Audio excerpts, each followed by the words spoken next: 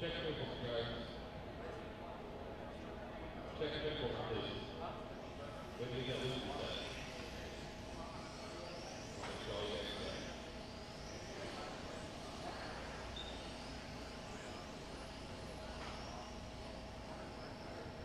Alright, here we go. Runners will be followed. Magnus is the market zone. Then Hideo, Elmo, Mark, Hayato, Ali, Shields. That's not clear. Once again, Hagler off the turn, or else I'm gonna call your name. Turn marshal 5, drivers, less than 5. Hideo, Naoto, Mark, Hayato, Ali, Shields, and Scott. All right, we are underway.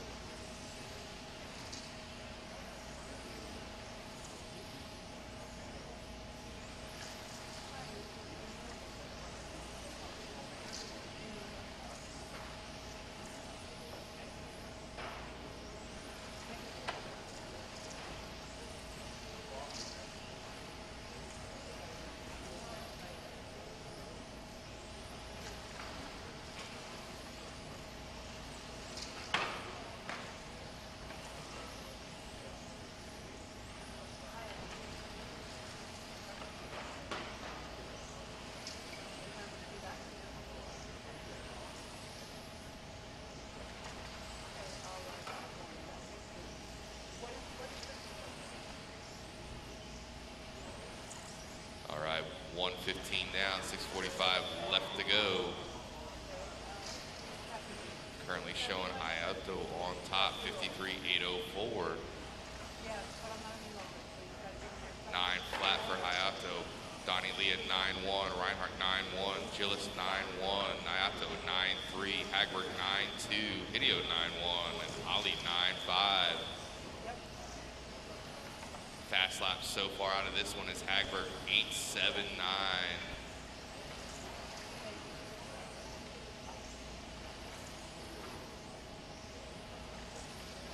.803 pace now for Donnie Leah.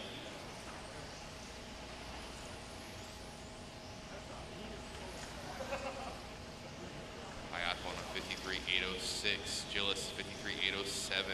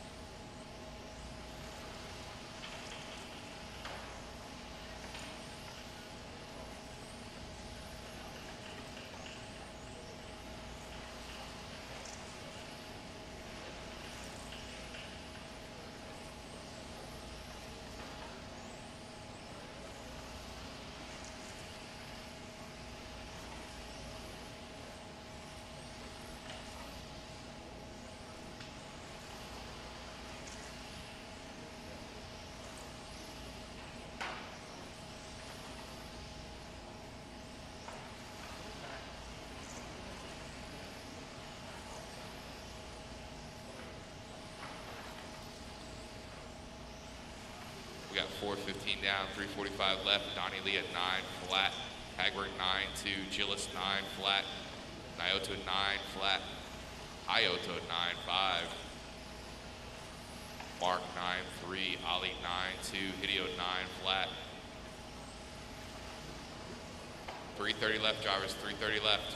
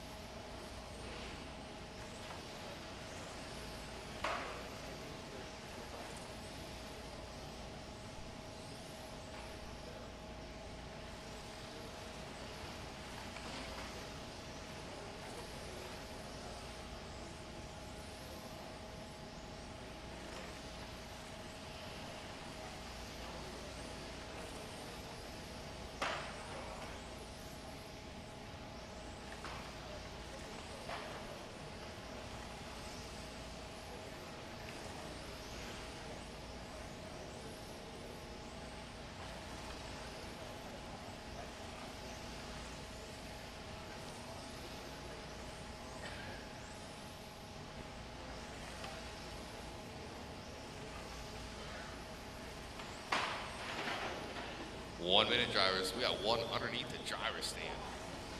Last lap for Nyoto. 9-5, Hagberg 9-2, Hayato 9-4, Leah 9-1, Reinhardt 9-3, Hideo 10-3, Ali 10-2, Leah 9-1.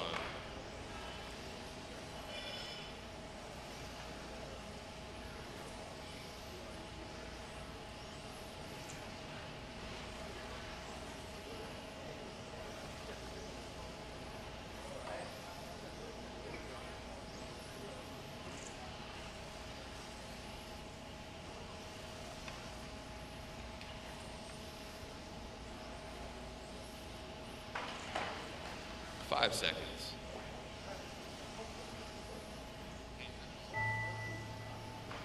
That's time. Everybody keep going, track is hot.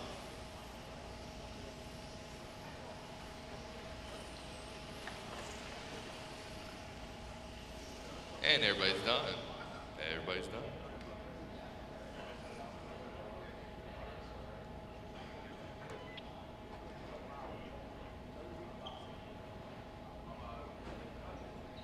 Nyoto 52.8 flat. Hagberg 52.8 flat, .9. Hayato 52.801. Reinhardt 52.806. Hideo 51.801. All right, gentlemen. If I could get all drivers to come up here in front of the drivers, or excuse me, in front of the announcers booth, please. We're going to do a quick drivers meeting.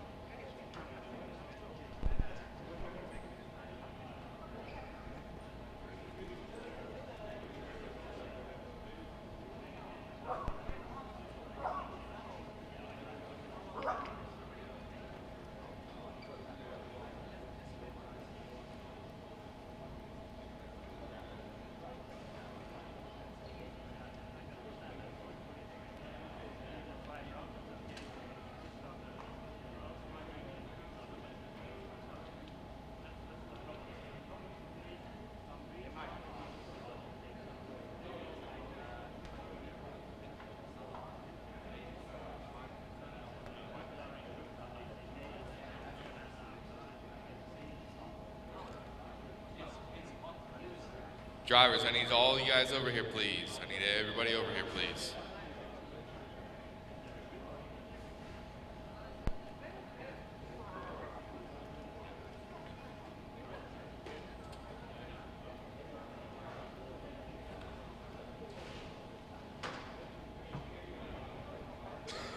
I need all drivers, please. Let's go, gentlemen. All drivers over here in front of the announcer's booth. There's gonna be a lot of information that you guys are gonna want to hear, trust me.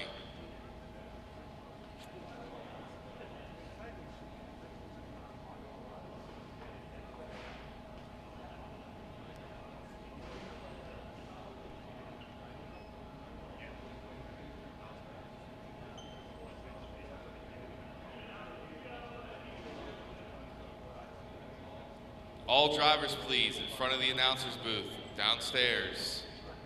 All drivers in front of the announcer's booth, downstairs, please.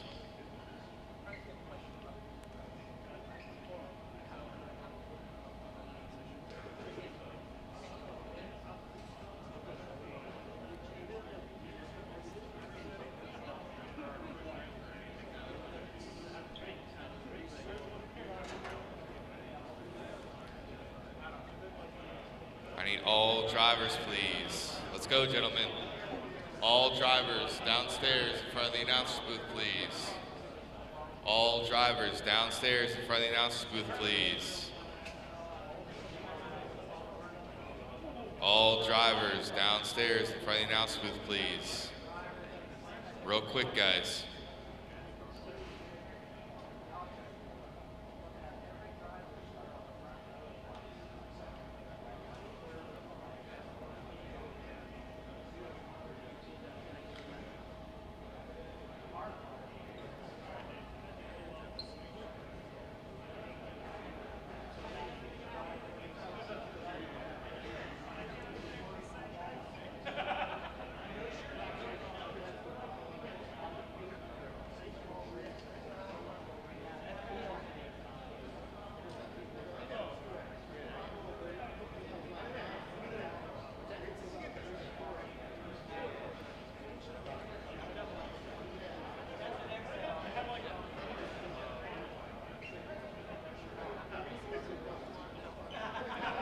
All right, all drivers should be downstairs in front of the announcer's booth. All drivers should be downstairs right here in front of the announcer's booth.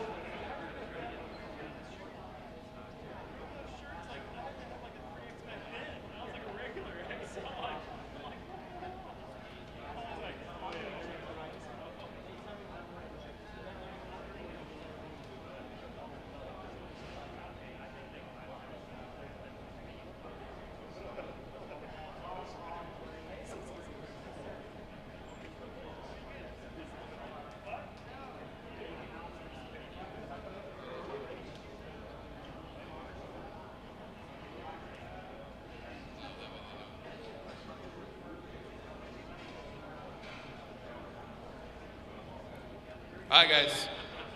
All drivers, if you guys can listen up, please. You guys are going to hear some of this. That way there's no questions. Gentlemen, listen up, please. Gentlemen, listen up, please. If you guys miss any of this, I'm not going to repeat myself later, I promise. So if you guys ask a question later, you didn't hear it now, sorry about your luck.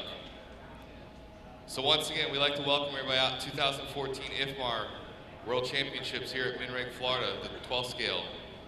As you all know, the 10 scale will be over in Kissimmee, Florida, starting on Thursday morning, 7 a.m. Track will open.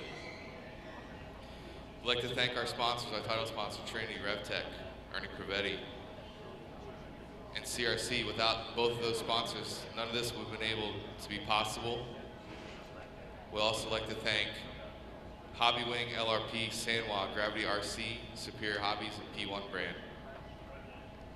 We'd like to also thank Lifetime and Live RC for providing our coverage. I'd like to also thank our host block, Roar, and also IFMAR, EFRA,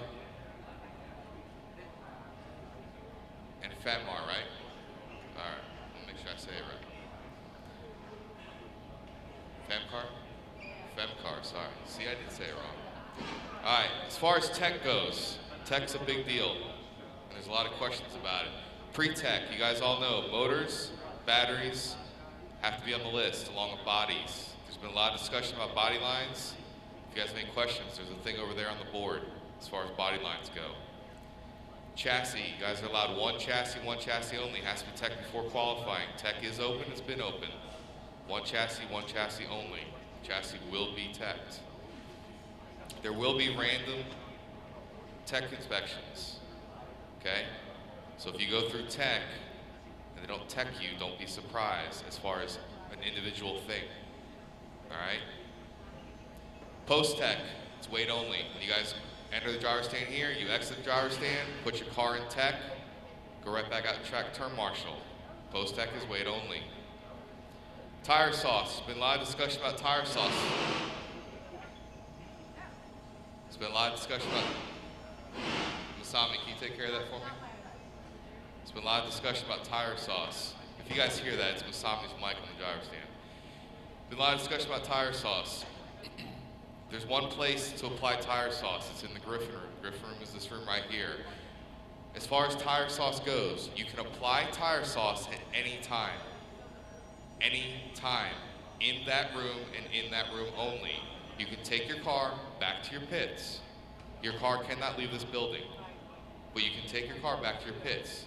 If you want to apply your sauce 2 hours before your race, be our guest.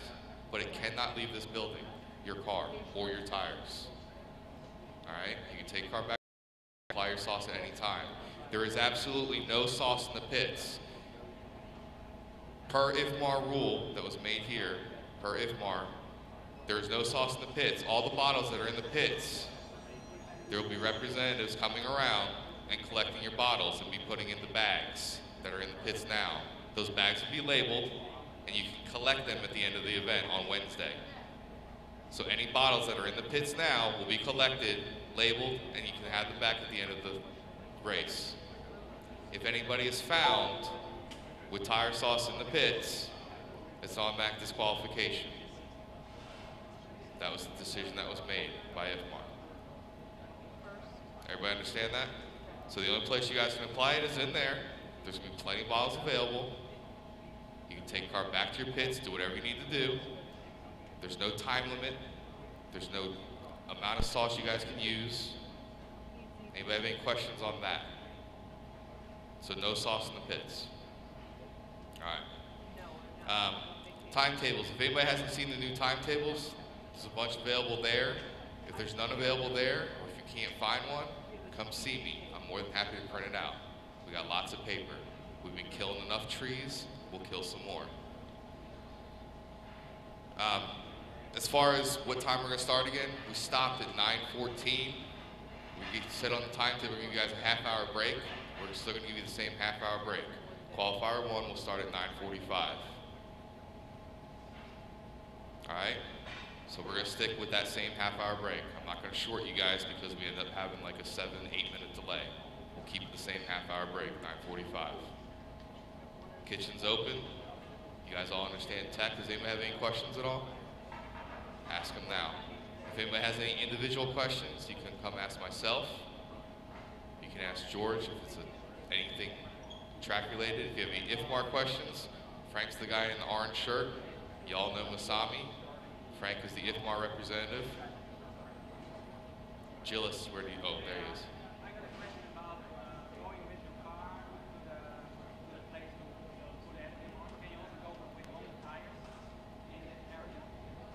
Yes. That's just the only place you can put sauce on. And take it right back to the pits. Then we can tweak your car and do whatever you have to do to your car.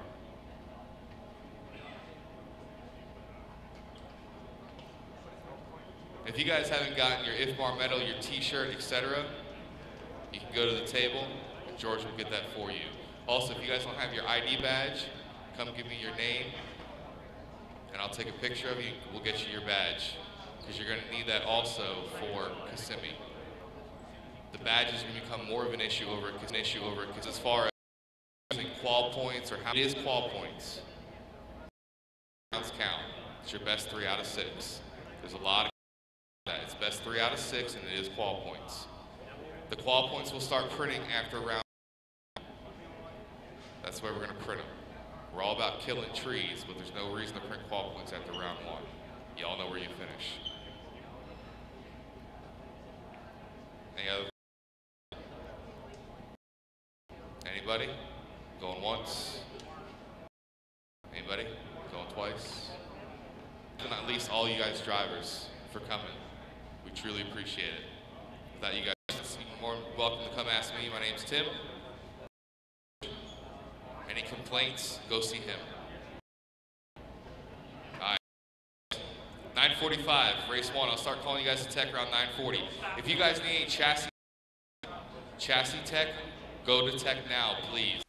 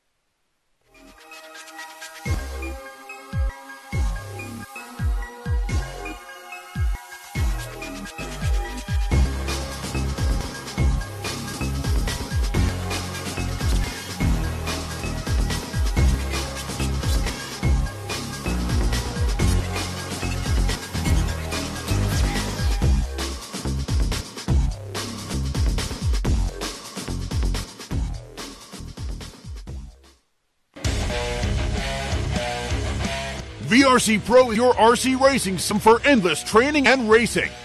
Super realistic electric on-road racing on tracks like Appelheim, Colegno, Himstede, Bangkok, Orlando, and more.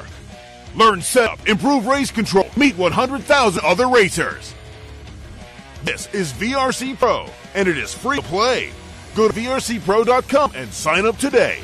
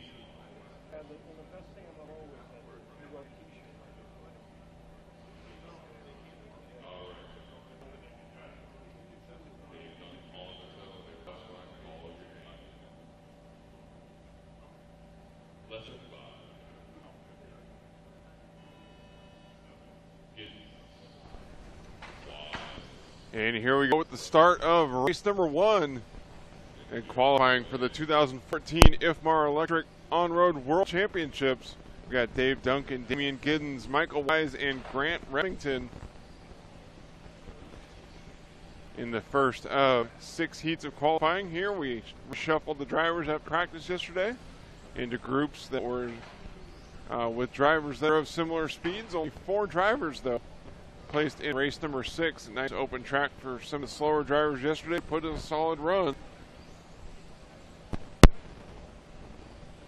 You are watching the Live RC live coverage of this year's IFMAR 112 Scale World Championships, brought to you by Team Associated, with additional sponsorship from CRC, Hot Bodies, HPI Racing, Superior Hobbies, Reedy, and Upgrade. Michael Wise starting us off early after 5 laps as the race leader on a 47-lap, 8:06 pace. Expect the faster drivers moving up through races 5 and 6 to be completing 51 to 52 laps in an 8-minute qualifier. Dave Duncan and Damian Giddens swapping spots in the 2nd and 3rd position, but Michael Wise out front on pace to finish 2 seconds up on the rest of the field.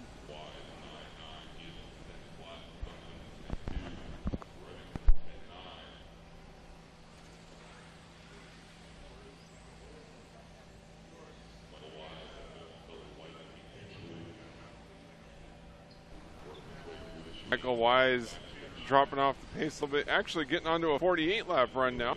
Right there with a 10.642 and a 47.8 flat. Potentially on a 48-lap run in the first heat. Here he cuts through the infield, getting through some traffic. Onto the left side chicane to the driver's left anyway, onto the front straightaway. Now it's Dave Duncan moved up to the lead there for 1 lap before Michael Wise comes by here with a 9.858, the fastest lap of the heat. Duncan and Wise swapping spots on the clock. Wise working through the chicane in the, looks like, blue, pink, and white car. Now 0.3 of a second up on Dave Duncan after 2 minutes and 35 seconds in this 8-minute qualifier. Nice tight line through the chicane this time. Wise's car looking much better than it did in practice yesterday. And of course the group now finally showing up on the CRC carpet here at Minreg RC Club in Largo, Florida. The drivers were struggling with grip much of the day yesterday. But it looks much better this morning through today's first practice run. And get into qualifying here, we expect the speeds to come way up and the lap times to drop. The fastest drivers were getting into the 8s yesterday. Duncan now moving out top by 0.2 of a second over Michael Wise. Fastest lap for Duncan was back on lap 7 at 9.79. He is currently working on lap number 20. 3:30 down and 4:30 left to go. Wise moving back to the top now. 48 lap, 8:08 pace. Both Wise and Duncan on 48 lap runs. Giddens on a 47, and Remington looking to go 43 here. Oh, big crash by the green car. Well, that's Dave Duncan. Getting it wrong coming into the chicane on the far side of the track. Landed on his wheels, didn't need a turn marshal. Here he comes by, got through much cleaner this lap. 10.375. 4:10 down, 3:50 left to go. Following Dave Duncan in the all green car, running a one-color practice body here in the first round of qualifying. 10.6 this time by, now slipping a second and a half behind Michael Wise. Wise right behind Duncan on the track, but ahead of him on the clock.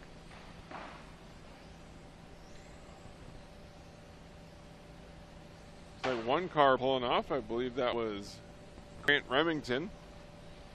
We'll try again in the second round. The top three, each driver's 3 best points scores after 6 rounds of qualifying will count toward the main events on Wednesday afternoon, tomorrow.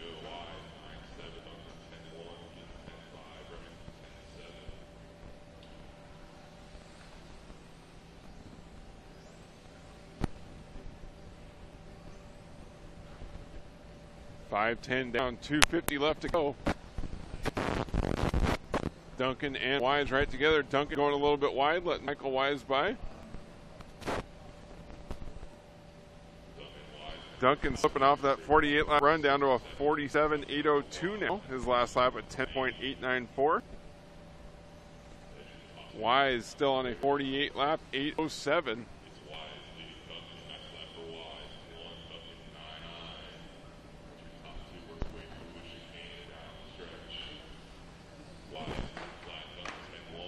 Little pipe nudge there by Wise. Duncan does the same thing in the next corner. Monkey see, monkey you. Wise getting on the straightaway clean, pulling back out in front of Duncan. Going into the final 2 minutes here of race 1. Giddens bounces up the pipe. The leader gets through cleanly.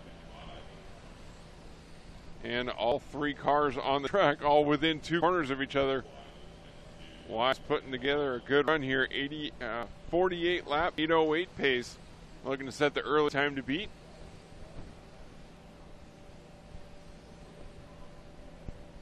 Wise zigzagging through the infield cleanly this lap. 10.038. Did have his fastest lap on lap 28. A little wide through the sweeper this time. We'll complete about 10 more laps. 640 down, 120 to go. Wise back up at 10.1 with a 10.5.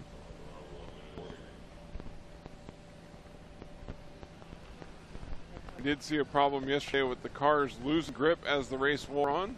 They go out there with freshly sauced and clean tires and then would pick up carpet fibers and dust on the tires as the race went on. The car starts sliding around a little bit toward the end of the 8-lap run. But with the groove coming up, we'll have to see how the traction improves throughout the round. Wise still holding on to that 48 lapper. Dave Duncan on a 47.802. going to need to pick it up if he wants to get by for that extra lap. With 35 seconds left to go, it's going to be tough at this point. 9.976 last time by for Duncan. It's the first 9-second lap we had seen in a while. Backed it up there with a 10.1, 10 flat for Michael Wise last time by. 15 seconds left on the master clock. Wise a little wide at the end of the sweeper, but so far a clean run. Hasn't needed any turn marshal assistance.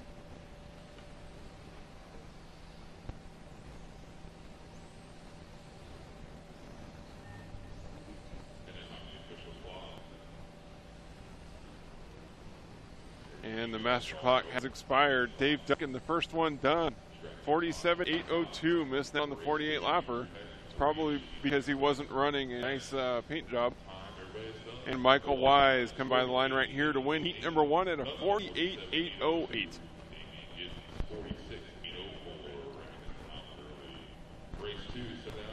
Working our way through round number 1 of 2014 112 scale electric on-road world championships from Minreg RC Club in Largo, Florida. Brought to you by Team Associated with additional sponsorship from CRC, Hot Bodies HPI Racing, Superior Hobbies, Reedy, and Upgrade.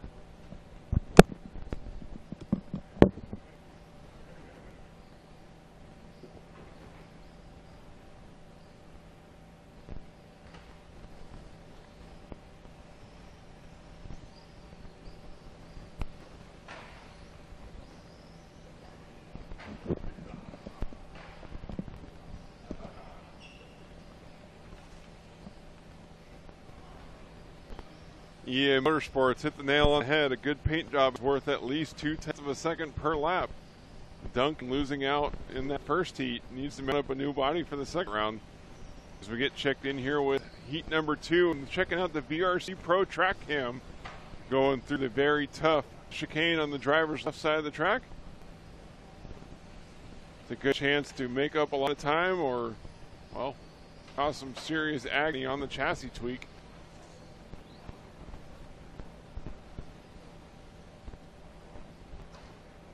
Drivers getting warmed up here for race number 2 in round 1. Eiji Morihashi, David Arnold, Steve Dunn, Antonio Coretti, Stephen Boyce, Brian Bodine, Chris O'Donohue, and Ken Miller lining up in race number 2 for round 1 of qualifying. Coming to you straight from the VBC Racing Studio here at Minreg RC Club. Check them out at bbcracingusa.com. Boyce, Ben, Bodine, 6, O'Donohue, 7, Miller, 8.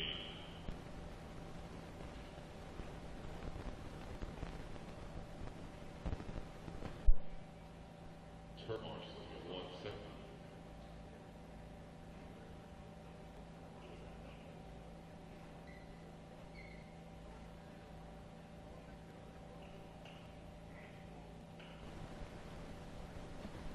Race number 2 staging now at the beginning of the straightaway as they get the turn marshals in place. Full 8-car heat here for race 2.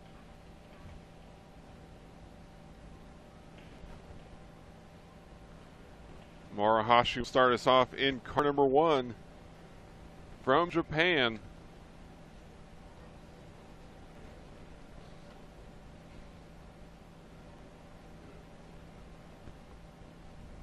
In each race, as we go down the heat listing today, we'll get faster and faster. You can check out the full heat lineup by clicking on the results tab below the chat window in the live broadcast, or by logging on to the homepage. And we'll be posting world's updates throughout the week. Chris O'Donohue from Great Britain, Eiji Morihashi from Japan, David Arnold, Steve Dunn, both from the USA, Antonio Coretti from Australia, Stephen Boyce and Brian Bodine from the USA, Chris O'Donohue from Great Britain, and Ken Miller from the USA.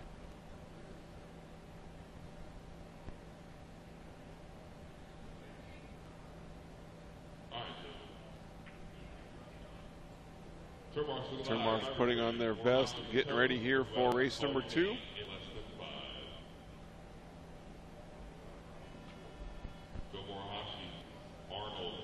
More one-color wonder bodies out there.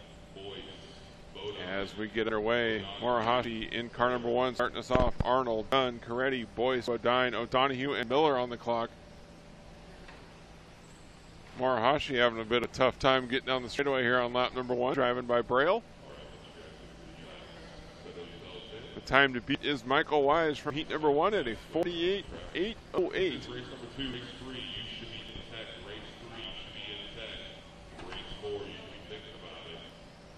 Right, gentlemen, you can enter that saucer groove and sauce your tires whenever you feel like it. Stephen Boyce, the leader after 3 laps on a 47.807 pace. That will pick up, I'm sure, as the race goes on.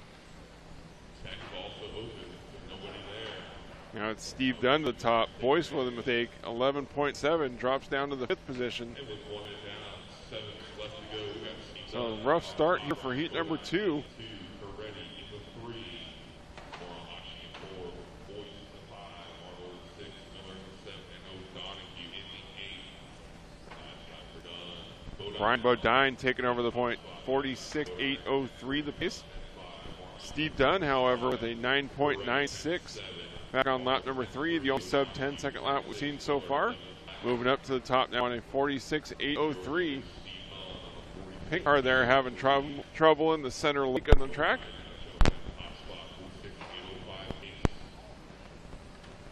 And now it's IG Morihashi moving to the top. Brian Bodine with a rough lap. He's going to drop down to the 3rd spot. Morihashi on a 46.806 pace. That's nearly 2 laps slower than the time set by Michael Wise in that last heat. We'll see how long Wise's time can hold up, but it looks safe for this one. Morihashi, Coretti, and Bodine the top 3. Dunn 4th, O'Donohue 5th, Miller 6th, Arnold 7th, then Boyce 8th. New personal best for Brian Bodine, 10.26, moves up to the 2nd spot on a 46.809 pace, running about a second behind IG Morihashi, the race leader. 2:30 down, 5 left to go. This is race number 2, race 3, you should be 2:30 down, 5:30 left to go in this 8-minute qualifier. your leader, Following, I believe that's Chris O'Donohue around the track in the yellow, or excuse me, white and orange. Getting really swirly coming onto the straightaway. Dodging some danger there. He's got more traffic ahead of him.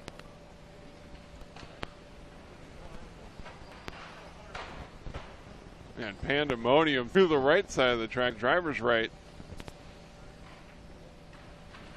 Race number 2, ugly.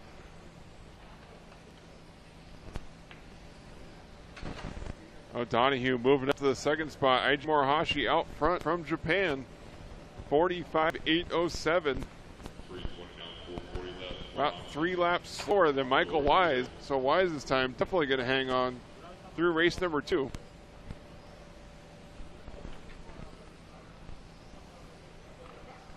.330 down, 4:30 left to go.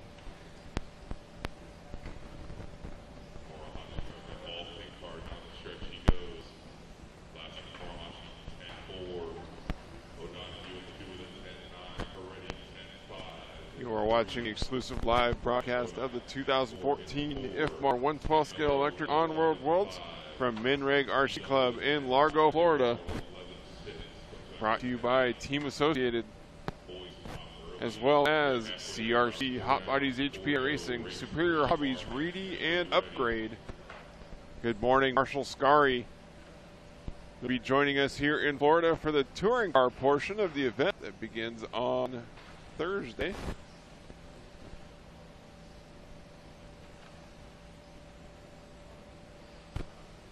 .430 down and 3:30 left to go. Morihashi on a 45.807 pace. Antonio Coretti getting up to speed now, 45.808. Coretti did well in practice yesterday to get himself here in race number 2. Morihashi, Coretti, Bodine now moving ahead of Coretti for the 2nd spot. He's also on a 45 lap run. Once again, all drivers completing their fastest lap of the race so far within the first 10, 11 laps. Something we saw yesterday as well. The cars going faster at the beginning of the run, and then just trying to hold on toward the very end as the tire sauce wears off. 5:15 down, 2:45 left to go. Race number 3 coming up next. Gordino, Sieber, Murad, Doherty, Headland, Hillier, Radecki, and Vera. With the really fast drivers starting in race number 6 of the 7 heats here.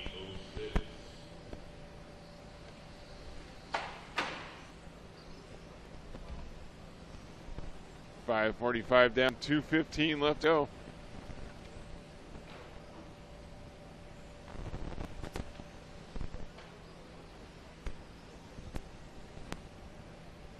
IG Morihashi 45.808 the pace, trying to hold on in front of a hard-charging Brian Bodine, who's just a half a second behind. And it's another 1.3 seconds back to Antonio Coretti, so the top 3 close on the clock. 8 cars running here on a track that takes just 10 seconds to complete a lap. And heavy traffic heading through the chicane.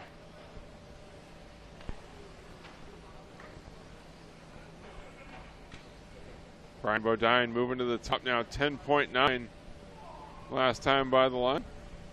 Morihashi and Bodine separated by 1 second. Bodine with a rough lap that time by 12.1 and 11.8 to Morihashi. Working toward the final minute of racing here in race number 2. Brian Bodine looking to qualify 4th after just 2 heats here in round number 1. Quick shot there of the VRC Pro track cam going through the chicane.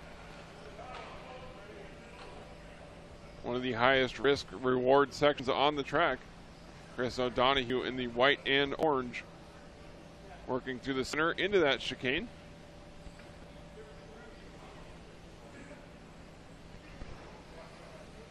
The car looking extremely loose here in the final 30 seconds of racing.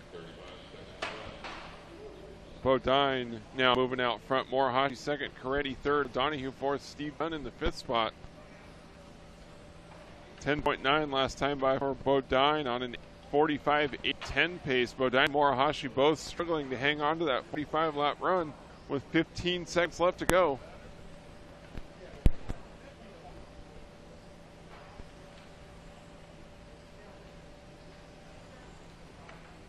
And coming up on time here in race number 2, Bodine, Morihashi, Coretti, O'Donoghue, Dunn, top 5. Nowhere close to the current TQ set by Michael Wise. IG Morihashi sliding his way by the line to finish up. Antonio Coretti, Dunn are done. All the cars out there looking quite loose, despite the groove looking the best it has all over the first day we've been here. They have been spraying the track to try to get it to come up, but they believe it's the air conditioning that's drying out.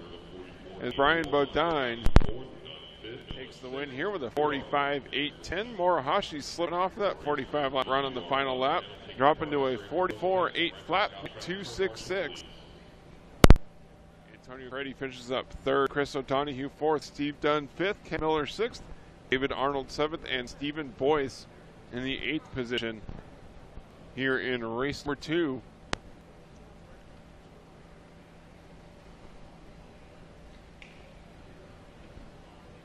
The drivers warming up now for race number 3, the 2014 IFMAR 112 scale on-road electric world championships.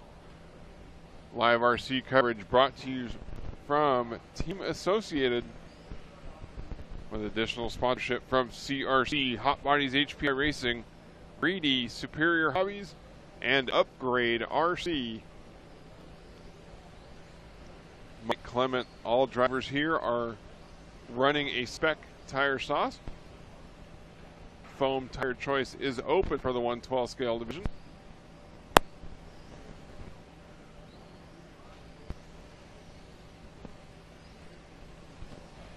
They are warming up now for race number 3.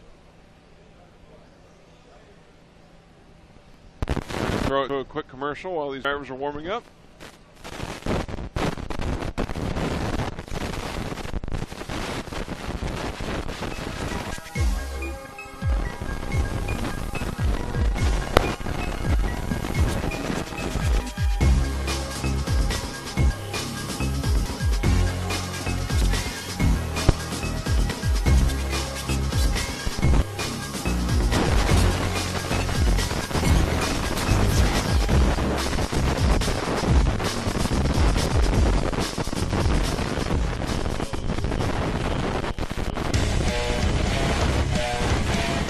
VRC Pro is your RC racing sim for endless training and racing.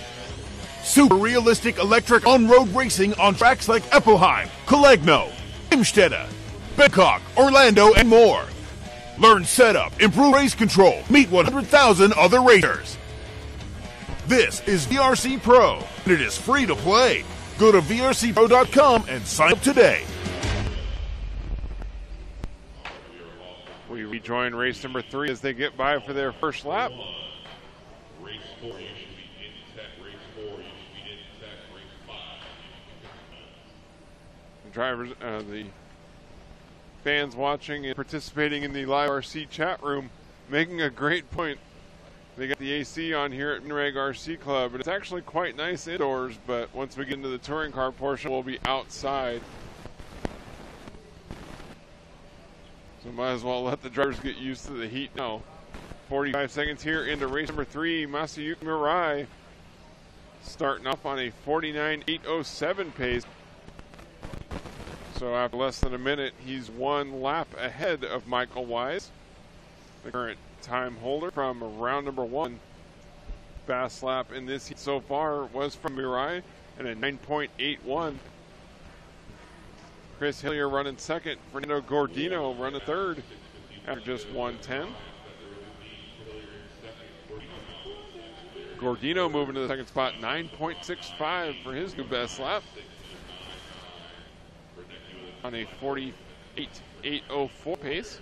That would put him second fastest behind Mirai.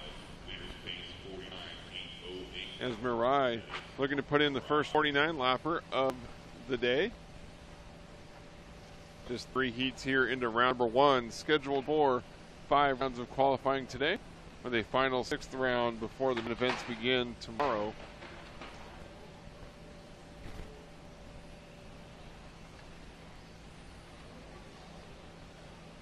Two minutes down and 8 minutes left to go. Masayuki Mirai still on a 49 lap now in an 8:07 pace. Fernando Gordino moving up to a 48.01 there with a 9.8 last time by.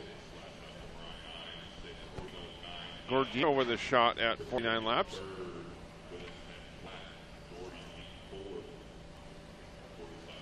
Just 44 entries at this year's 112 scale electric on-road world championships, but the big names and all-stars from around the world are still here. Final 2 heats are absolutely stacked with factory pro drivers. It should make for excellent racing tomorrow's main events. 2:45 down, 5:15 left to go.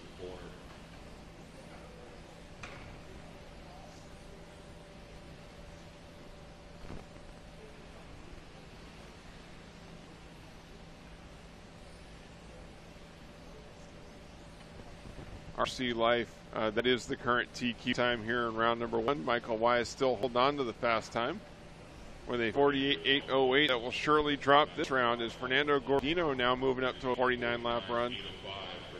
The top 4 drivers all on pace to break the current TQ.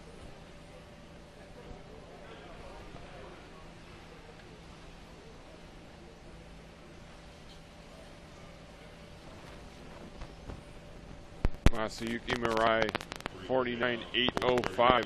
Gordino, the 10.1 last time by, but backs up here with a 9.76.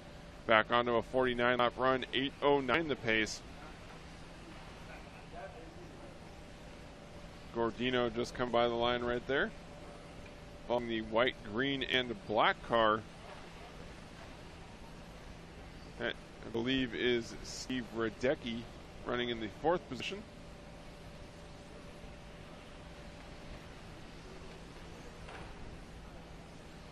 Now following the white and black vehicle.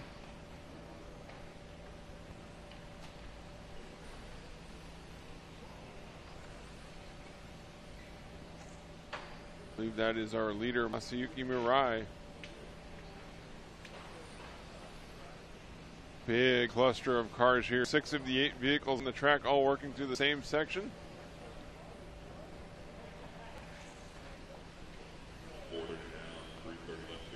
4:35 down, 4:40 down, 3:20 left on the clock. Mirai still on a 49.807 pace. Gordino right on the cusp of a 49 lapper. Oh, 11.2 here. That hurt. Slipping down to a 48 lap, 8.02. Hillier running second. Sieber third. Radecki fourth. Doherty fifth. Vera sixth. And Headland runs out the running order. 5:05 down, 2:55 left to go.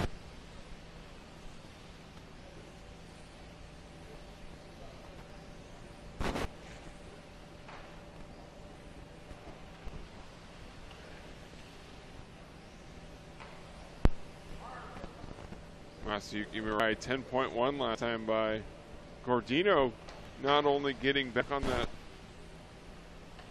Gordino here with a mistake, 11.01. Mirai with a 9.9. Slipped off the 49 lapper down to a 48.804 with a couple of rough laps. Still on pace to reset the current TQ. But by just over 3 seconds now. Getting slower as the race goes on. Tires starting to pick up a little bit of dust. Tire sauce wears off.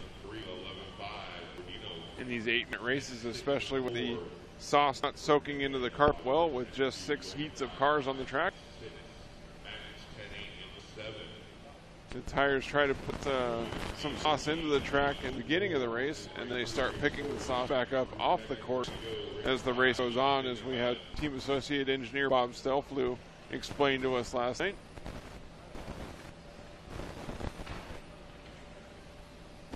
.630 down, less than a minute 30 left to go. Daniel Sieber moving up to the second spot. Chris Hillier to third. Fernando Gordino dropping to fourth with a few rough laps here. 10.4 last time by.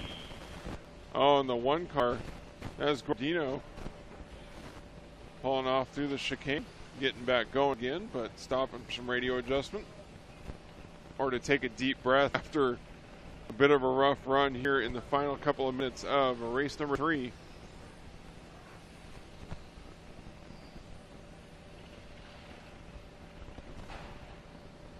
Big pile up here, heading into the sweeper, the white car running into the orange car that had absolutely nowhere to go in these tight lanes. Not much room to pass, let alone get around a car that's a sitting duck after it spins out. And 35 seconds left to go. Daniel Sieber now moving out front of Masayuki Mirai. Mirai off the pace of Michael Wise's TQ from heat number 1. Looks like Sieber the only one on a TQ pace, 9.7 last time by. Andrew Doherty with a personal best on lap 43 and 9.7. Mirai has a solid lap there on lap 37, a late fast lap as well with 5 seconds left to go. Master clock has expired. Daniel Sieber, 9.8 last lap. Coming by right here with a 48.804.6 to finish up and reset fast time here in the first couple of heats of round number 1. Masayuki Mirai finishing up with a 48.807.9. Chris Hillier's done with a 48.810. So Sieber and Mirai both beating Michael Wise back from number 1. Andrew Doherty finishing up 4th, Steve Radecki 5th, Magnus Hedlund 6th, Fernando Gordino 7th, and now Dave Vera finishing up race number 3.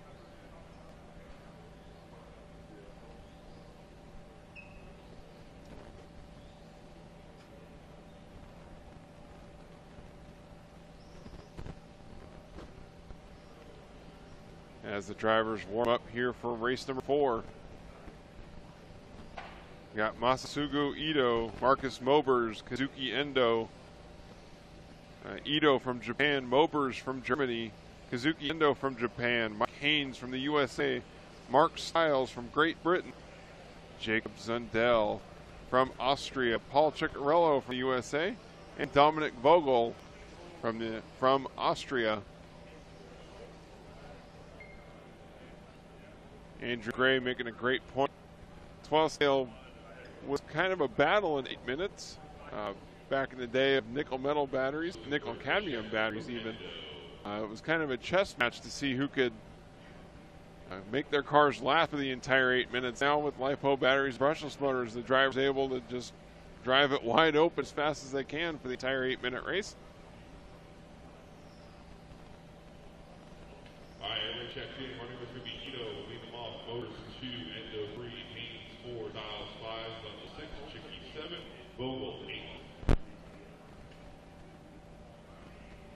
Turn marshals ready. Now one scale, a battle of who can hold on at such a breakneck pace for 8 minutes, as we see the CRC team watching down from track side on the straightaway.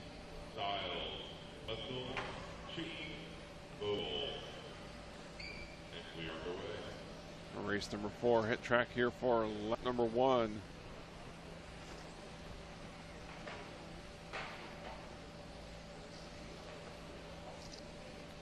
Marcus Mobers, the leader after 2 laps. The pace jumping way up here in race number 4. Daniel Sieber with the current time to beat at a 48.804 pace. And that's definitely going to fall this time by Marcus Mobers after just 3 laps on a 52-lap 807. Masasugu Ito in second, Mike Haynes third, Kazuki Endo fourth, and Jacob Zundel rounds out the top 5.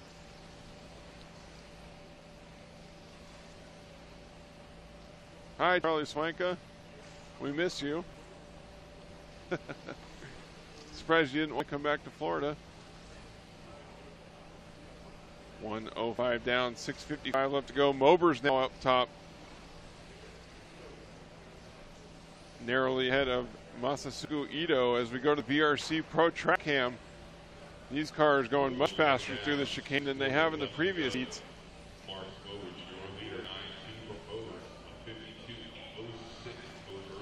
Freight train through that left side chicane. 6 cars all running in a freight train. 1:35 left to go. 6:25 left to go on the clock. Marcus Mobers out front, 9.29 best lap 2 laps ago. This time by a 9.4. Fastest lap of the race so far is Masasugu Ito on lap 5 with 9.21. Retakes the lead with a 9.3. 2 minutes down and 6 minutes left to go. Heavy traffic through the center of the track coming onto the chicane.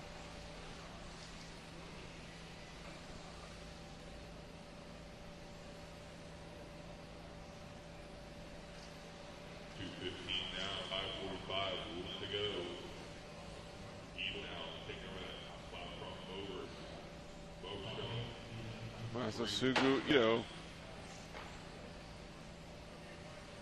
out front on a 52.807 in the white, green, and black car following through the center of the track. Coming onto the front straightaway last lap at 9.272, this time by 9.261, 52.806 the pace. The new TQ by nearly 4 laps.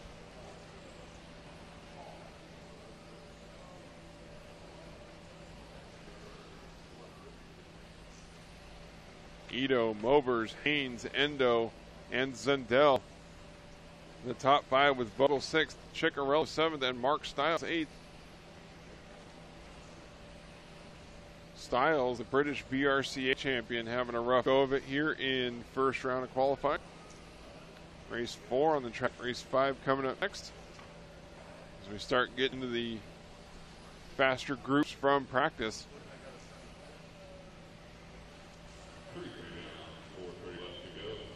Getting used to some kart racing here before the Live RC crew head to Las Vegas, Nevada next week for the International Indoor Championships. 2 international carpet races in a row. As we're halfway done here with race number 4, still following the race leader Masasugu Ito. Stretching out now a 1.7 second advantage on Marcus Mobers. Ito working his way through traffic here in the center, coming up in the orange and white car, who lets him go before the straightaway.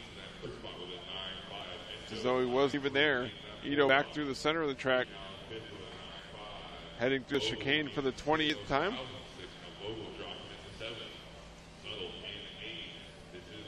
52.805 the pace, 4 laps faster than the current TQ time. Ito had his best lap all the way on lap 20, 9.16.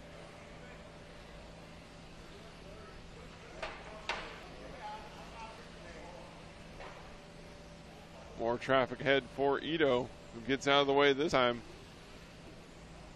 That was Ciccarello from Serpent USA, letting the leader go by. Ito back onto the straightaway. Last lap at 9.4, this lap at 9.4. 52.806 the pace. Marcus Motors on a 51.801. Trying to get on there to the 52 lap pace with Ito. 2 minutes and 35 seconds left to go. Masasugu Ito from Japan, certainly on pace to reset fast time here for round number 1. With 2 heats left to go after this one.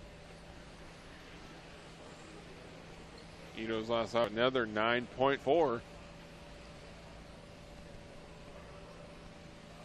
A bit slower than his average of a 9.3.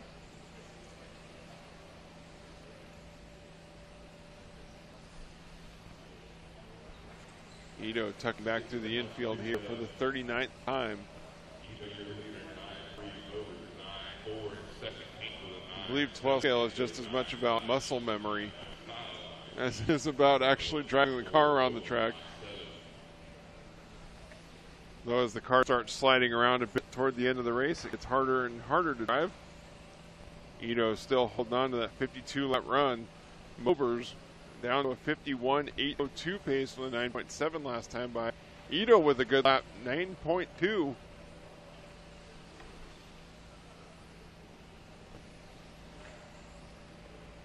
Faster than his average, 6:45 down, 1:15 left to go.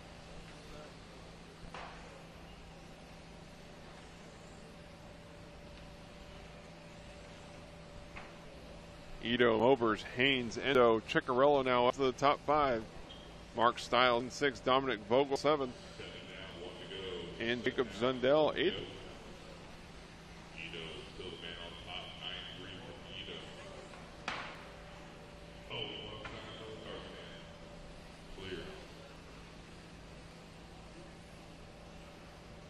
The top looks like, gosh, 6 cars all on pace to beat the current TQ time from Daniel Sieber. And we expect that to happen next heat as well. As we follow Ito with 30 seconds left to go. Has had a very good amount of luck here going through traffic. And just as I say that, hits the pipe and gets blasted by a couple of cars. That's going to cost him here. 11.8 for Ito's slowest lap of the heat. Drops him down to a 52.809 pace.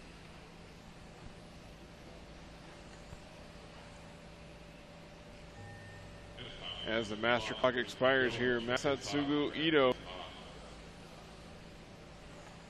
Oh, lose now in the 52 lap run. 51.8 flat, .018. Ito resets TQ time by over 3 laps. But a rough finish up there for the Japanese driver, losing out on a 52 lap run. We're going to go to an instant replay here of that final lap. Our instant replay is brought to you by Tamiya and TRF Racing, Tamiya Racing Factory. Masatsugu Ito slides around the left-hand corner, slides again back to the right, and turns in a little early, donk, and then gets blasted by the lap car behind him, spins around 360 degrees, and has a tough time getting back going. Rough lap there for Ito to finish up. Hi, Scotty Ernst.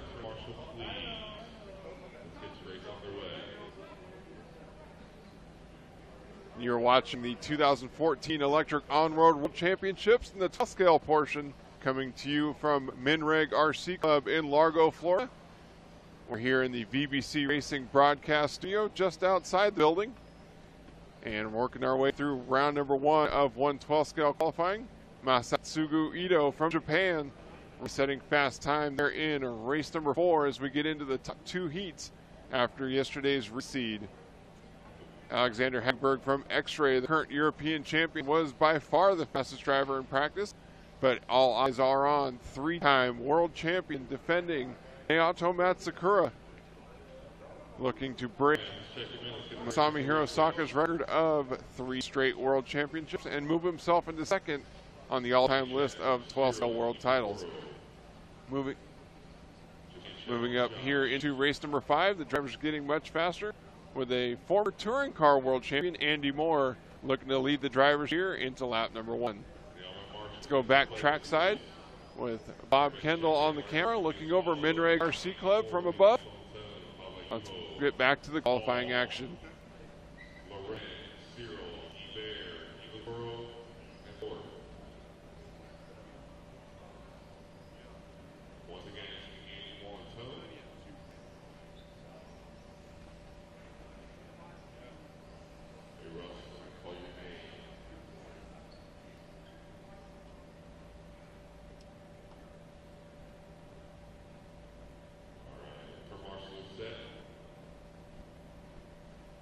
Drivers are staged for race number 5. And Andy Moore in the CRC leads him by here for the line to start the clock. Andy Moore, Juho Lipinen, Paul Lemieux, Alexandre Laurent, Josh Searle, Kevin Hebert, Toto Ibikoro, and Rick Hort here in race number 5.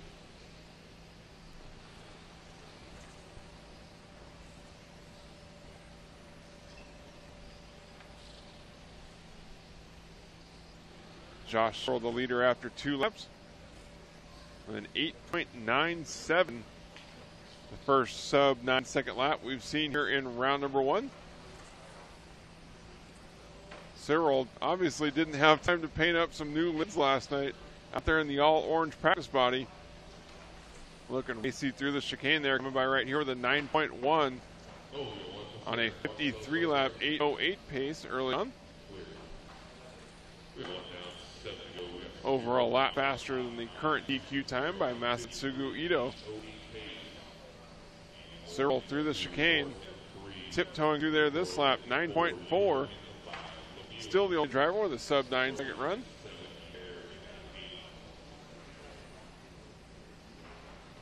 9.5 this time by for Searle. Looks like he's struggling a bit through the chicane section. Better this lap. And it showed in the lap time, down to a 9.2, but now he's got traffic ahead. Andy Moore running second. Ibikoro third. Hobart up to 4th. 11 and 5th. Lemieux dropping to 6th. Bear 7th. And Laurent 8th.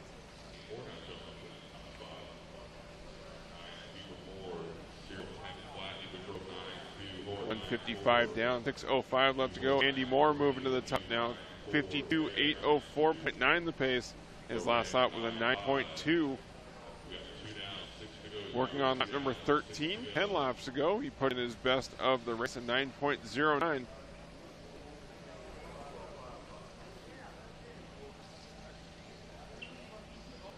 .215 down, 5:45 left on the clock, 52.805. The pace for Andy Moore.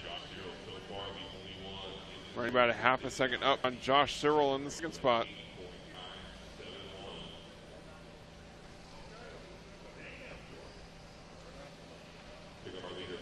And Moore, another one of the British drivers here this weekend.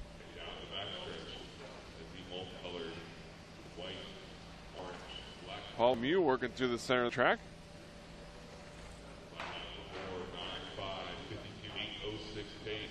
Following along with Andy Moore, the new race leader, 52.806.5 the pace. Moore's car sliding around a little bit, getting around the sweeper here, coming up on Searle, the early leader. Cyril bounces off the pipe, gets out of the way narrowly in time for Moore to slip by to the inside. Even with that small traffic dodge, 9.4 for Andy Moore. 52.807 the pace. Just hundredths of a second up on Toto Ibikoro. Moore following behind Paul Lemieux on the track now. Lemieux running in the 6th position. Good morning, Twinkie. 3:35 down, 4:25 left to go. Lemieux goes wide in the sweeper, a dangerous spot to let the leader go by. We saw several cars fly off the track at the end of the straightaway yesterday, go under the net and slide through the spectator area. I would recommend not watching the race from that location.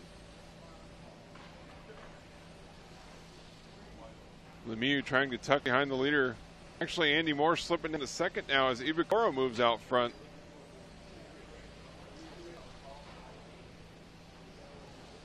Ibikoro on a 52-lap 8:06 pace.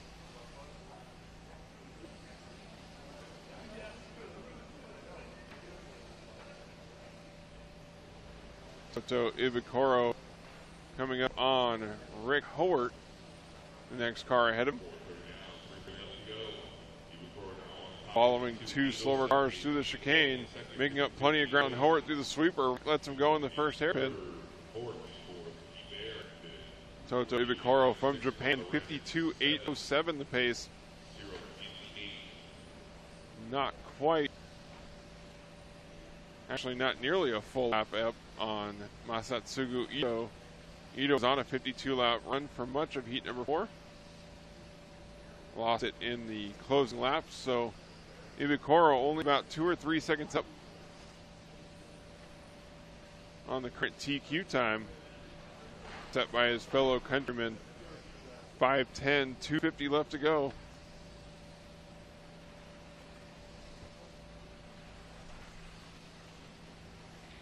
Ibikoro following Alexandre Laurent around the track.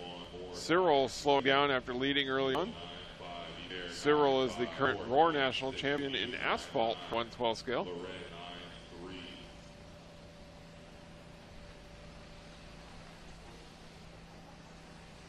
Ibikoro doing well despite following 3 cars on the track. He's going to have heavy traffic ahead of him for the next several laps. 2:10 left to go. Lemieux with a mistake narrowly gets out of the way of traffic. Oh, and a lucky break there for Ibikoro. Alexandre Laurent with a mistake and just getting out of the way of the leader.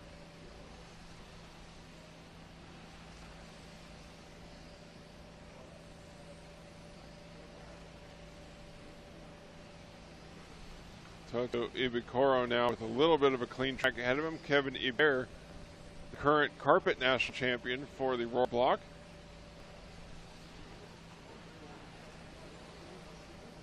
Hebert running 4th.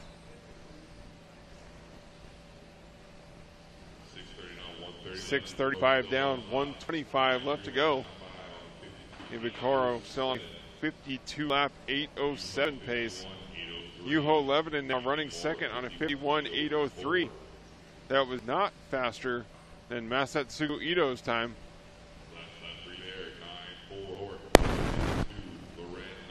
So Ito looking to hang on for second with 1 heat left to go. Bear now catching traffic ahead of him. I believe that's Andy Moore right in front. And Ibikoro now going to have 3 cars to contend with in the final 45 seconds of this race. Have to watch these drivers closely. This could get ugly. Ibikoro gets by Kevin Hebert. Kevin lets him go. Howard with a mistake nearly gets in the way of the leaders as the turn marshal sets him right down a horrible spot. Oh, Ibikoro flying off the straightaway. Let's get a replay on that one. Gets back on the track. Tough break here for the leader. That's going to give Juho Lebanon a shot to win here as the master clock is come to a close.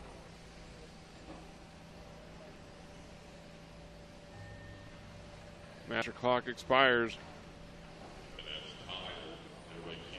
Ibikoro, Lebanon, Iber moving up to third. Andy Moore with a rough lap, 14.8 on the last time by. Ibikoro finishing up here, 51.805. So with that rough ending to the race, Masatsugu Ito's time going to hang on for another heat going into the final lap, or final heat of round number 1. Here's that replay from the horrible wreck coming out of the straightaway. I believe Moore's car got loose, got into Masatsugu Ito, who was flying off the straightaway into the infield. Turn marshal running to save him, but it was too late after that.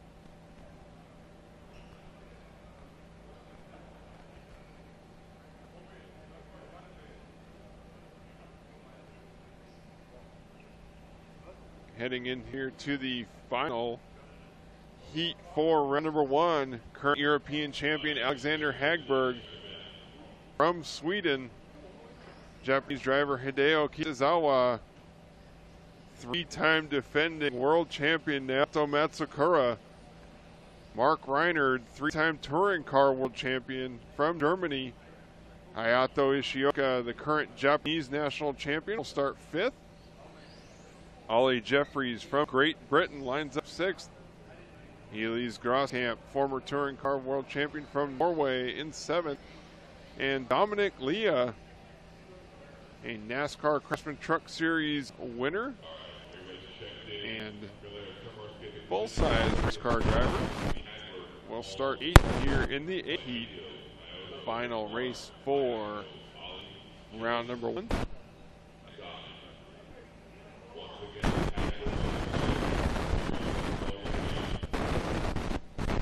Alexander Hagberg in the 2015 edition of the X-Ray X12 will start us off here for the final heat of round 1.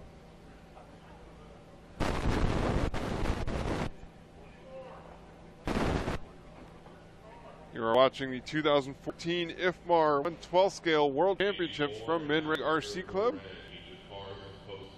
here in the BBC Racing broadcast studio. Our title sponsor this week is Team Associated, with additional promotional consideration from CRC, Hot Bodies HPI Racing, Florida online retailer Superior Hobbies, resource for all of your on-road racing cars and equipment, Reedy, and Upgrade RC. Charlie Swanka making a great point. Check out the homepage for a look back at 32 years of 112 scale IFMAR World Championship history, dating all the way back to the first race in 1982. Give that post a read because it took me forever to put together. Coming by here for lap number 1,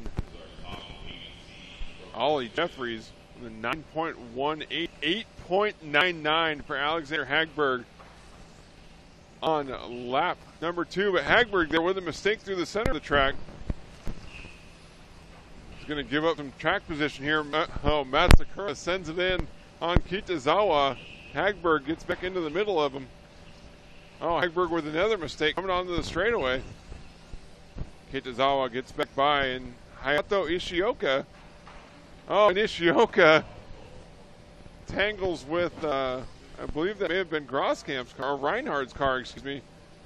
So a rough start here. Dominic Leah, the 8th car on the grid here for race number 6, the early leader, on a 53-lap 8:04 pace. So even with all the pandemonium going on, the top 4 drivers all going faster than Masatsugu Ito's time.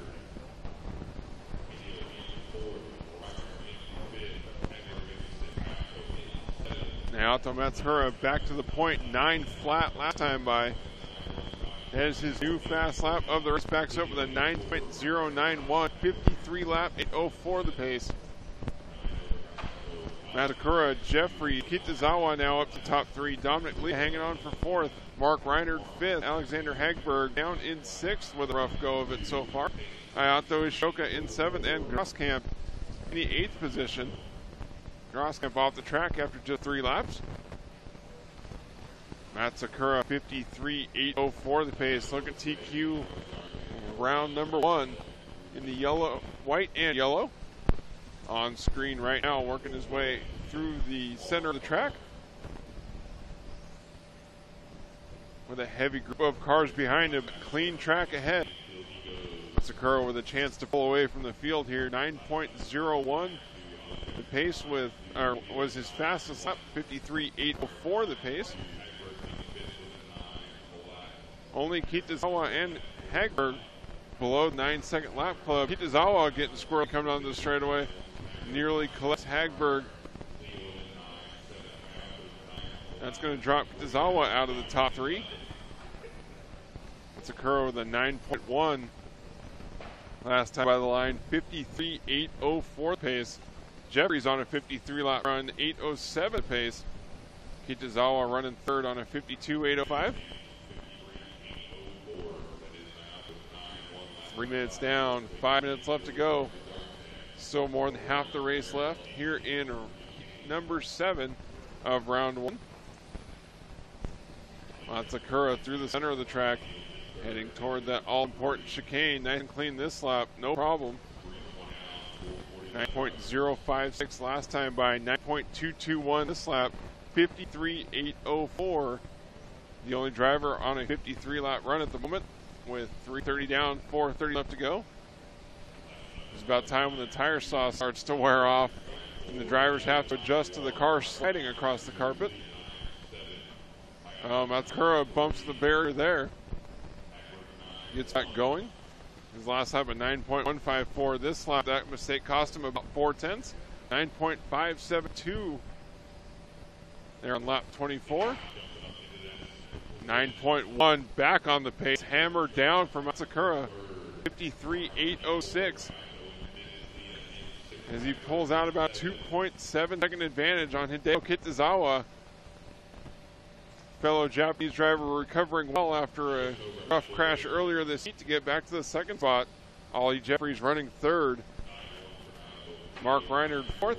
Ayato Ishoka in fifth. Dominic Leah in sixth. Alexander Hagberg, the big-time favorite after practice yesterday, running down to the 7th spot, and Grosskamp off the track. Hagberg with the fastest lap of the heat. Just trying to limp it into the top 10 here in round number 1. Following Hagberg now in the white and green X-ray car. This lap at 10.1, another rough lap for the Swede. He's got the leader now, Matsukura, right behind him on the track. Naoto's car looking much better here in first round of qualifying. He said all throughout practice he needed his car to be safer to drive. Hagberg with another mistake. Matsukura gets by on the course. 9.3 for Matsukura last time by.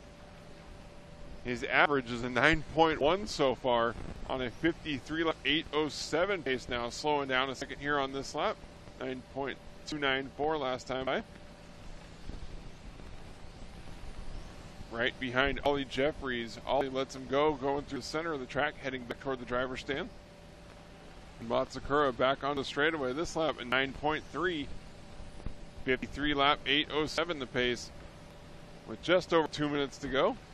Backs up that 9.3 with a 9.162.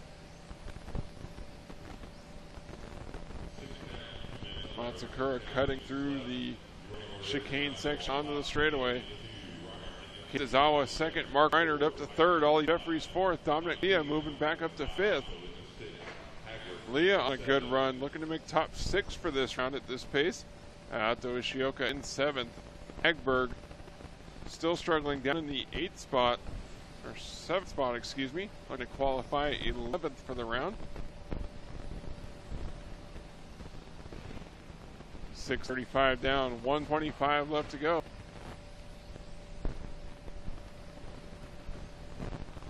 Matsukura at the end of the straightaway. It's a scary section when the tire saw starts to wear off. You're drifting through the entire corner.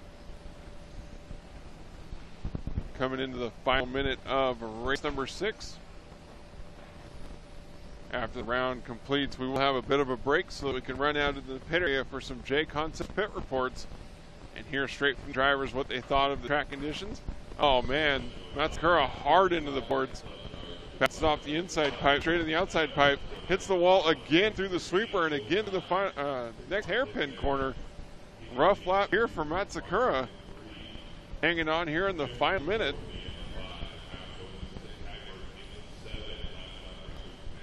Matsukura driving by Braille for that 10.5 second lap, slipped off the 53 lapper to a 52.801. Still nearly 2 seconds up on Japanese teammate Hideo Kitazawa. Matsukura looking much more timid here this lap with 15 seconds left to go.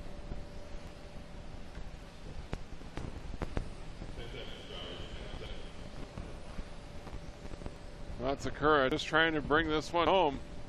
52.801 the pace as the master clock finally expires.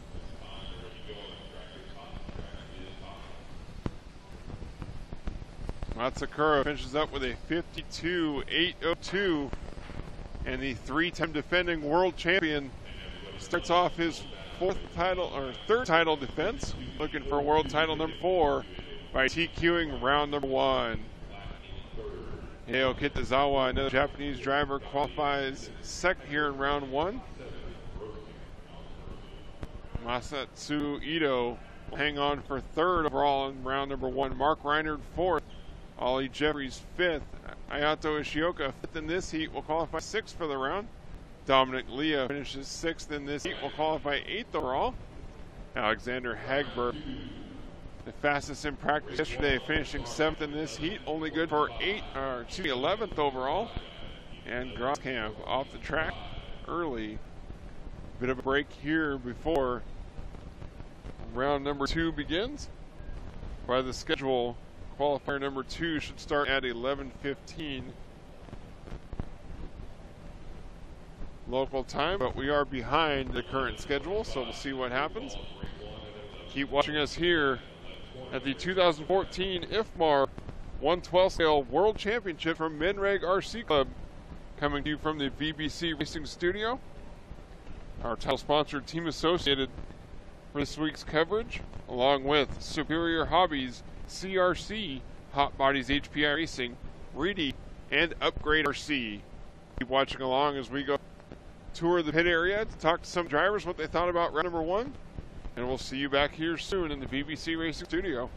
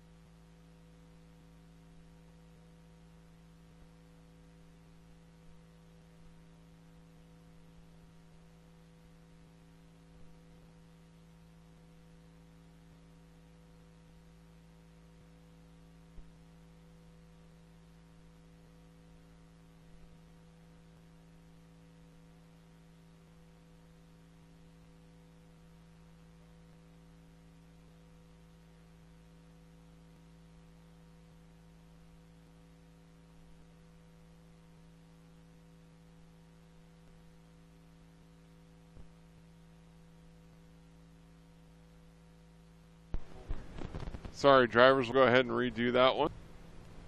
Yeah, the microphone's off.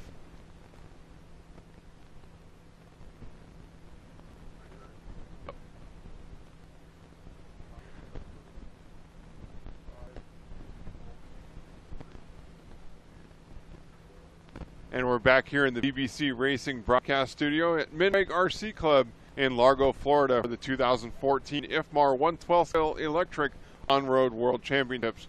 We just finished with round one of qualifying, in which three-time defending world champion Naoto Matsukura drove his Yokomo vehicle to the fastest time, followed by fellow countryman Hideo Kitazawa in the second spot.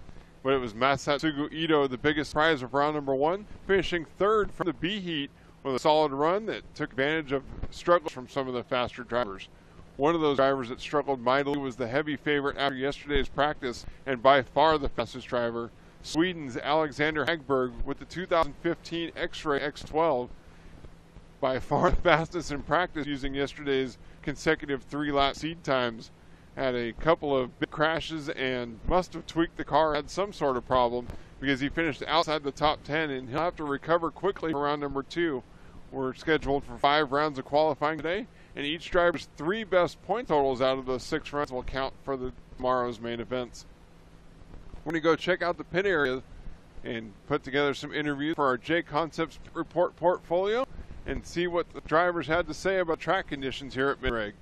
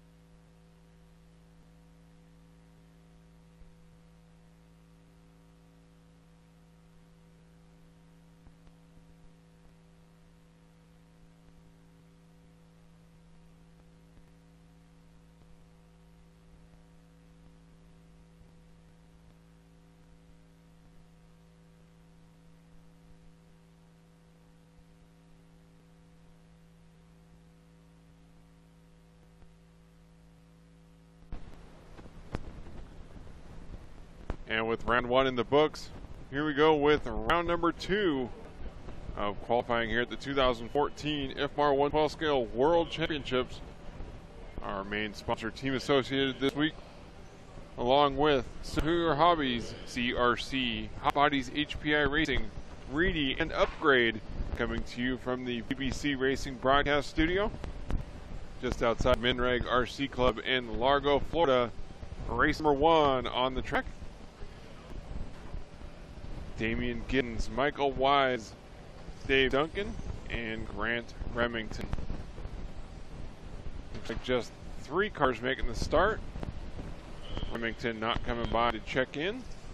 And Dave Duncan takes the early lead on a 47.807 pace after just 3 laps.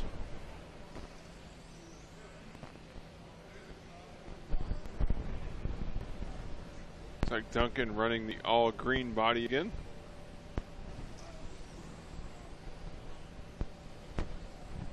And Damian Giddens in the yellow, red, and black behind him. Duncan's and Giddens swapping the lead as they come by the line here in the first 6 laps of the race. 120 down, 640 left to go. Duncan now out front by 0.8 of a second, working through the chicane. He'll be coming up on Michael Wise. Wise was fastest in the first round in this heat. Of course, all of the times from round number 1 are thrown out here at the start of round 2. We start with a clean slate as the drivers accumulate points in each round that count toward the overall qualifying position for tomorrow's main events. The A-main drivers tomorrow will run triple A-mains and double mains for everyone else. Give everyone some track time tomorrow. And then it's off to Full Throttle Raceway in Kissimmee, Florida for touring car portion that begins on Thursday morning. Dave Duncan on a 48.809 pace with a 9.87 fastest lap. 225 down, 535 left to go. The winner of this heat will set the early time to beat.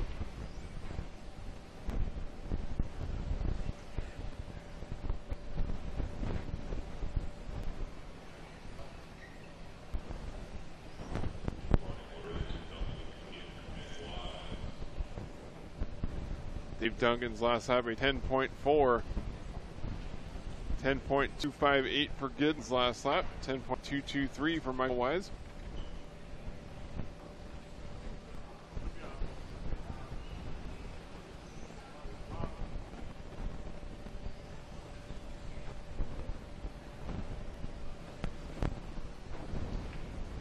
.315 down, 445 left to go. Dave Duncan out front, a 47 lap, 8 flat pace. 1 lap ahead of Damian Giddens' pace at the moment of a 46.8 flat. Now Duncan stepping up to a 48 lap run. Of course, the fastest drivers in round number 1, Matsukura and Kitazawa, completing 52 laps in the first round of qualifying.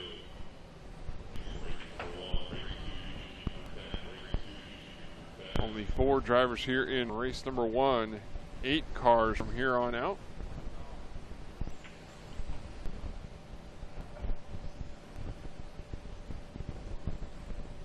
Duncan, Giddens, and Wise on the track. 48.809 for Dave Duncan. 10.060 last time by the line. Average lap of a 10.1, this time by 9.944, stepping under that average.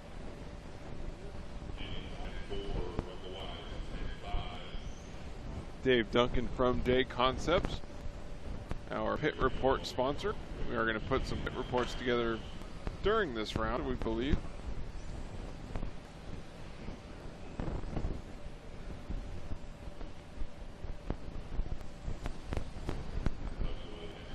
.445 down, 315 left to go.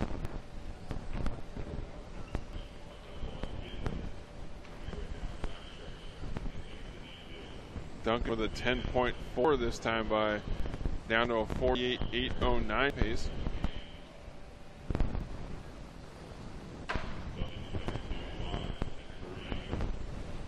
Duncan in the bright green car. No problem seeing that on the track.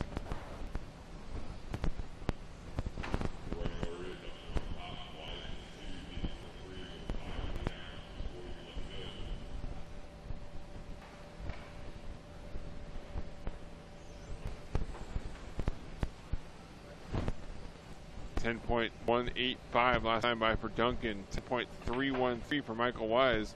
Rough lap for Damien Giddens, a 12.1. Following there, Giddens and Wise around the track.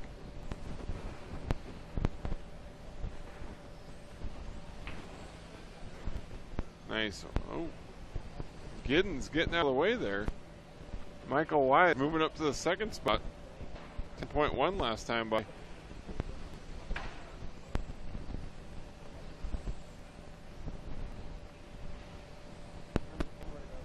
Wise up to a 46 lap, 8 flat pace. Running about 7.3 seconds behind the leader, Dave Duncan.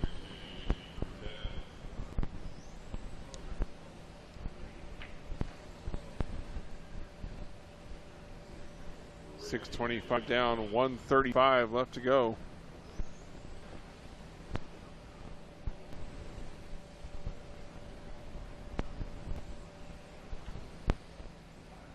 Duncan getting a little squirrely through the sweeper.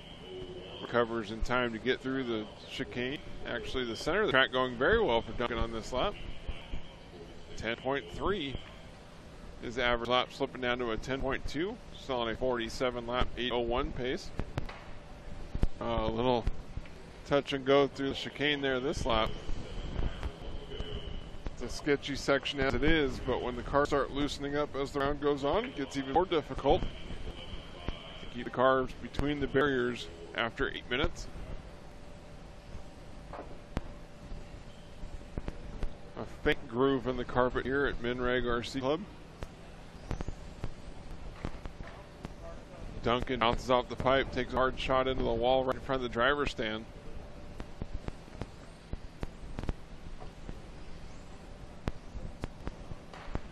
Another crash right in front of himself. Duncan able to see his mistake, and he crashes in the corner right next to him. 15 seconds left to go. Dave Duncan's last lap, 11.7. Still 4 seconds up on Michael Wise. It is the car right behind him on the track. Wise catching Duncan. Duncan hits the wall again. Wise gets by.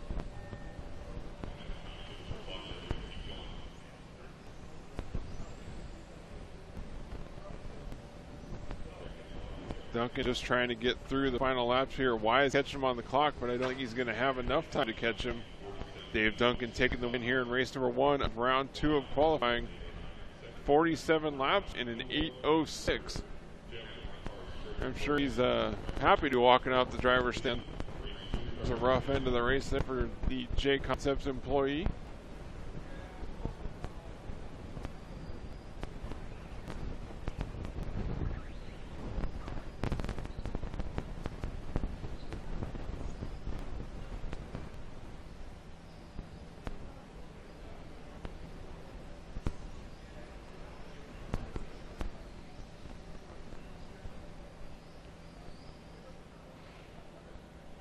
Race 2 warming up now.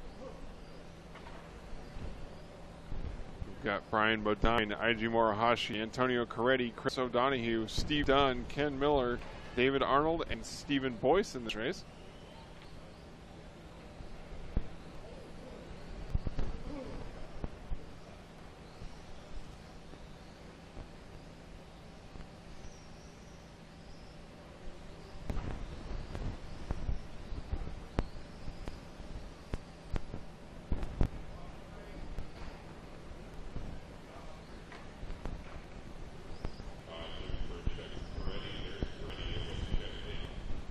Everyone now checked in here for race number 2, and they start making their way to staging at the beginning of straightaway.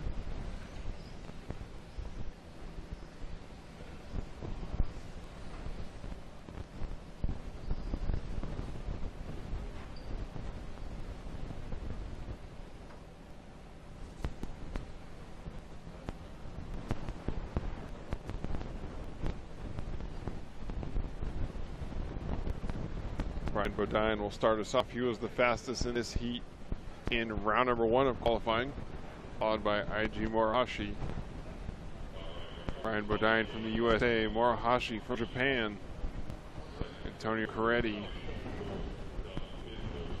from Australia, Chris O'Donoghue from the UK, Steve Dunn from the USA, Ken Miller, an American driver, David Arnold, and Steve Boyce, all from the USA.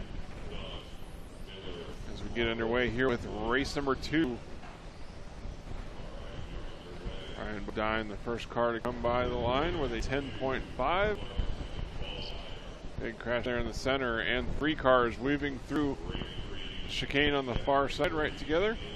Nice inside pass there for the black car.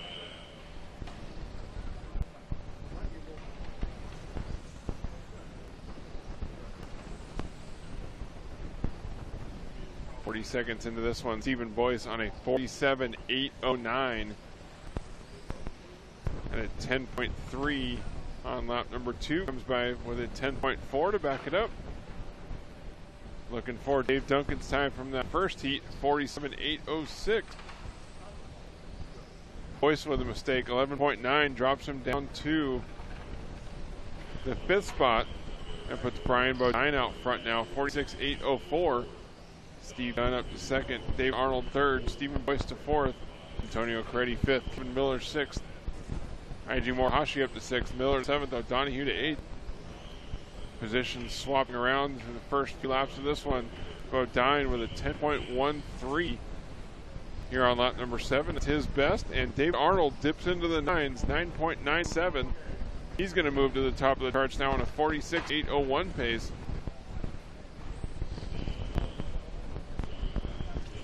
9.83 for Morihashi. The fastest lap here on lap number 5 a few laps ago. Running down the 4th spot. No one in this heat on pace to beat Dave Duncan's time from heat number 1. Steve Dunn with a 10.3 last time by 143.9 into this race. 47.808 the pace.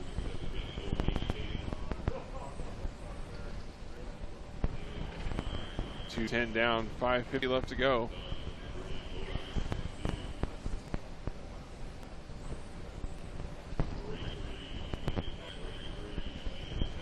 Steve Dunn running here in the 2nd spot in this heat. Not the Steve Dunn that operates Sun Valley Raceway in Southern California for many years, nor is it, which is the same Steve Dunn from Race Prep Motors who ran for AYK back in the 80s. This is a different Steve Dunn here racing 12 scale. Nice little board slide varial from the black car there going through the center track. He's having trouble at the end of the straightaway.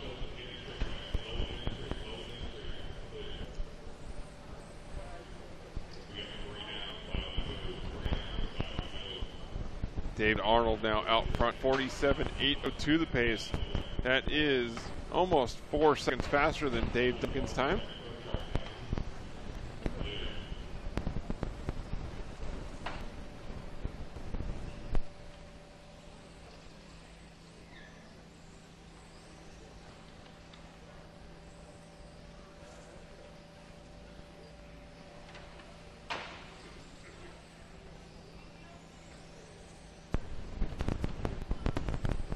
.35 down, 4:25 to go.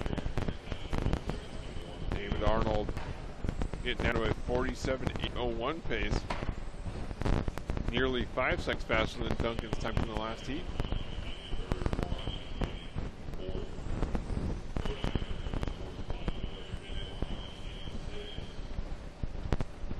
Arnold coming by the line. Looks like he's working his way through the center of the track.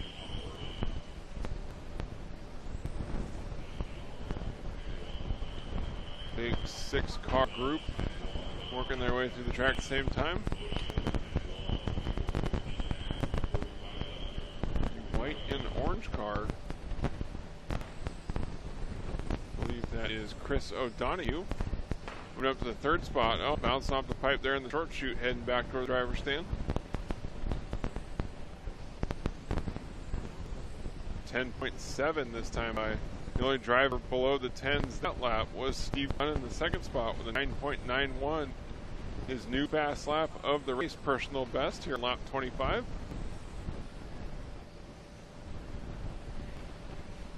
David Arnold into the 9s there, 9.985. Now on 48 lap, 8:08 pace. Nearly a lap up on the current TQ by Dave Duncan with just under 3 minutes to go.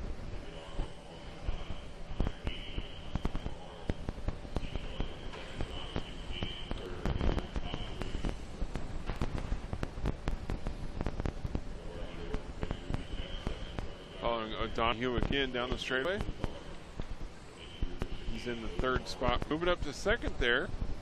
Getting ahead of Steve Dunn. Dunn with an 11.9. Dropping back to the third spot. Steve Dunn, the owner of Pro One RC Tires, according to the live RC chat room.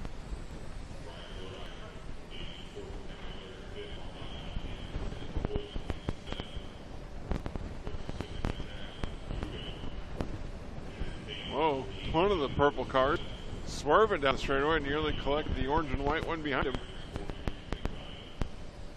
6:05 down, 1:55 left to go.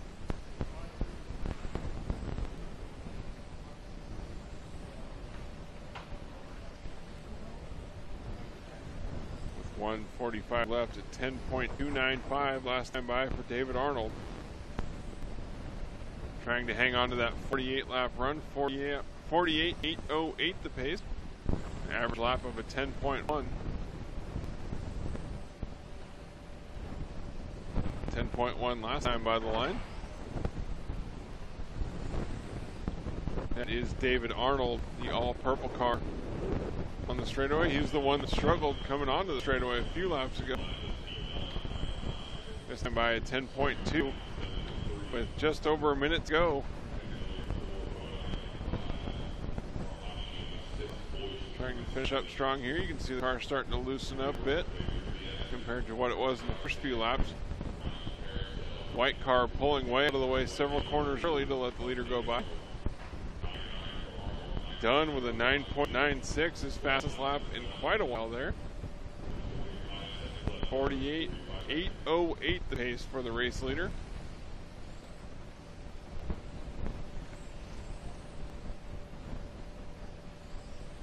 Arnold with incredible luck with traffic. Everyone pulling out of the way and letting him go with no contest.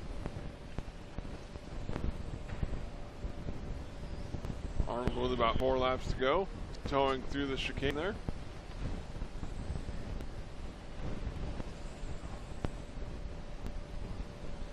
Down the straightaway one more time. 10 seconds left on the master clock. Arnold's lap this time at 10.262. A tad slower than his average of a 10.1.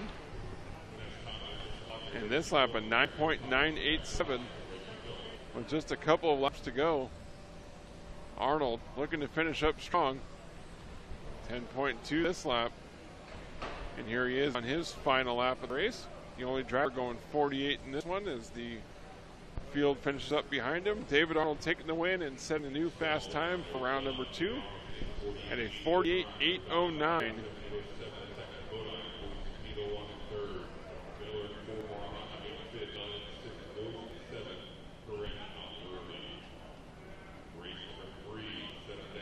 Race number 3 onto the driver's stand now to check him in. We've got Fernando Gordino from the United States, Daniel Sieber from Germany, Masayuki Mirai from Japan, Andrew Doherty from the USA, Magnus Edlund from Sweden, Chris Hillier from the USA, Steve Hrdecki from the USA, and Dave Vera from the USA.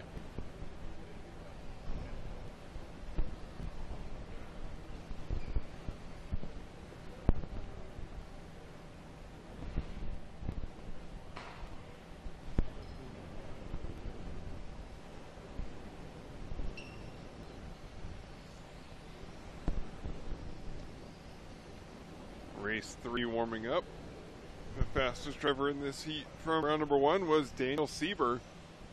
He'll lead us by to start the clock on lap 1.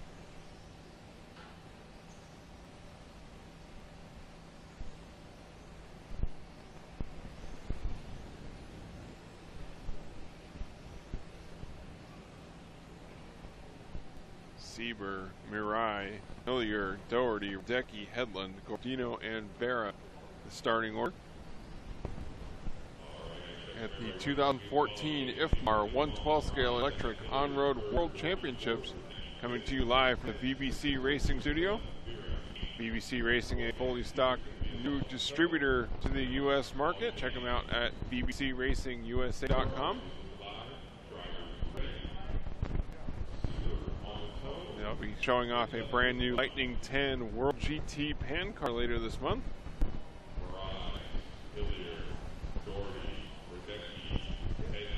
Race number 3 now, starting lap number 1.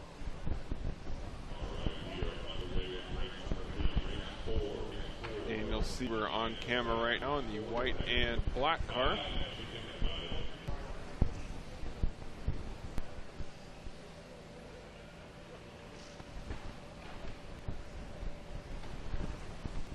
Eagerly race leader looking for David Arnold's TQ time from that last heat, a 48.809. And Sieber right now on a 51 lap run, quite a bit faster, about 3 full laps faster. Nearly a 25-second pace increase as we move here into race number 3. Of course, each heat does have faster drivers than the one that preceded it, according to yesterday's seeding practice runs. Sieber hits the track barrier there in the center of the track and gets knocked way offline, but recovers well before more damage is done.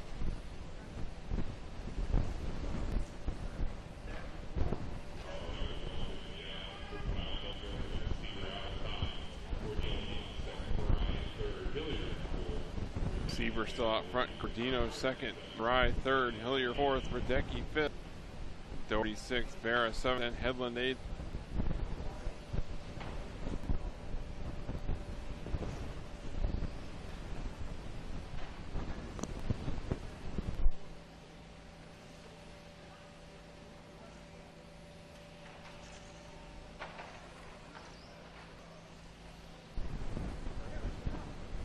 Nearly a huge accident there in the super. One car stopped in the sweeper.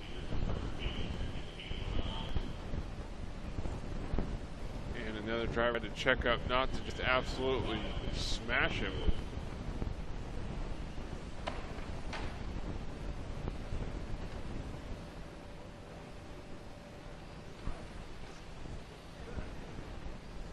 Daniel Sieber up front, Masayuki Mirai second, Fernando Gordino third, Chris Hillier fourth, Dave Vera fifth, Andrew Doherty sixth, Magnus Hedlund seventh, and Steve Radecki in the 8th spot.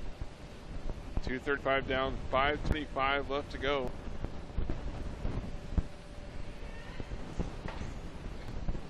Another one of the white cars getting it rung through the sweeper, hitting the pipe before the corner even started.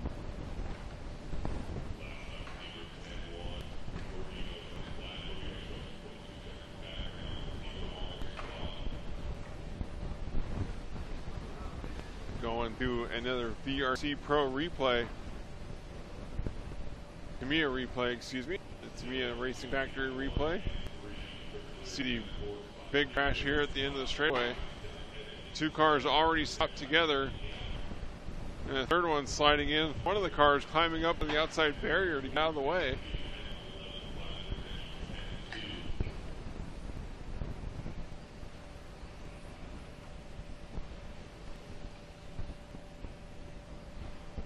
Great battle here on track. Drivers trying to stay out of the way. That's Dave Vera and Andrew Doherty together on clock as well. In the 5th and 6th spots. It's Daniel Sieber out front on a 49 lap, 8:06 pace. Fernando Gordino with a 10.3 dropped off of the 49 lap run down to a 48.8 flat. 4 minutes down, 4 minutes left to go, halfway through race number 3. Race number 4 coming up next to Masatsugu Ito. had an excellent run in the first round to put himself in the top 5, I believe, coming up the next heat.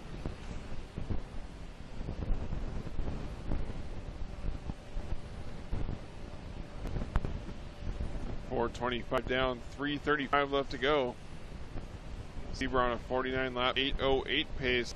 Mirai now up to second, getting around Gordino on the clock by 1/10 of a second.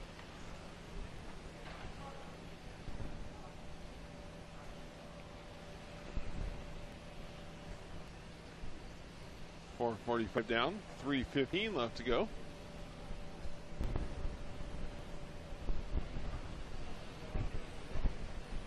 That's Sieber and Gordino together on the track. I believe that was Sieber that turned in early there. Gordino gets by in the all-white car.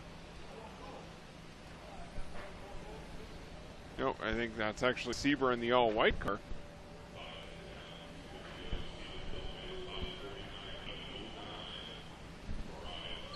On board there with our leader, working his way through the infield. Coming up on the neon green car, swerving ahead of him. Let's see if he can get by cleanly, and he does. Heading into the center of the track and weaving through the chicane. 5:30 down, 2:30 left to go here in race number 3 of 6. See Owen O'Brien from Red RC walking along the side of the track over there.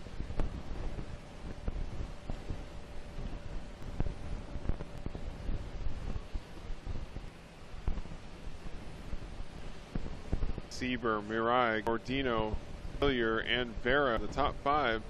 Now we've got a split screen VRC Pro track cam. The right side of the screen showing the chicane as we follow along on the left side with our leader Daniel Sieber. Sieber on 49 lap, 8:09 pace.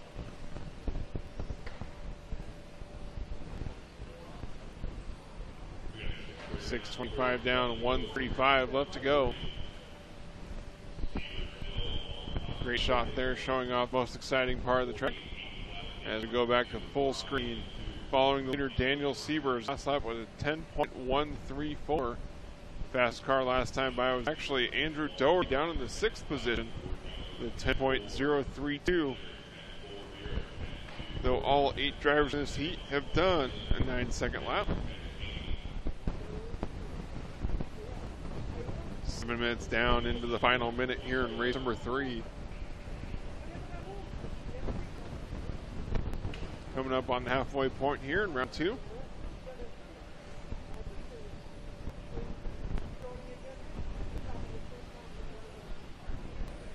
Sieber with a 10.222. Throwing up the deuces here on a 48.801 pace. Running about 1.7 seconds ahead of Masayuki Mirai in the 2nd spot.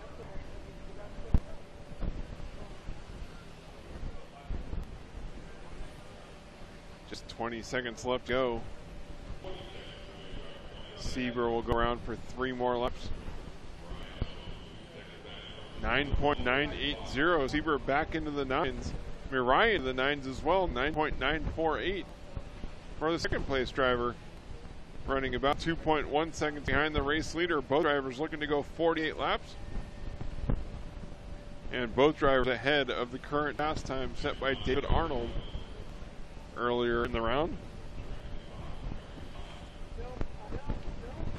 Daniel Sieber finishes up with another 9.968 lap to give him a 48.801. Resets the time to beat by David Arnold. Now Daniel Sieber DQ in round number 2. Masayuki Mirai second, 48 lap 8:03. Then a 47.802 from Gordino in second. 47.804 from Hillier in fourth. 47.804 from Andrew Doherty in fifth. 47.810 from Dave Vera. 46 lap run from Steve Radecki. 43 lap run from Magnus Hedlund. Race number 3 drivers checking them in now. Mechanics out there scrubbing the tires off. It's funny watching the different pattern that each of the mechanics have wiping the tires off on the carpet. Trying to scrub in the foams as they get going out there.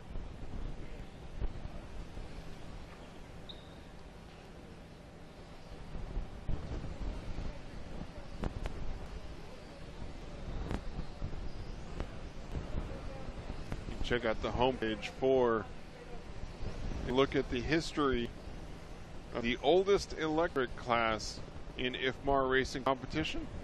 The first 112 scale world championships held all the way back in 1982 in Anaheim, California. And the first two 112 scale world championships in 82 and 84 each had a stock and modified division. The first year the race was held, Kent Clausen with the original RC12E took the win in the stock class, and Arturo Carbonell driving a Delta won the modified division.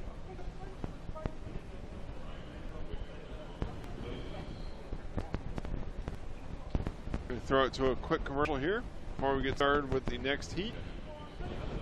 Race number 4 drivers in staging. VRC Pro is your RC racing sim for endless training and racing. Super realistic electric on-road racing on tracks like Epelheim, Klegno, Himstede, Bangkok, Orlando, and more. Learn setup, improve race control, meet 100,000 other racers. This is VRC Pro, and it is free to play. Go to vrcpro.com and sign up today. VRC Pro, our track cam sponsor. With a quick commercial there as we get started with race number 4. And we're coming to you live from Minreg RC Club and the BBC Racing Studio with our coverage of the 2014 IFMAR 112 scale on-road electric world championships from Minreg RC Club in Largo, Florida. Team Associated, our title sponsor for this race, followed by supporting sponsorship from Superior Hobbies, CRC, Hot Bodies HPI Racing, Reedy, and Upgrade RC. 1 minute into this race, Marcus Mober's out front. Masatsugu Ito, the Cinderella story from round 1, running second. British champion Mark Stiles in third. Dominic Vogel fourth. Paul Ciccarello fifth. Kazuki Endo sixth. Now Jacob Zendel up to sixth, dropping Endo to seventh, and Mike Haynes, USA driver, running in the 8th spot. Marcus Mobers from Germany on a 51.803 pace, nearly 3 laps faster than the time to beat set by Daniel Sieber in that last heat.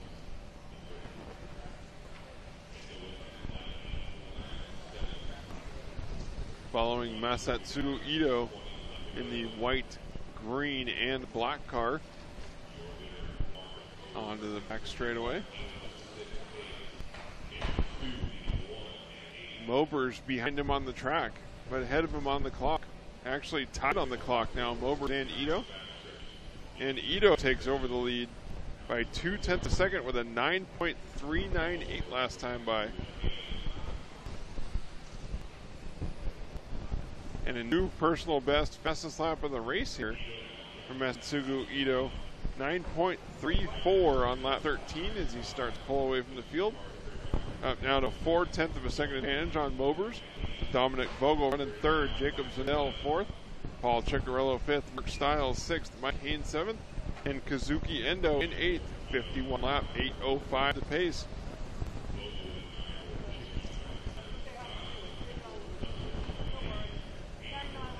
The top 6 drivers all faster than the current TQ time. And Ito looking for another solid finish to the round. The E-Drivers' 3 best points scores, counting for the main events. Every run counts. Ito, Mobers, Vogel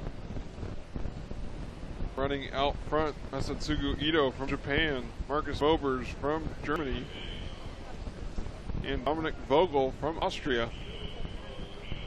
Vogel now moving to second. Mobers with an 11.045 last time by dropping to third. He's off of the 51 lap run. In fact, Ito, the only one on a 51 lap 8:03 pace right now. Vogel now with a 9.425, close to his best lap of the race. stepping up to the 51 lap pace. Inching toward the halfway point here in race number 4. Masatsugu Ito on track, on camera. Through the sweeper, nice tight line, just inches off the boards.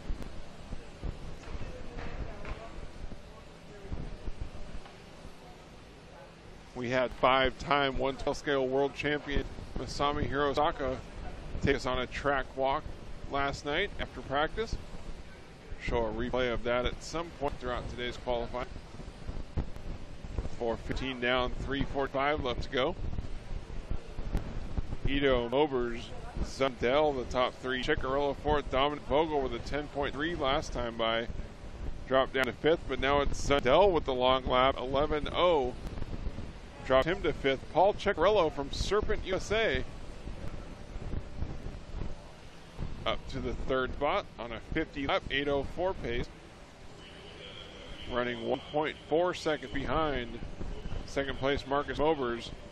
Following along now Ciccarello. White, orange, and yellow.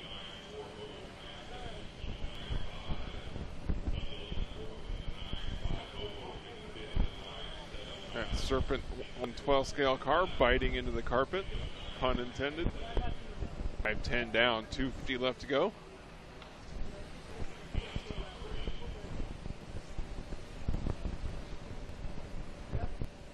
.293 for Masatsugu Ito last lap.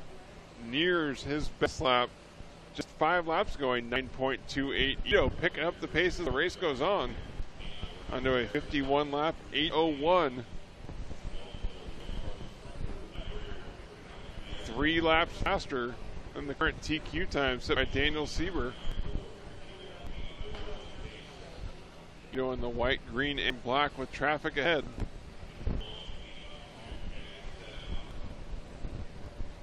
Here in the C heat after the practice resort. Oh, and the lap car just ruining him.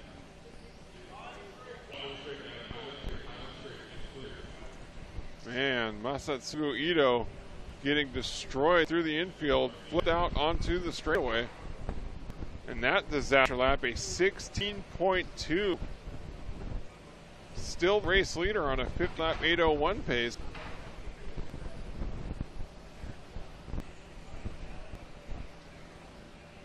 .625 down, 135 left to go. Ito trying to get back on a 51 lap run, 58 flat .890 with a 9.3, recovering very well after that spectacular wreck.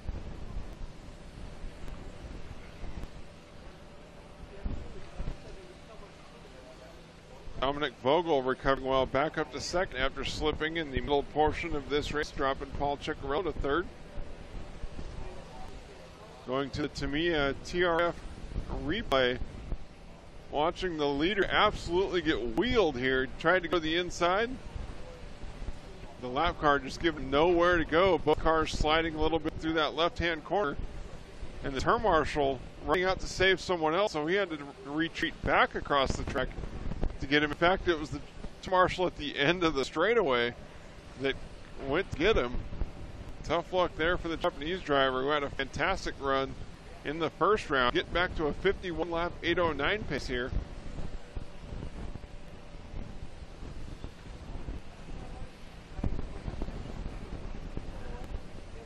Paul Ciccarello in the 2nd spot, 50 lap, 8:05. Dominic Vogel 3rd, Marcus Mobers 4th. Jacob Zundel 5th, Mark Stiles 6th, Kazuki Endo 7th, and Mike Haynes in the 8th spot. So upon replay, it looked like that was equal parts Ito's fault as well as the lap car ahead. And I believe it's coming up on the same lap car again.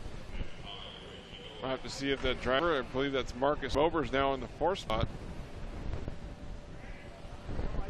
Not letting him by this time either. Shuts the door at the end of the sweeper. Oh, Ito gives him a little bit of a nudge. He came by to finish up the clock anyway on the final lap. Race number 4 coming to a close there with Ito getting back to a 51 lap, 8:08 by the finish to set the new time to beat. Paul Ciccarello 2nd, 50 lap, 8:05. Marcus Mobers 3rd, 50 laps, 8:06. Jake Zundell fourth, 50 laps, 8:07. Mark Stiles, the British champion, 49.802. Dominic Vogel sixth, 48 laps, 8th lap. And Kazuki Endo in seventh, 45 lap run. Race number 5, getting into our B heat after the practice restart. Got Andy Moore from Great Britain, Juho Lehtinen from Finland, Paul Lemieux, USA driver, Frenchman Alexandre Laurent, Josh Cyril from the USA, Kevin Hebert, the current Roar champion on carpet from Canada, Toto Ibikoro from Japan, and Rick Howard, Reedy Motorman.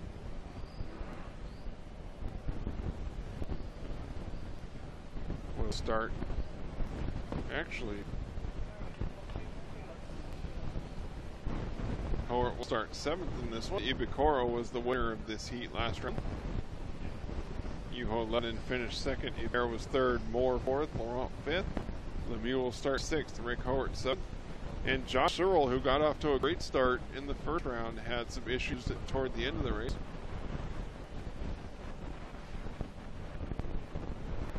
Andrew Mallory hit the head, nail on the head. That last race did get a bit ugly toward the end.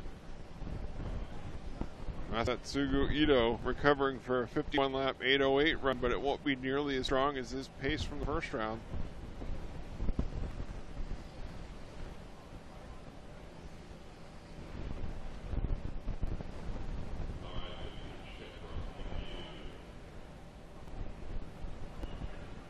The drivers here in race number 5 staging.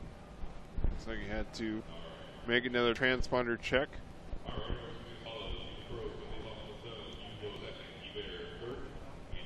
And now they're getting started. You can hear the track announcer reading off the starting order to the drivers one last time before we get started with race number 5, the B heat after the resort.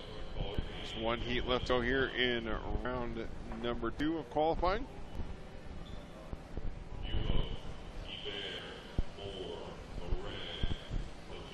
Toto Ibikoro in the white and pink car down the straightaway. Follow along with Roar National Champion Ken Hebert, white, orange, and green for the Reedy Powered Team Associated driver.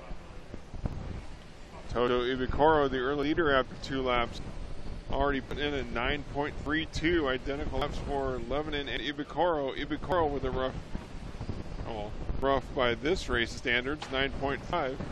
And it's Rick Howard in the red and white car moving up to the top, but now Andy Moore, former touring car national champion, taking over the lead.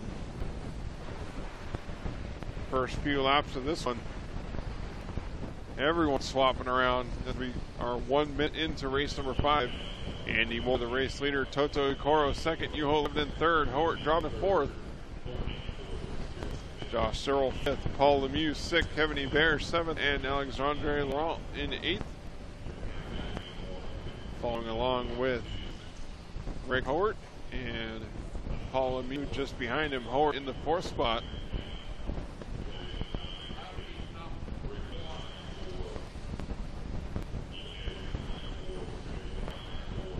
Orange and white and orange car heading on the front straightaway here. That is Toto Ibikoro in the 2nd spot, running 0.3 of a second behind the race leader Andy Moore. Ibikoro's best lap back on lap 5 at 9.23, but a 9.08 for Andy Moore, running 0.4 of a second ahead of Ibikoro. There's Andy Moore, the white front, yellow, purple, white body for the former touring car world champion. Once we get into the touring car portion, he'll be driving the new Hot Bodies API Racing Pro 5 brand touring car they announced this week. Still in prototype form. We hope to get some more information and potentially a look at that brand new car once we get to Full Throttle Raceway in Kissimmee, Florida.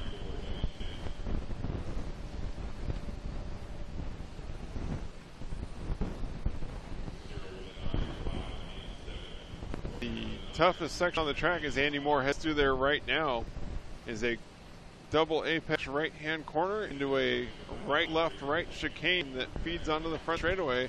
As we go to the VRC Pro track cam, right as Andy passed through there, we see Kevin Hebert zigzag through.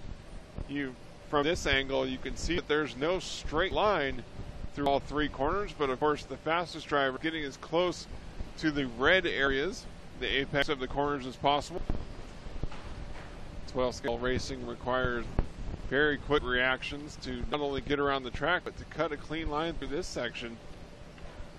One wrong move, you hit the pipe in the center there, and it can absolutely ruin a lap and an entire race.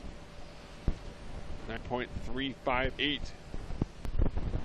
Ibicoro's last lap backs up with a 9.421. He's on a 52 lap 8:05 pace as he takes the lead from Andy Moore.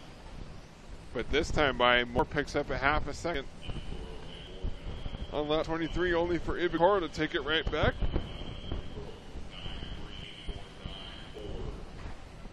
.52 lap 8:06 the pace for Toto Ibicoro.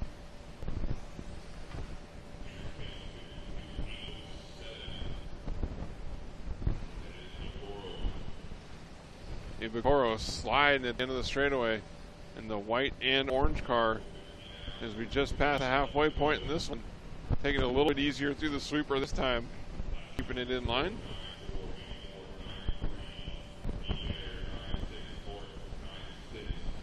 .4 for Ibicoro, 9.3 for Andy Moore last time by.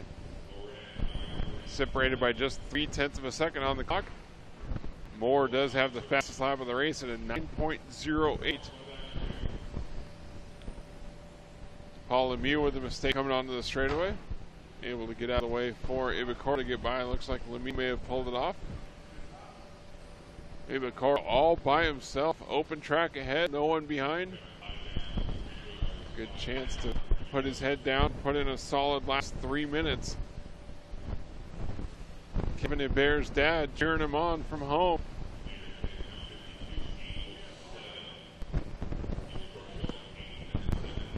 Using his son's login for the live RC chat. 5:15 down, 2:45 left to go. Hebert running in third spot on a 51 lap 8:07 pace. Still faster than Masatsugu Ito's current TQ time that will surely fall in this one. Ibicoro's last lap at 9.5, this lap at 9.5. His average is a 9.3. Ibicoro slowing down a bit here at the end of the race. 9.4 this time by 2:10 left to go. We will have to see if the drivers in the next heat can get back into the 8-second laps. Not sure yet if the track's actually slowed down from the first round, but that's why they're using the point system this weekend.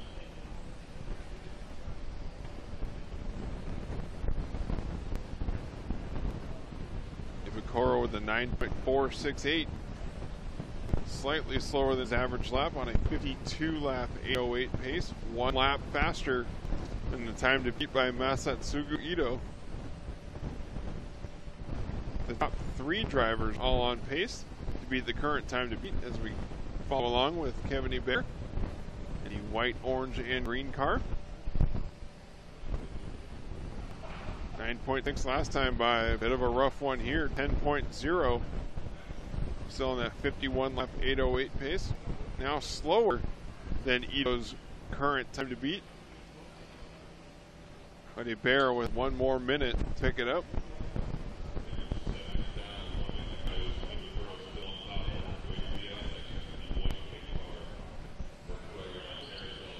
Hebert with 6 laps to go out of this one.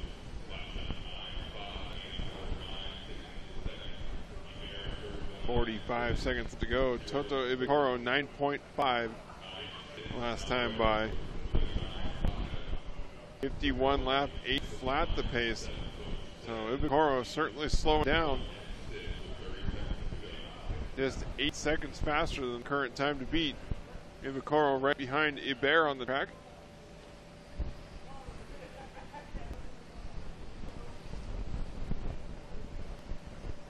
Ibicoro, Moore, Hebert, Laurent, Cyril, Howard, Lemieux, and Levin in the running order with 10 seconds left to go. Ibicoro slowing down again, 9.6 this lap. Backs up here with a 9.576, 51.801.678 the pace as the master clock expires. And Ibicoro caught at the line with a 51 lap, 801.8 set the new time to beat. Andy Moore finishes up second, 51 laps in 8:05. Rough last lap for Moore at 10.1.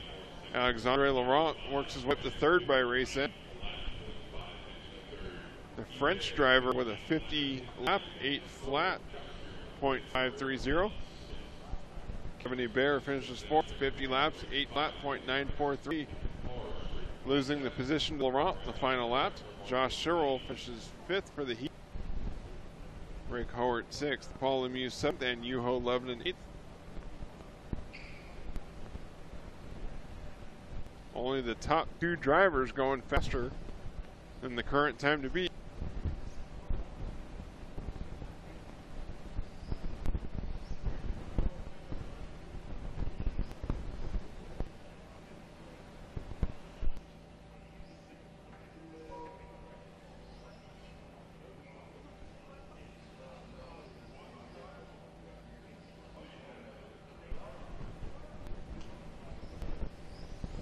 Race number 6, the final heat of the second round of qualifying here, the 2014 IFMAR 112 scale electric on-road world championships, coming to you live from the BBC Racing Studio here at Minreg RC Club in Largo, Florida. Our title sponsor for the 12 scale IFMAR World Championship broadcast is Team Associated, winners of more world championships in this class than any other class or any other manufacturer. Additional sponsorship coming from Superior Hobbies, CRC, Hot Body HPI Racing, Reedy, and Upgrade.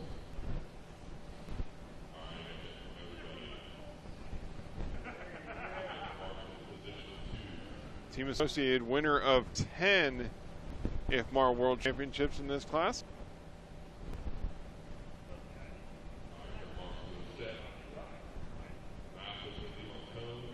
Race number 6 drivers engaging as we get started here.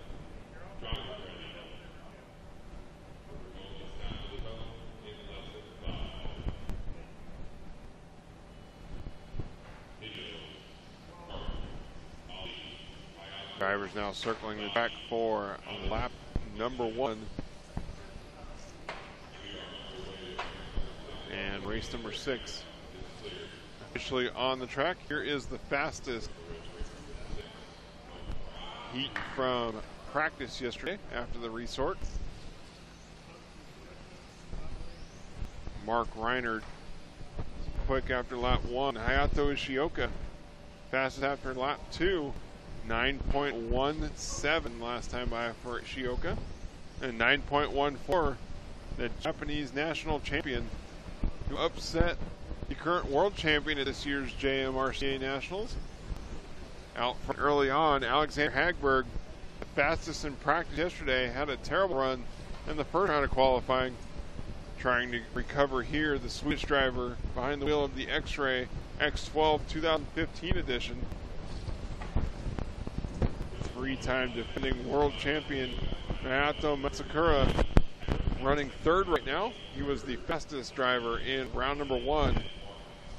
9.08 for Matsukura's fastest time, but Ishioka with the first sub 9-second lap of the day, or of this round, excuse me, 8.95.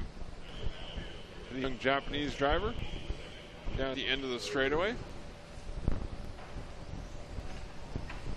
Ishioka in the orange car. Big cluster of cars working through the sweeper. Hagberg, Reinhardt, and Moore. Excuse me, Hagberg, Reinhardt, and I believe that's Kitazawa and back there.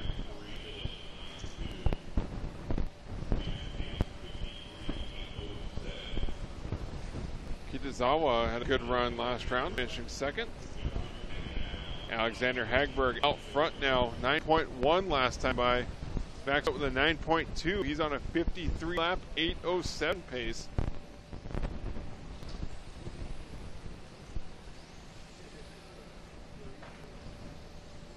Hagberg's average lap a 9.1 after 2 minutes and 30 seconds of racing. 53 lap, 8:07 comes by here with a 9.155. Hagberg, the white and green down the straightaway. EA Motorsports cheering him on from the chat room. Hagberg dropping to third here with a 9.3. Now Masakura drops to third with a 9.7. Ishioka back out front. Hayato Ishioka in the CRC ride.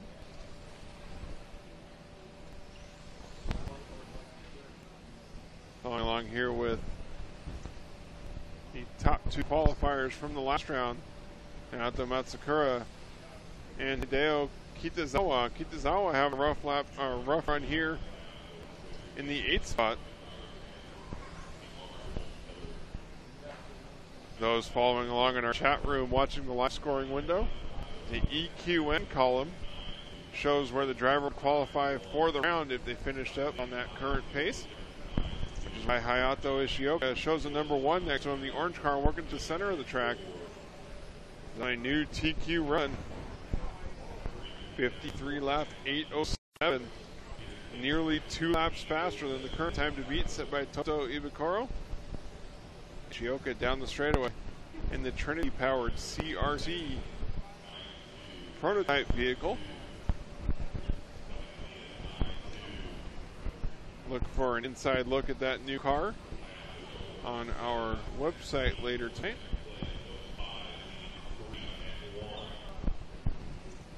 Ishioka out front, Matsukura second, Hagberg third. Hagberg just 0.3 of a second away from a 53 lap run. Ishioka and Matsukura out front. That was the battle for JMRCA National Championships this year, with Ishioka taking the win. Matsukura, the 3-time defend world champion, and TQ from round number 1 running second. Alexander Hagberg, the current European champion, running third. Dominic Leah, the former NASCAR Craftsman Truck Series driver, running fourth. He had a strong run in practice yesterday as well as the first round of qualifying. Ollie Jeffries from Great Britain in fifth. Mark Reiner, the 3-time touring car world champion, sixth. Elise Grosskamp, a 4 world champion, in seventh. And Hideo Kitazawa having a bit of a rough run here compared to the first round in the 8th position. Hayato Ishioka, 53.806 the pace. Running 1.1 seconds ahead of fellow Japanese driver Nato Matsukura. So after 2 rounds, it looks like the Japanese team,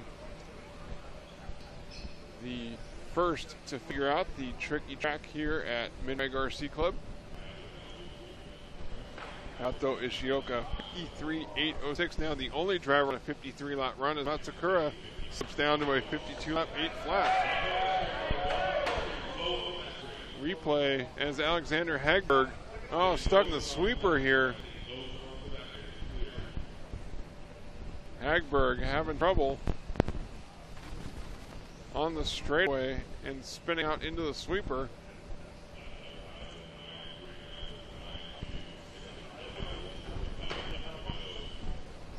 .620 down, 140 left to go. I believe we're going to queue up here a Tamiya TRF replay of Hagberg's accident at the end of the straightaway that's going to knock him out of the running again here in the second round. So Hagberg, fastest after practice, is going to need 3 of his last 4 rounds to count. Ishioka with a 9.2 here on lap number 43 on a 53 lap 8:09 pace. Now Matsukura second, 52 lap 8:01. Ollie Jeffries in third, 52 laps 8:08 the pace. And Mark Reinert in fourth, 51 lap 8:01 the pace. Those four drivers will beat Toto Ibikoro if they keep this up. Here's the Tamiya TRF replay. I have a couple here. Ishioka getting it wrong through the first hairpin corner and then blasting a lap car onto the straightaway. Oh, and that's what happened. Hagberg clipped the car that was crashed, and it looks like it broke the car because he had trouble getting going after that. Rewinding the replay here. The yellow car taking off into the straightaway, and one car looks like it grazed him, then boom!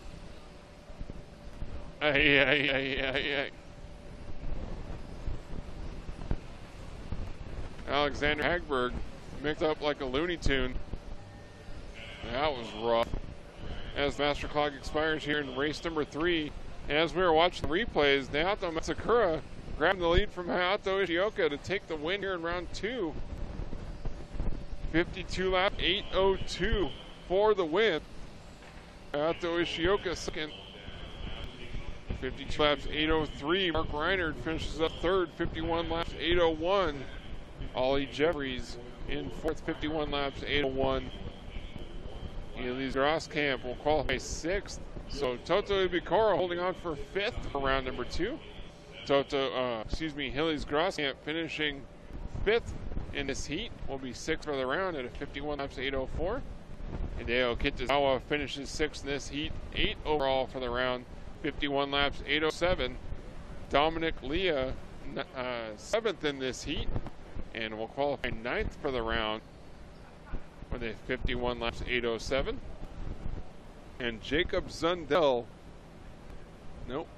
should be Masatsugu Ito will hold on for another top 10 run, 51 laps 8:08 here in round number 2.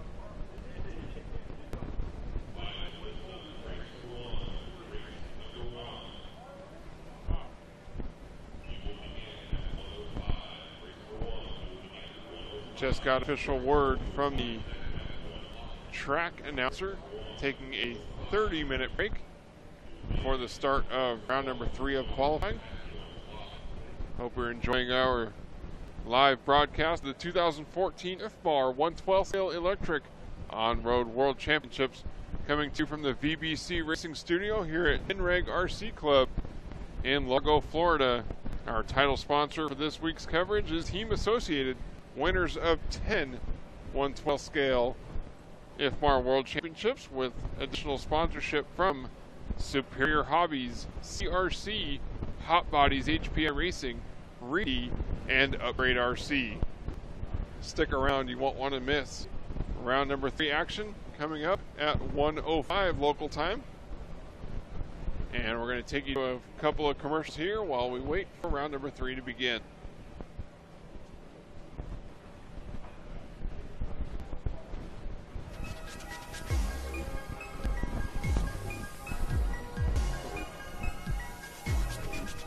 I'll introduce that.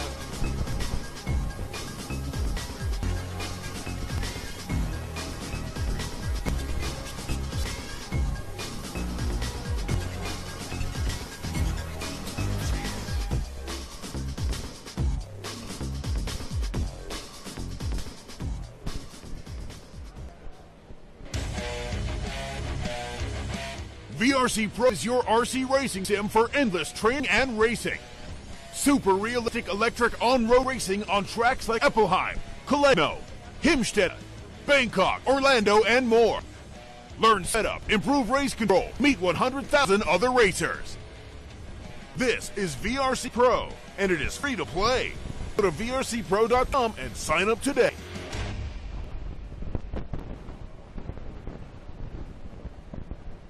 We're going to check out a replay of the track walk that we put together last night during a Day Concepts pit report with 5-time 112 scale IFMAR world champion in this class, Masami Hirosaka, an IFMAR official here at this race.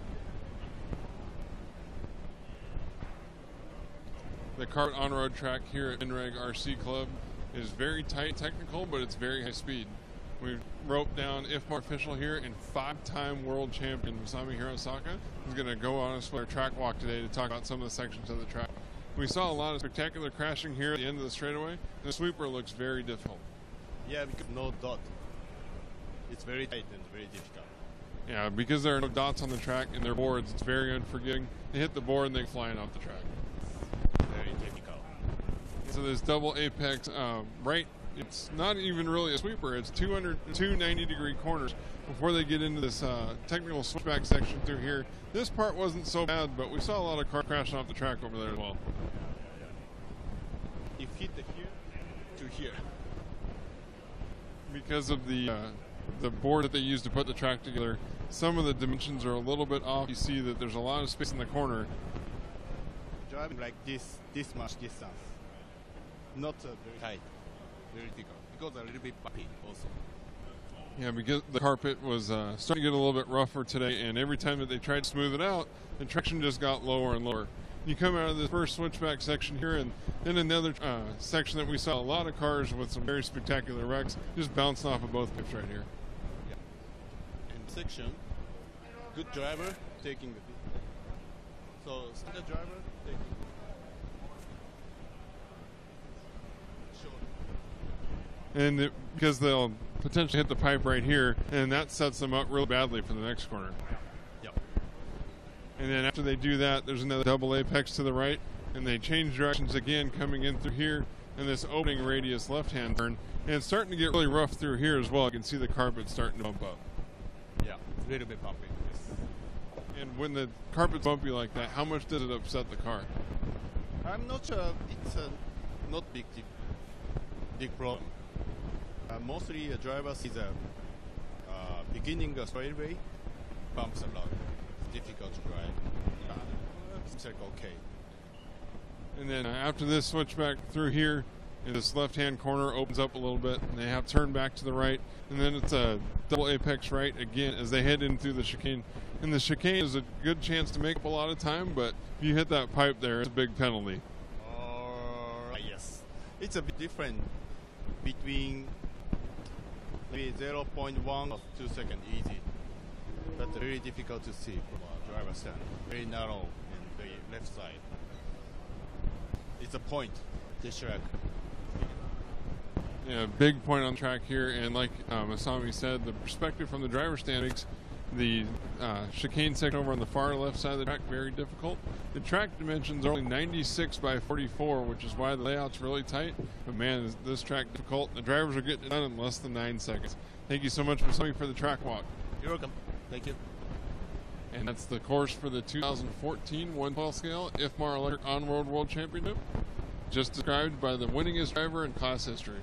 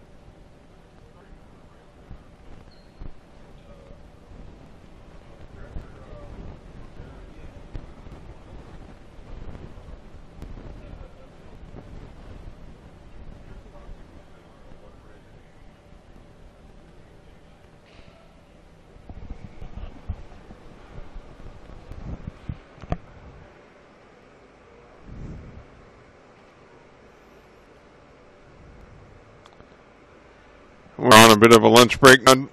Live RC audience from the BBC Racing Studio here at Minreg RC Club. In between the second and third rounds of qualifying, we have 5 scheduled to complete today, with a 6th round tomorrow before the main events begin. We hope you're enjoying the broadcast. Live here from Minreg RC Club in Largo, Florida. We'll be back again soon as we get into the third round of qualifying.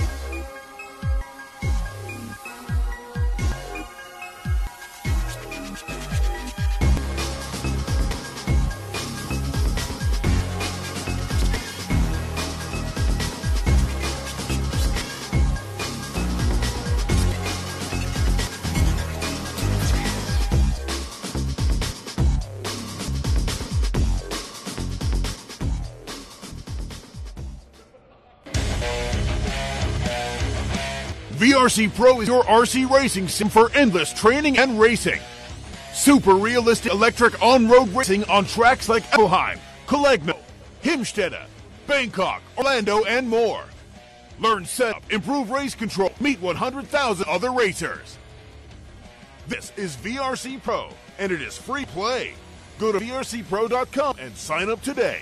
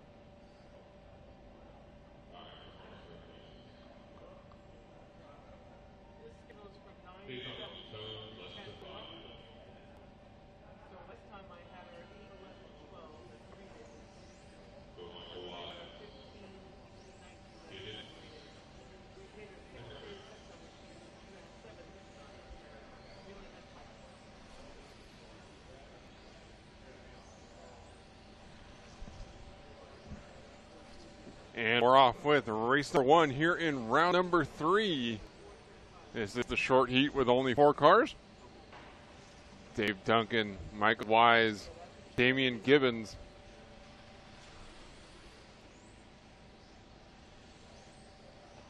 and Grant Remington also scheduled for this race. Not checking in here for yet another race here in round number 3.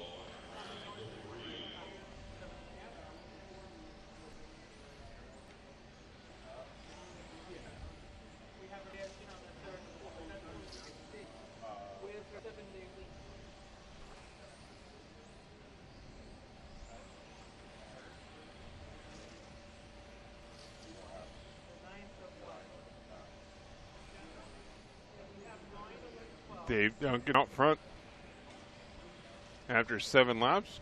His fastest lap was actually 1 lap ago in 9.76. Backed it up with a 10.2. However, he's on a 48 lap 8:08 pace.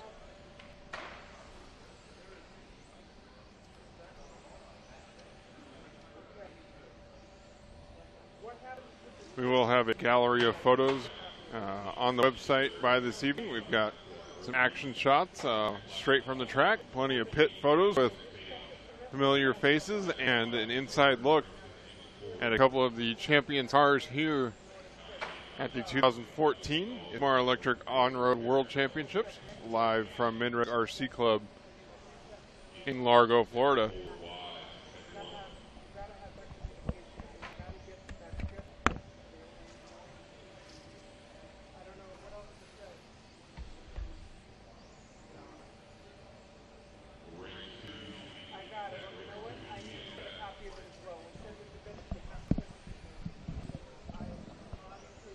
Dave Duncan out front on a 48 lap 8:07 pace, with Dane Giddens running second.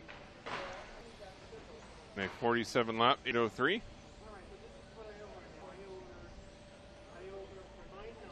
Michael Wise running third, 47 8:10 the pace now after that 10.6 second lap. Dave Duncan had the fastest lap back on lap number 6, a 9.76. He's done 10 laps since then.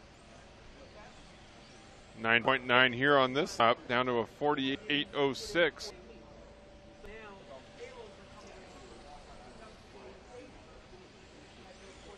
.310 down, 450 left to go. 3 cars on the track. Actually looks like Grant Remington getting out there now.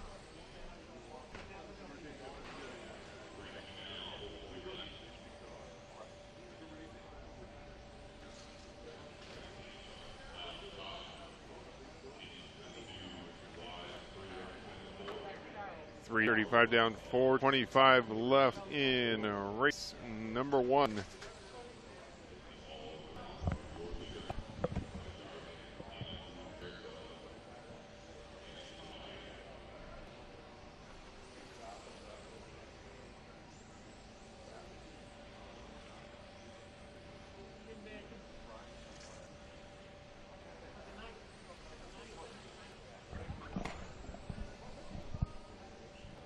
Dave Duncan out front, looking to set an early time to beat at 48.807. All 3 drivers that are counting on the clock. We do have 4 cars out there, but for some reason Grant Remington's car not counting at the line. Coming to you live from the VBC Racing broadcast studio. Check out their new USA distributor at VBCRacingUSA.com. The broadcast studio sponsor of our 2014 IFMAR 112 scale electric on-road world championship coverage from Minreg RC Club in Largo, Florida. Brought to you by our title sponsor, Team Associated, winner of 10 of the 18 world championships in 112 scale electric, with additional promotional consideration from Superior Hobbies, CRC, Hot Bodies API Racing, Reedy, and Upgrade RC. Race number 1 on track right now with 2 minutes and 45 seconds left to go. Dave Duncan, Michael Wise, Damian Giddens, and Grant Remington on the track.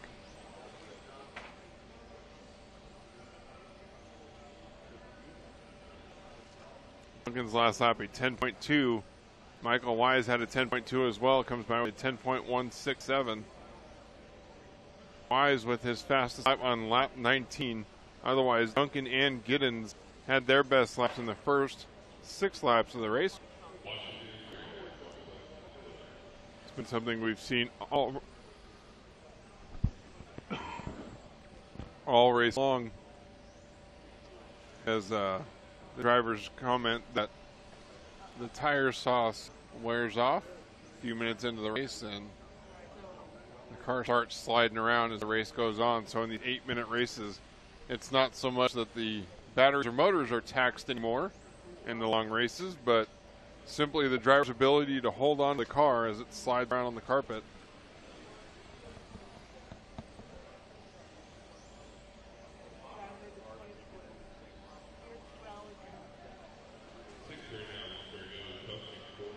Six minutes, 30 seconds down, 1:30 left to go.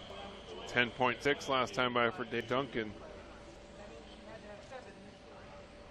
About a half a second slower than his average of a 10.1. 6 minutes and 45 seconds into this race.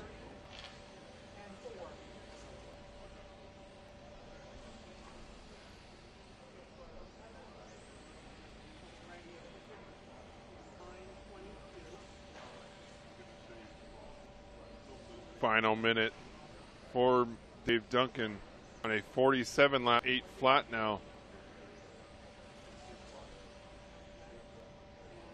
Running 2.5 seconds ahead of Michael Wise. Wise with a 9.96, his fastest lap and the best lap, or his fastest lap of the race, personal best anyway. Duncan and Giddens both with a faster best lap, but Michael Wise improving as the race goes on here. 41 laps into a 47 lap run, logging his fastest of the heat.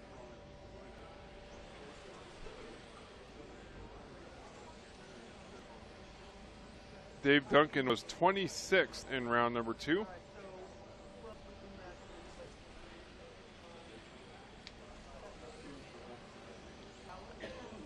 The master clock coming to a close. And that is time as the drivers come by to finish up their own individual 8-minute clocks. Dave Duncan finishes up with a 47.801, slipping off that 48 lap run. 47.802 for Michael Wise. And a 46.804 for Damian Giddens, and the only 3 cars that counted there in heat number 1.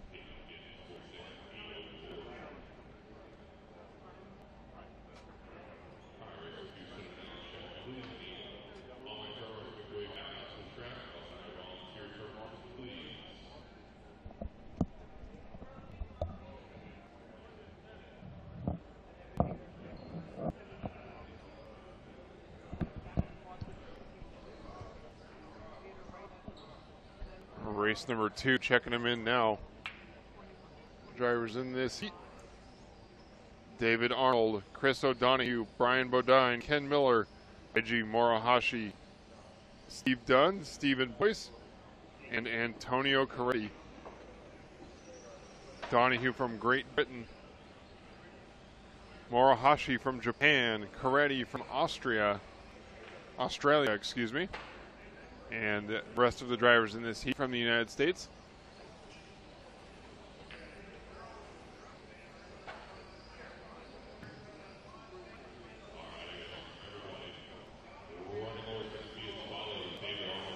Race number 2 drivers in staging as they prepare to get started for another heat of qualifying.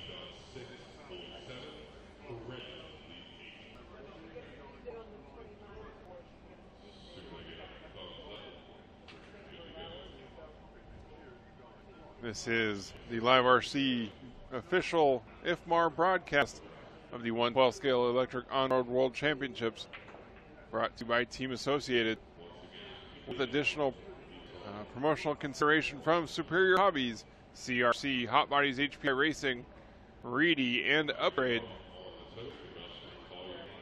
Coming to you from the VBC Racing broadcast studio outside Minrag RC Club.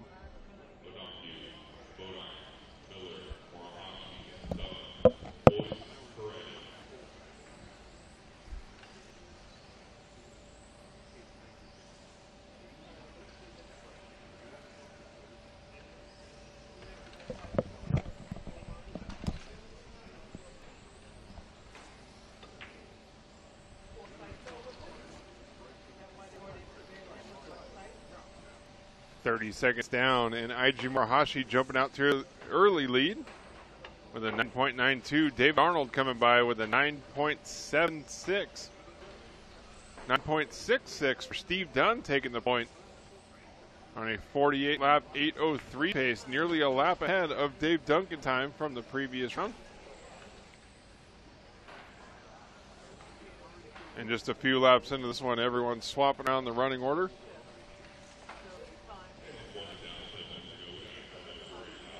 Steve Dunn was the early leader and then suffered a rough lap. 11.8 drops him all the way down to 5th.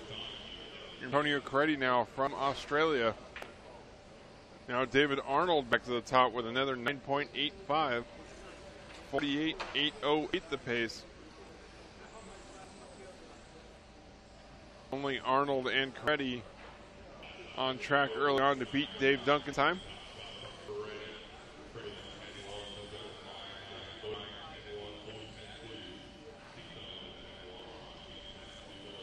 Great run through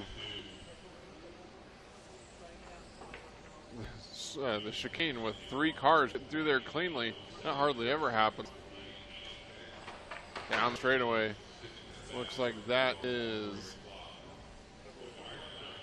Not sure, actually.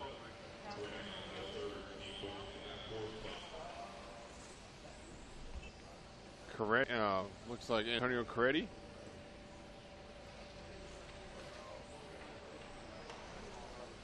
Harder on some of these slower heats. Keep the driver paint jobs straight.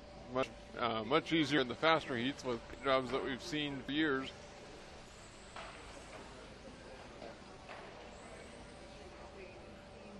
.230 down, 5:30 left to go. David Arnold out front as the order starts to situate itself a little bit. Steve Dunn moving back to the second spot.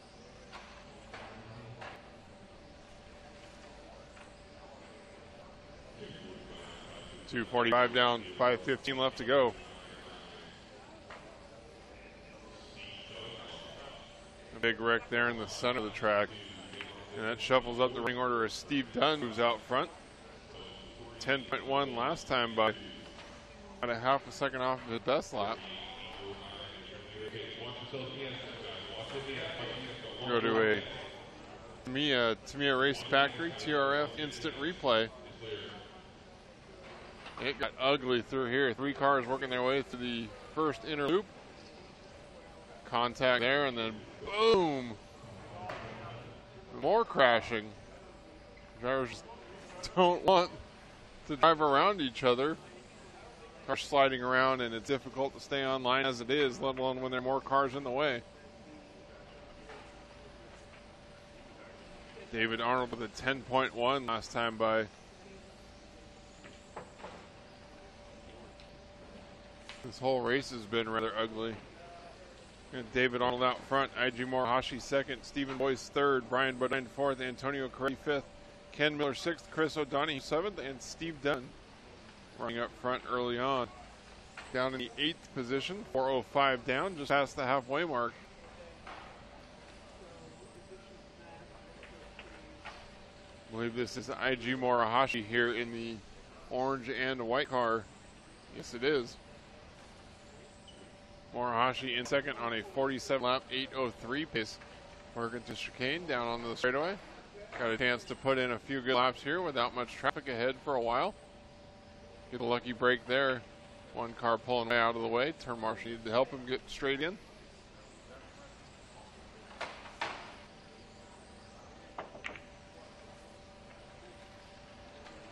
Morihashi on a 47 8:03 pace. Had his fastest lap 10 laps ago. On lap number 17, 9.91. David Arnold out front on a 48 8:09. The only driver on pace to beat Dave Duncan's DQ time.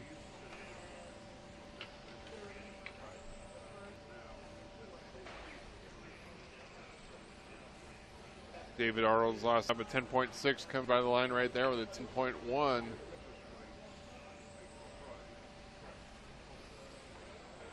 Following Morohashi as he tries to get through traffic. 5-3 down, 2:30 left to go. Nice inside move from Morohashi. Arnold, however, the only driver on a 48-lap run, still the only driver going faster than Dave Duncan TQ.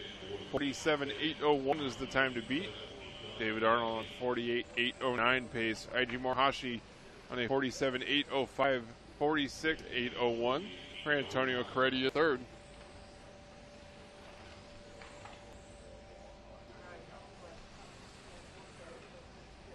David Arnold looks like he's right behind Morohashi on the track.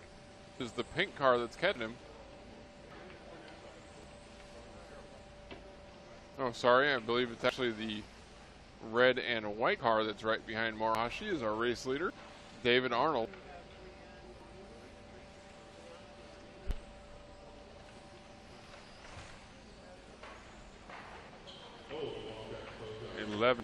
.399 last time by for David Arnold. Actually coming to the line again right there, so I believe I had that car identified incorrectly. David Arnold with a 10.2 last time by trying to finish up here. Now slipping to a 47.8 flat pace, less than a second ahead of Dave Duncan. Duncan's time from that last heat. Arnold now heading back toward the center of the track. I believe that is the pink car out there.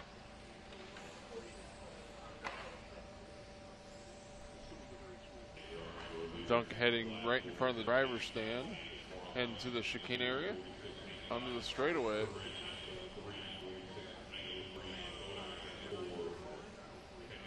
Oh man, the leader with heavy traffic ahead, David Arnold. 3 cars right in front of him. And the leader getting wheeled. Seen that several times here so far today. Poor David Arnold trying to get through 3 cars and didn't have anywhere to go. Got to queue up a Tamiya instant replay. We saw that happen in one of the faster heats last round.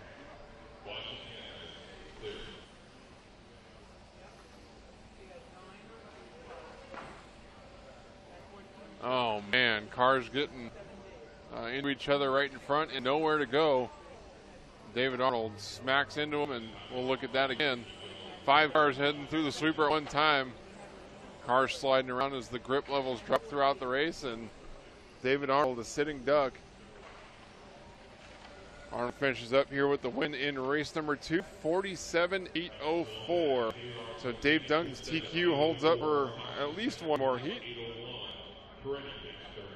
Morohashi second with 46.801. Antonio Coretti third, 46.804. Brian Bodine fourth, 46.807. Ken Miller fifth, 46.809.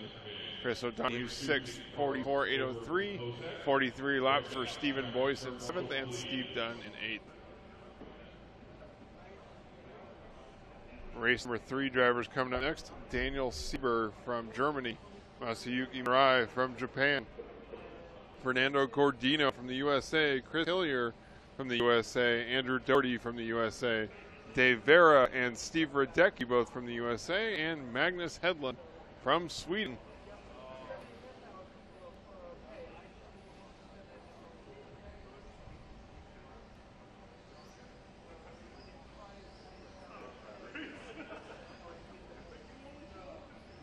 You can check out the points after round 2. Now available in PDF form by clicking the results tab just below the chat window.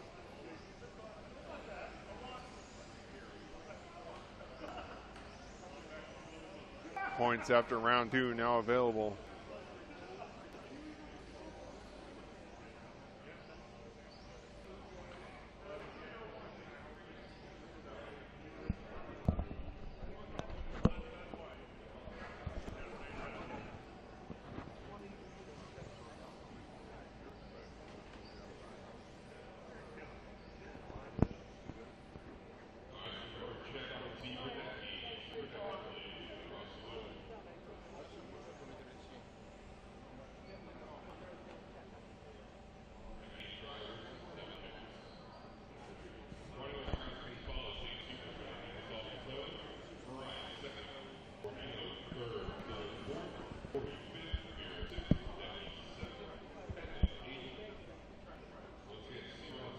Race number 3 drivers queued up at the end of the back straightaway. And Daniel Sieber will lead us by the line in car number 2.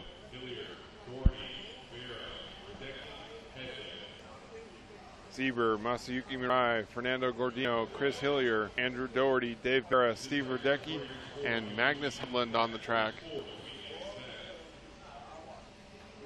So looking for Dave Duncan's TQ time from heat number 1, a 47.801.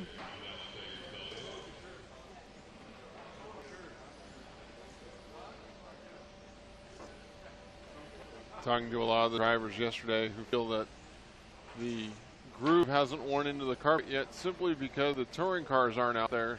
The four-wheel drive cars are a bit heavier, and just simply lay down more rubber and sauce on the track, which helps the groove form in. You can start to see it building up on the carpet, but unfortunately it doesn't seem that the grip has improved a whole lot from yesterday's practice. Of course, it also doesn't help that we only have 44 cars racing per round, as opposed to the hundreds at some of the larger races here in the United States. Masayuki Mirai on a 51-lap 8:08 pace, 3.5 laps faster than the current TQ time by Dave Duncan. So it looks like this is the end of the road for Duncan TQ time here in round number 3. Daniel Sieber running second, Fernando Gordino third, Dave Vera fourth, Magnus Hedlund fifth, Chris Hillier sixth, Andrew Doherty seventh, and Steve Radecki eighth.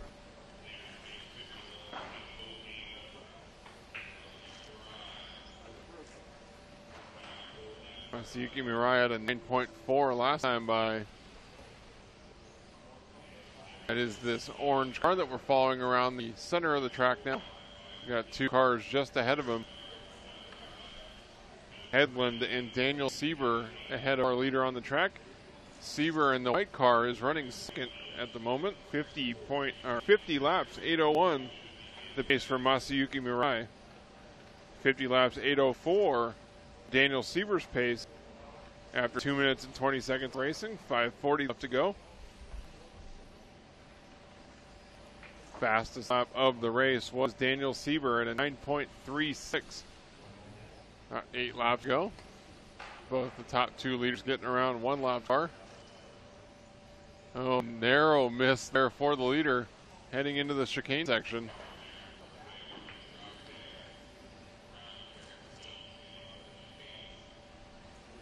Mirai continuing to chase Sieber around the track. Sieber was actually faster that time by 9.4 to Mirai's 9.6.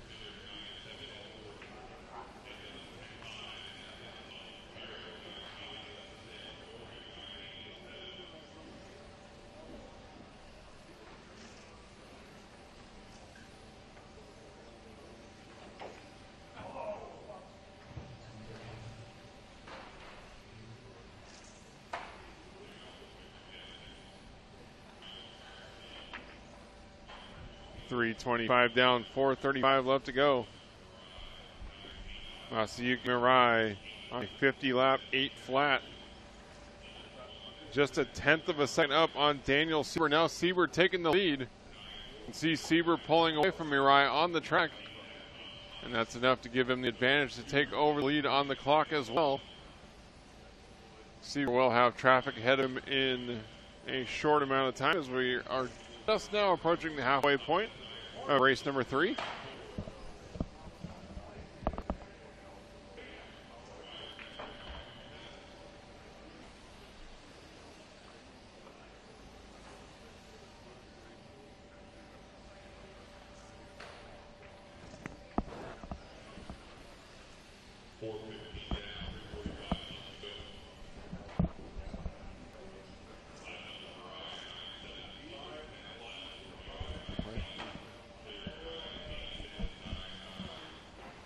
Down, 3:30 left to go. Masayuki Mirai on a 50-lap, 8 flat. Daniel Sieber was the leader. Queuing for replay into what happened to the poor guy heading through the center of the track.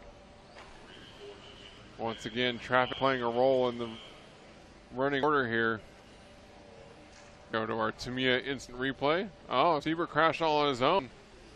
And the lap car behind had nowhere to go but to run straight into him, flipped him over. And the turn marshal running to save him, but the damage was done. Sieber knocked down to the second spot. Meanwhile, Masayuki Mirai had his fastest lap of the race. His personal best, just 7 laps ago, 9.33. Now on a 50 lap 8:01 pace.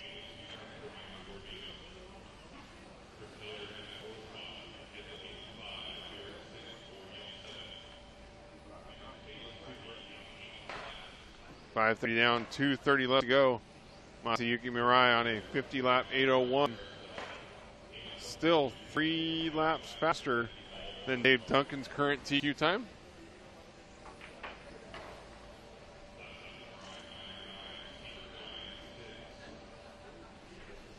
.550 down, 2:10 left on the clock. 9.8 last lap for Masayuki Mirai. Japanese driver looking to set a quick time here in the 4th round of qualifying.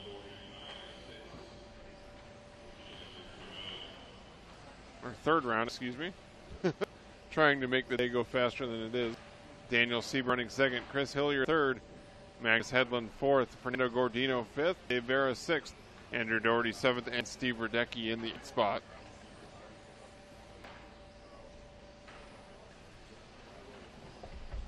Right, tiptoeing around the sweeper back in through the center of the track.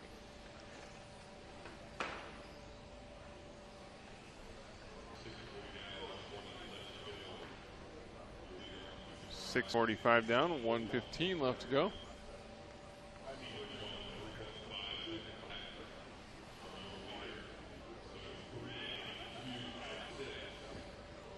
Heading into final minute, only the top 2 drivers on 50 lap runs. But it looks like all 7 cars that are currently on the track will go faster than Dave Duncan's TQ time.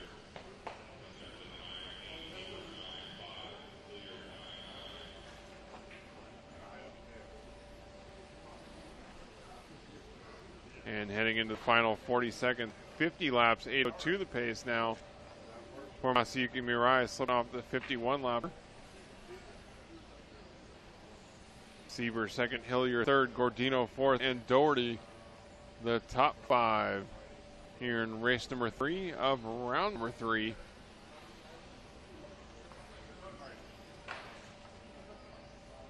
Mirai with 2 cars ahead of him. He'll catch them both. Coming by here for lap 48 with a 9.8. 1 car gets out of the way nicely. That was cleaner than we've seen all race long. And the master clock has expired, so these drivers will finish up their own individual 8-minute clock.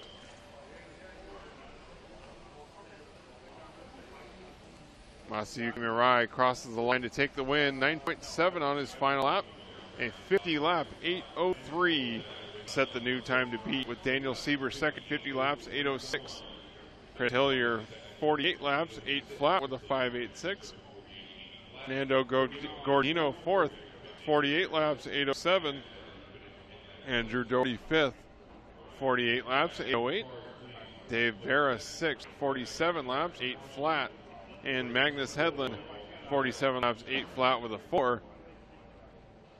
All 7 of those drivers who finished this race did beat Dave Duncan's TQ time, so Duncan will get shuffled down the qualifying order here in round number 3.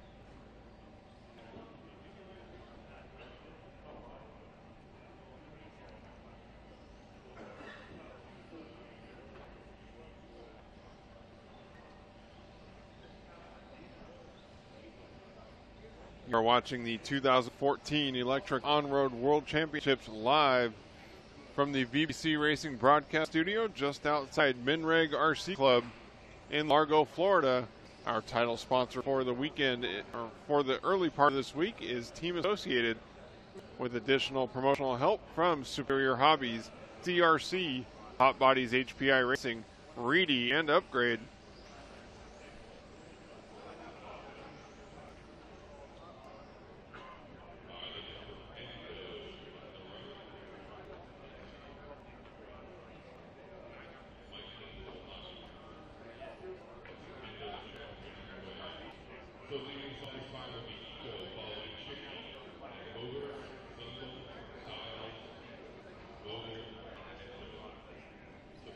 Coming up here in this heat, race number 4,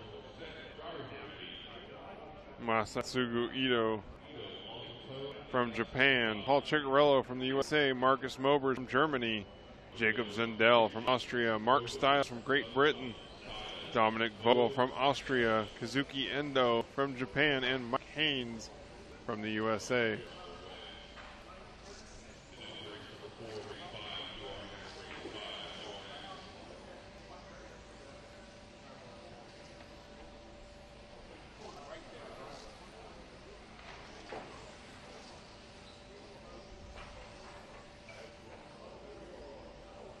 Race 4 on the track, and Masatsugu Ito with 2 top 10 runs in the first 2 rounds here in the C heat.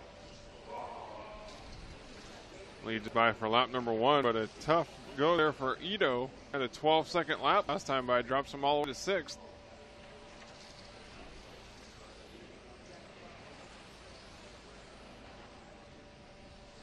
Marcus Mobers from Germany out front with a 9.1 last time by on a 52-lap 8:02 pace. Currently running 2 laps faster than Masayuki Mirai's current time to beat. Kazuki Endo second, Mark Stiles third, Jacob Zendel fourth, Paul Ciccarello fifth, Masatsugu Ito still trying to recover from that early mistake in 6th, and Dominic Vogel 7th. Tight 3-car battle here through the center of the track. Really difficult to give up a spot here in running order without hurting yourself, hurting your own lap time. Saw the white and purple car right here coming by the line. That was Kazuki Endo. Bounced off the pipe. Mark Stiles in the white and orange. Actually had that backwards. Allowed him to get back by. It's Marcus Mobers out front on a 52-lap 8:01 pace. New personal best for Jacob Zundel last time by 9.21. Backs up with a 9.27. Currently tied on the clock down to the 10th with Kazuki Endo in second.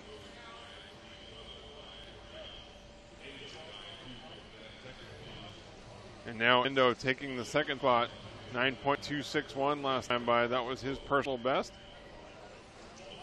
Backs up with a 9.3. He is just 1/10 of a second ahead of Jacob Zundel in the third spot. Zundel and Endo swapping positions every lap.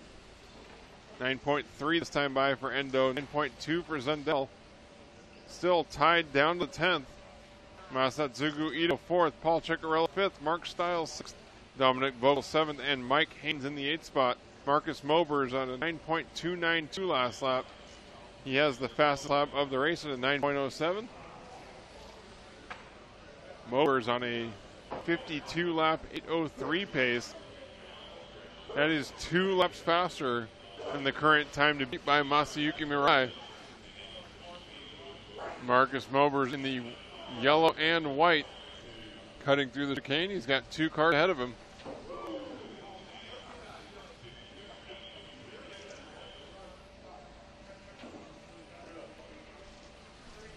Down the straightaway for another lap by the line.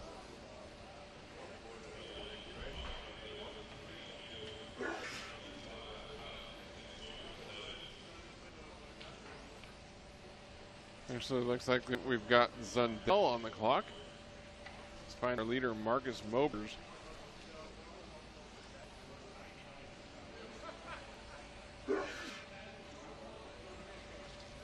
Masatsugu Ito moving up to second. Kazuki Endo with a 9.4, slip into the 4th spot. Ito now running third, Zundel second. Mobers looks like right ahead of Ito on the track. Marcus Mobers in the white, green, and black. Heading onto the straightaway, that tricky chicane.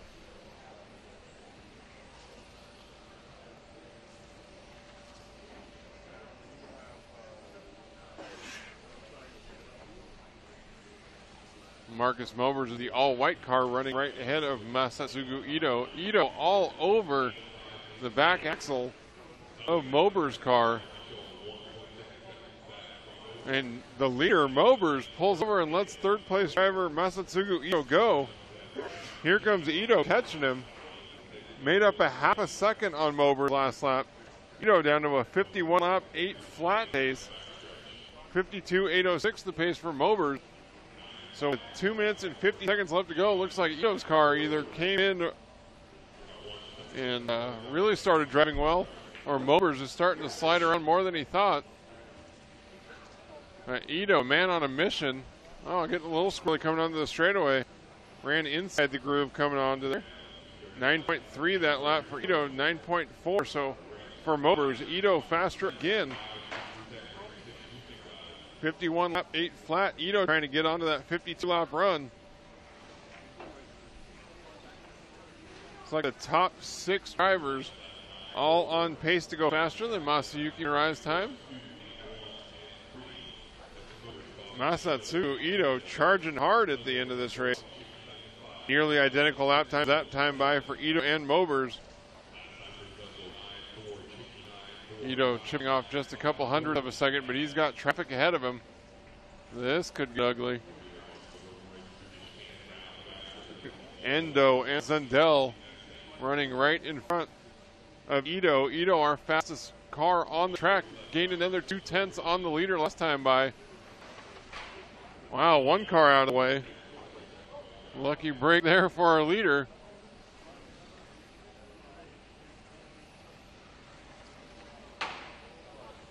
Ito chips off another couple of tenths from Mobers' time. They're separated by just 0.6 of a second with 1:20 left to go. So Masatsugu Ito having a strong run in the first 2 runs of this race. Slow start here in round number 3, but pouring it on here in the final couple of minutes. Through the chicane, he's got a couple more cars ahead of him. 7 minutes down, 1 minute to go. New personal best for Masatsugu Ito on lap 40. Oh man, a 9.09. Oh, and just as I said, he bounces off the pipe. It's a lucky bounce. Back on his wheels.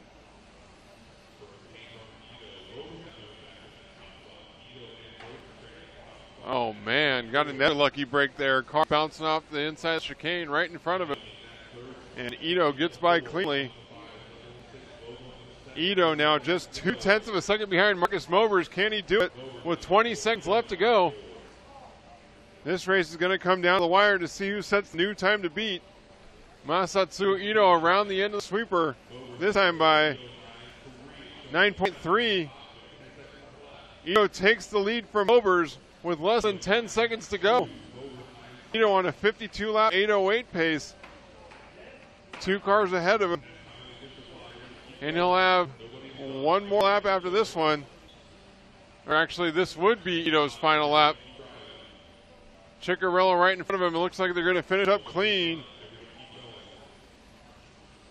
Mobers with a slow last lap, 10.17. Ito locks it down with a 9.384.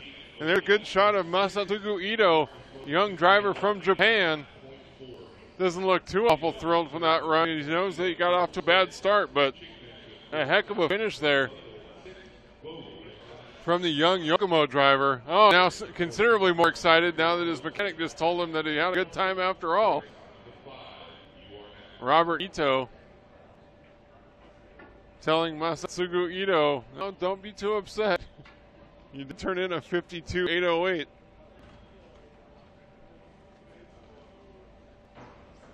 .808 would have been third fastest in the second round. So it looks like the track may actually be getting faster. Ito a full lap faster than he was last round. So either the track is improving or Ito simply had something figured out that run, got off to a rough start, and laid it down after that to chase down Marcus Mobers on the clock and leave him in the dust. Now we've got race number 5 checking in as we get into our fastest 2 heats after yesterday's practice resort. Toto Ibikoro from Japan will start us off here on lap number 1 with Former touring car world champion Andy Moore from Great Britain starting second. From France, it's Alexandre Laurent starting third. Canadian Kevin Hebert, the 2014 Roar 12-scale champion on carpet, starting in fourth. Josh Earl, the 2014 Roar 112-scale champion on asphalt, will start this race fifth. Rick Howard, the Reedy Motorman, in sixth. Paul Lemieux in seventh. And Juho Levonen from Finland will start eighth.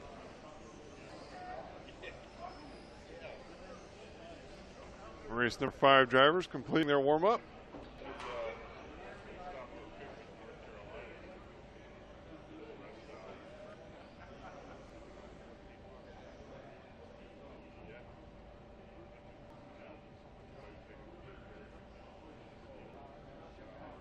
Masatsugu Ito had a 3 in round number 1 and a 10 in round number 2. And a very strong run here in round number 3. Every driver needs 3 good runs out of the 6 in order to lock themselves in the main event for tomorrow. Ito well on his way to an A main spot if he can keep it up.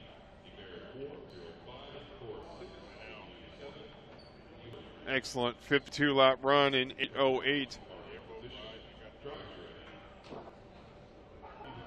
Last time by.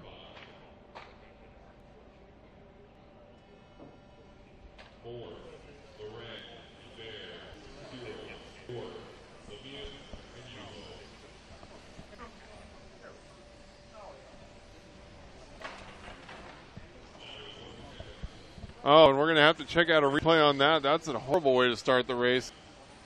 Not sure what car that was flying off the straightaway in the first corner. I believe that was Toto Ibikoro. As we queue up a Tamiya instant replay. Oh man, the catch fence actually worked that time. Alish from LRP standing in the danger zone, able to reach through the pipe. He hits the inside barrier and flips all the way out to the outside fence and dropped out of the race here. Probably tweaked the car or broke something. Toto Ibikoro with a rough start. Andy Moore, the former touring car world champion out front. Alexandre Laurent from France in second. Josh Sherrill third. Juho Levonen fourth. Rick Hort fifth. Paul Lemieux sixth. Kevin Hebert in seventh. And Ibikoro off the track. 120 down, 6:40 left to go. Looking for Masatsugu Ito's time, a 52.808. Andy Moore on a 53.808, so the track definitely getting faster now.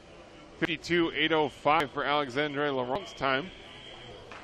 His pace after just 9 laps, 140 down, 6:20 left to go. Andy Moore's best lap back on lap number 2, 8 laps ago, a 9.05. Laurent running second. Josh Searle third. Juho Levonen fourth. Paul Lemieux up to fifth. Kevin Hebert sixth. Rick Howard seventh. And Toto Ibikoro in eighth.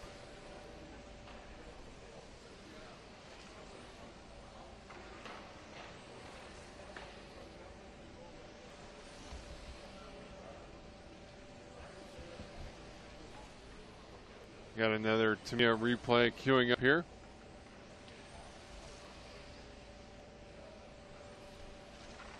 As we follow Andy Moore around the track, heading into the inner loop right in front of the driver's stand.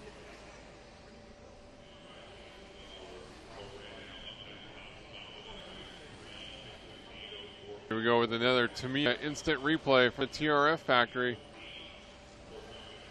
Wow. Andy Moore not even close to making that left-hand corner in the center of the track. Trying to turn that 90-degree corner into 245s and went absolutely flying. Paul Lemieux on camera right now, heading back into the center of the track. Lemieux running sixth. Struggling a bit here in the first 3 rounds. Of course, each driver's best 3 points counting toward the overall qualifying order, so he can certainly strap it together in the 4th, 5th, and 6th rounds and put it in the main event. Alexandre Laurent taking over the lead with 9.284 last time by on a 52.803 pace. The top two drivers on pace to break Masatsugu Ito's time.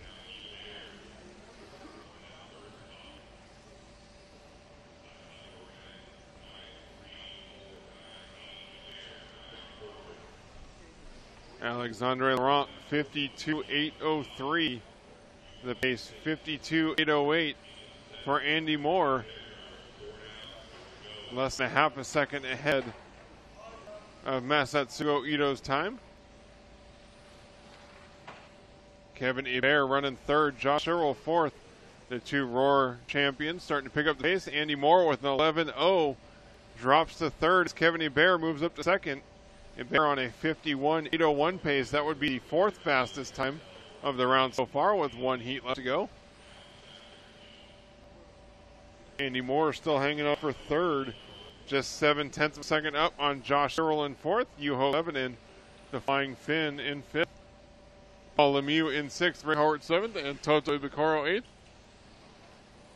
Kevin Hebert and Paul Lemieux, two of North America's fastest 12-scale drivers, work down the back straightaway.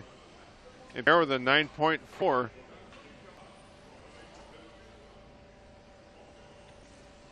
Hit by one car who flipped upside down. That was Juho Levonen who crashed, falling behind Kevin Hebert there as well. Hebert starting to catch up to Rick Howard on the track. Howard edging a track barrier in center and lets Hebert go. Alexandre Laurent on a 52.805. The only driver on pace to beat Masatsugu Ito's time. Hebert second, Cyril third on a 51.806. Rick Howard fourth on a 58.03 pace. Paul Lemieux fifth on a 58.04 pace. Slipping down 8.05 as he comes by right there with a 10.252. 5:50 down, 2:10 left to go. Alexandre Laurent in the yellow, blue, and white. All the way from France in the race lead. You can see people standing around on the track watching the live race results on Live RC Mobile on their phone. You too can follow along on a mobile device. Just go to m.liverc.com and select the World Championships. Bonus members can even watch video. 6:30 down, 1:30 left to go as we follow along with Laurent with an open track ahead of him. No one for at least 3 corners. Laurent's last lap at 9.656. This time by the line at 9.352. Picking up the pace now on a 52.806 pace. Running 2.6 seconds faster than the current TQ time set by Masatsugu Ito.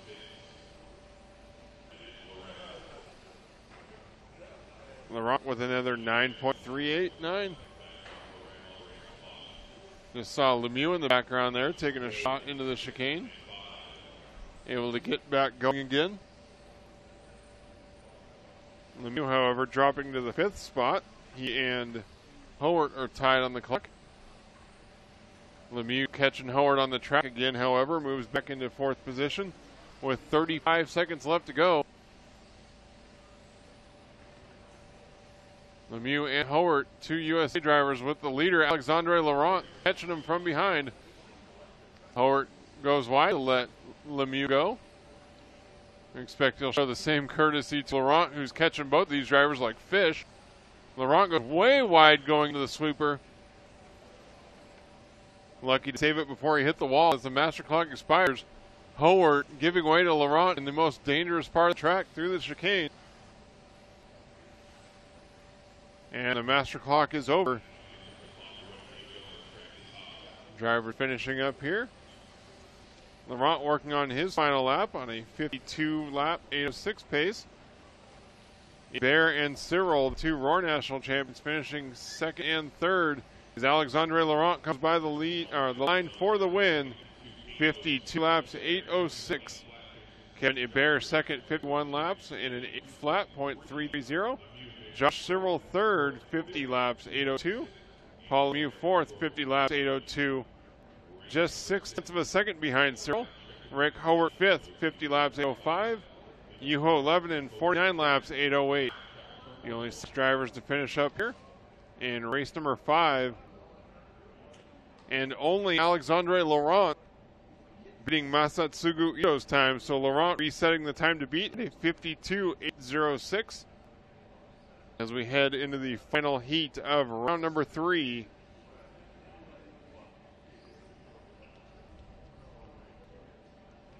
So with 1 heat left to go in this round, Masatsugu Ito, oh, that hasn't yet reset.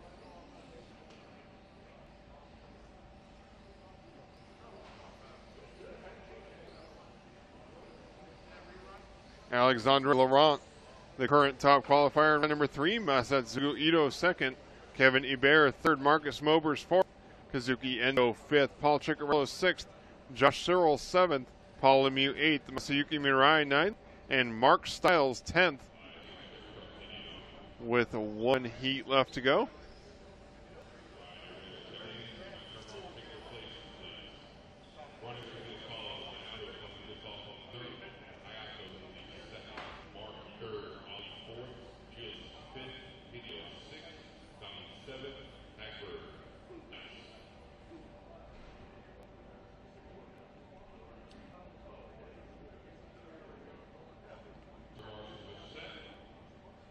Final heat of the round queued up and heading into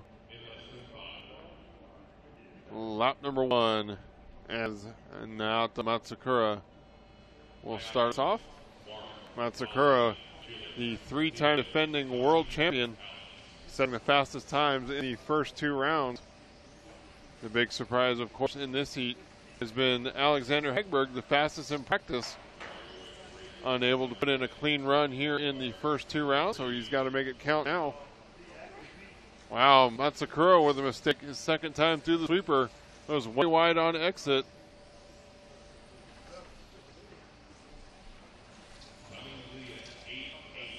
Donnie Leah, 8.836, backs up with an 8.884. The only U.S. driver to work his way into the final heat in practice, out front on 55 lap, 807. Nearly 3 laps faster than the DQ time from the last round. Mike Leah, who's won a NASCAR Craftsman Truck Series race, out front with Alexander Hagberg, putting it together so far here in the second round. Now Ollie Jeffries jumping to second. Hagberg dropping to 5th now. Matsukura back up to second. Jeffries third. Reinhardt fourth. Hagberg fifth. Groskamp sixth. Kitazawa seventh. And Ishioka eighth. Can anyone stop Naota Matsukura, the fastest driver in 12 scale for the last 7 years, looking for a world championship number 4 in a row. Currently tied for second most world championships in the class, with Tony Neisinger and David Spachette with 3 each. First, Masami Hirosaka with 5 world championships in 112 scale.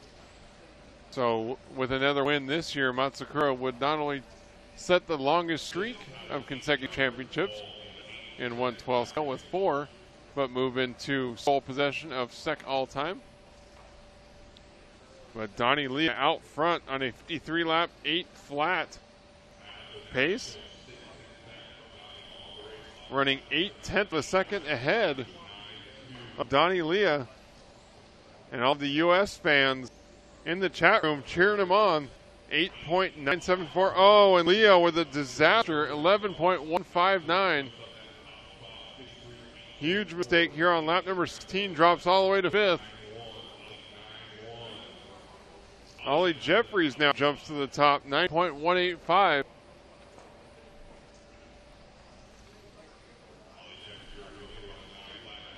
9.096 this time by for Ollie Jeffries.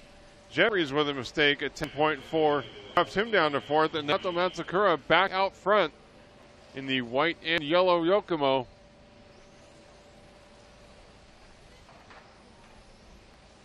.11 for Matsukura.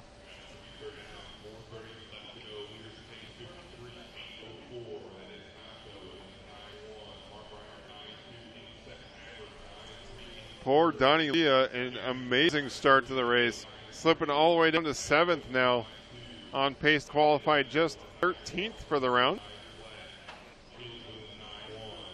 Hagberg and Kitazawa battling together on the track right in front of our leader Matsukura. Hagberg running 3rd overall right now. And man, Matsukura catching both of them. Kitazawa bumps the pipe coming onto the straightaway. Matsukura gives him a little up tap and gets onto the straightaway cleanly, even with that bump. A 9.6 last lap for Matsukura. Perhaps just as strong here in the 3rd round as ever. 4:25 down, 3:35 left to go.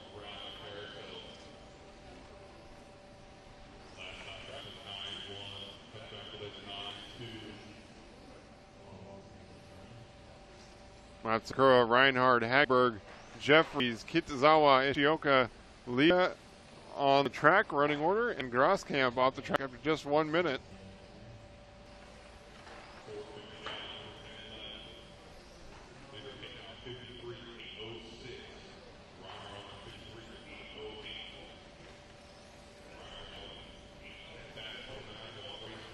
Reinhardt on the camera now, working through the center of the track. The 3-time touring car world champion, running in the 2nd spot now on a 53-lap 8:08 pace. Just 1.1 seconds behind the leader, Naoto Matsukura. Ollie Jeffries running 3rd. Hideo Kitazawa in 4th. Alexander Hagberg dropping to 5th. Hayato Ishioka 6th. Dominic Leah 7th. And Healy's Groskamp 8th. 5:35 down, 2:25 left to go. Reinhardt comes by here with a 9.3. Tied with Naoto Matsukura for the fast lap of the race, an 8.92.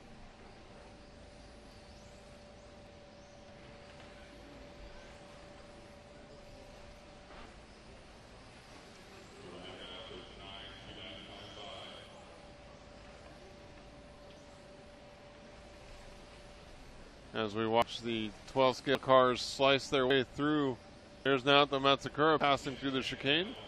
Kitazawa, Hagberg. Cars flush through there too fast to recognize their paint job. Even there's Matsukura again. 6:20 down, 1:40 left to go. Certainly a battle between the Japanese drivers and the Germans. The top 3 drivers at the moment, going faster than Alexandre Laurent's current TQ. Naoto Matsukura, 53-lap 8:08 pace.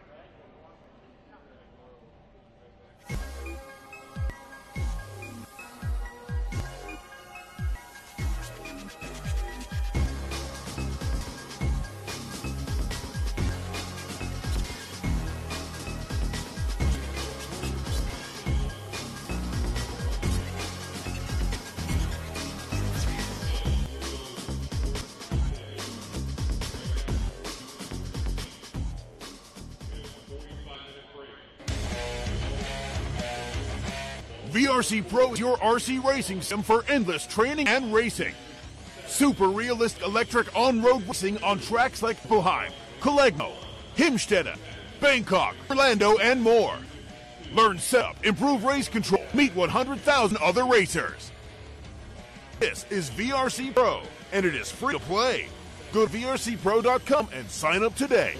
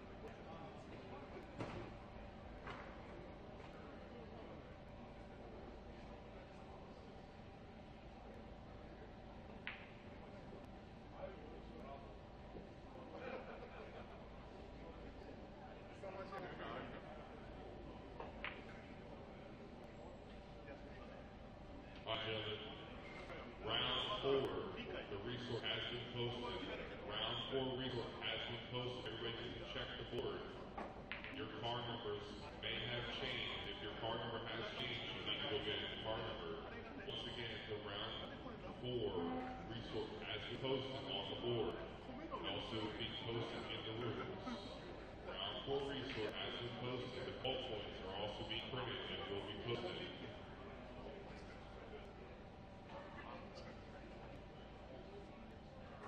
All points and resort have been posted on the board. We'll also bring the resort up into the rooms.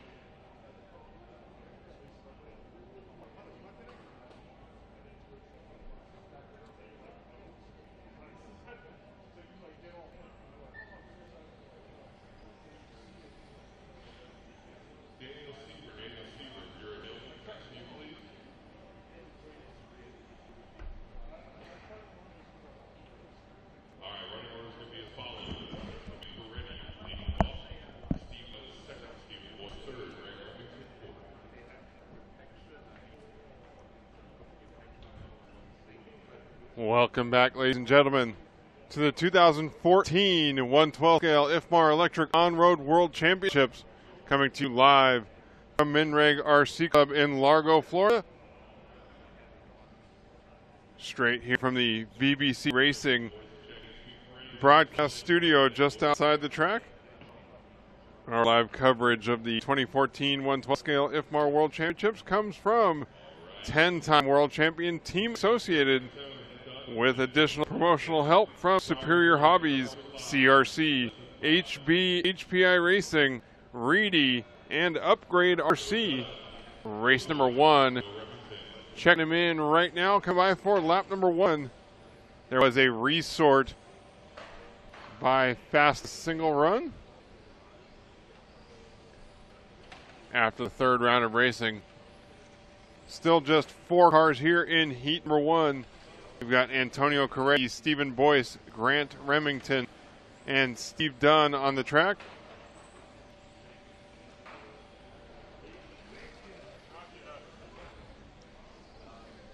We have a brand new heat order available on our website. Go to www.liverc.com, click on the most recent story.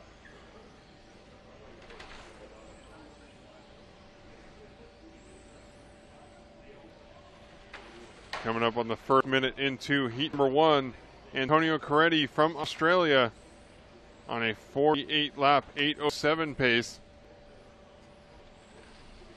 with Steve Dunn running second, Stephen Boyce third, and Grant Remington in the 4th position. You can check out full qualifying point order by clicking on the result tab below.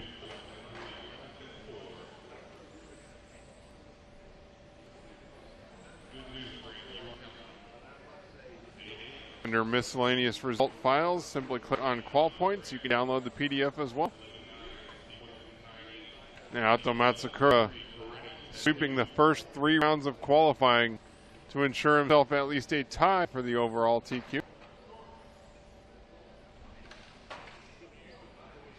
Following the leader, Antonio Corretti, he has a little bit of an issue there at the end of the straightaway, but with only 4 cars on the track, plenty of space. Make up more time into the straightaway.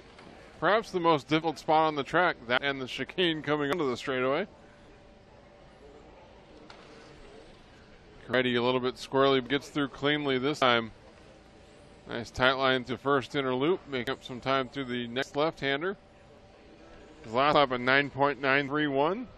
Oh, Corretti slipping to second now. Is actually Stephen Boyce with the 9.9, moving to top spot. That was Boyce's, tied for Boyce's fastest lap of the race, a 9.89. Steve Dunn down in the 3rd position at 9.66 as the best lap of the heat so far. 47.808 the pace for Stephen Best as the track condition, Stephen Boyce, excuse me, as the track conditions continue to improve. Now Ato Matsukura logging the first 53 lap run of the day in the 3rd round before the resort.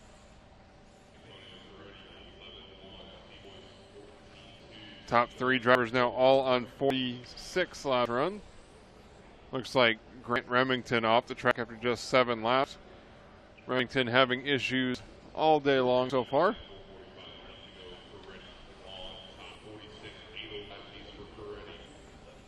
Antonio Corretti, last lap 10.678. His average lap so far has been a 10.5, so a bit off his normal pace throughout the run.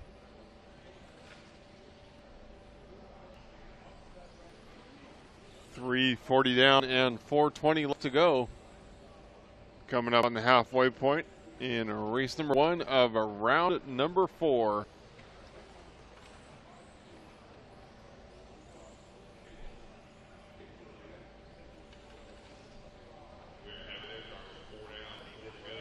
Following Stephen Boyce around the track in the white and black car. Down the straightaway, nice clean line through the chicane that lap. 10.14 this time. Here comes Boyce again. Getting around the chicane section. We'll check it out this lap as well on the VRC Pro Track Cam. He comes into the chicane section. Right, left, right, back onto the straightaway. This time by 10.031. 435 down, 325 left to go.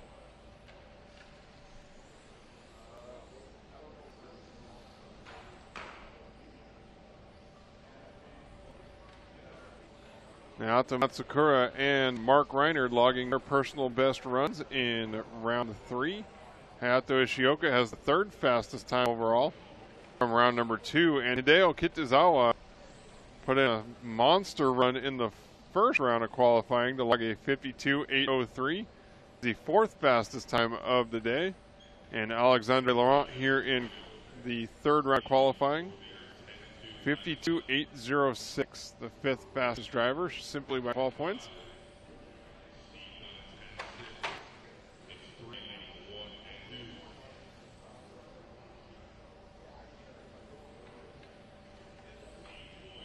.530 down, 2:30 left to go. Stephen Boyce out front on a 46.802 pace and a 10.998 last time by.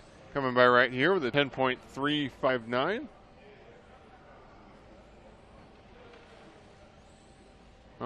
One car breaking down there in the first hairpin corner.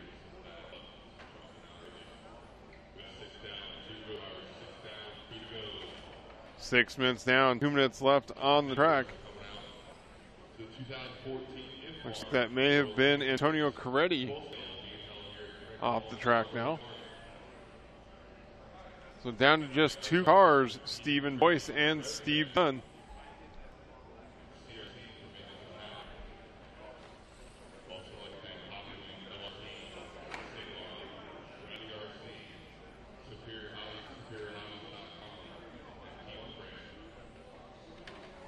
.630 down, 1:30 left to go.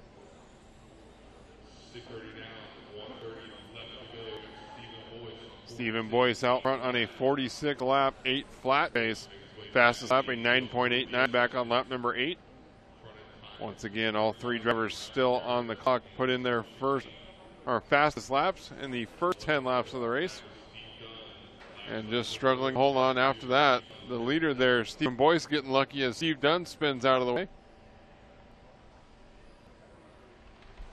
Into the protective barrier around the loop. You'll see there at the end of the straightaway, they've actually added a second track board barrier to protect the starting line. Most importantly, to prevent an issue like we saw in the end of the last round when a car crashed going through that corner and flipped out onto the straightaway and absolutely destroyed who was then the leader at the time.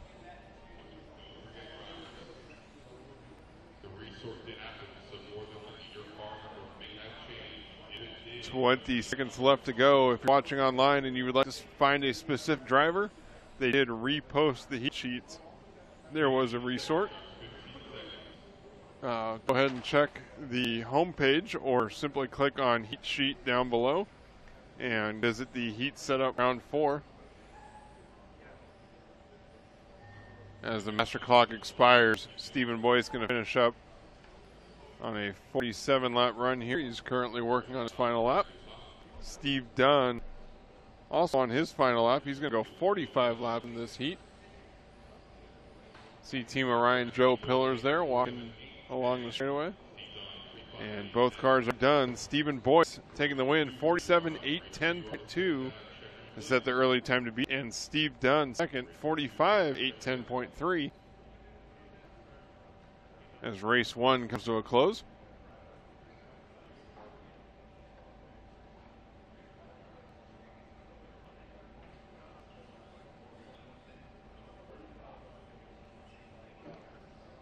You are watching the 2014 112 scale IFMAR Electric On-Road World Championships live from Minreg RC Club in Largo, Florida.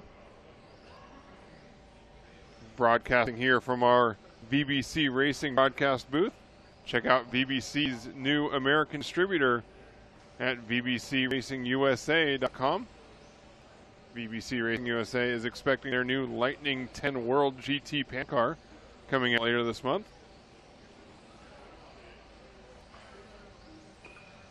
Our title sponsor for the 12 scale portion of this race is 10-time 12 scale world champion Team Associated, with additional promotional consideration from Superior Hobbies, CRC, HB, HPI Racing, Reedy, and Upgrade RC.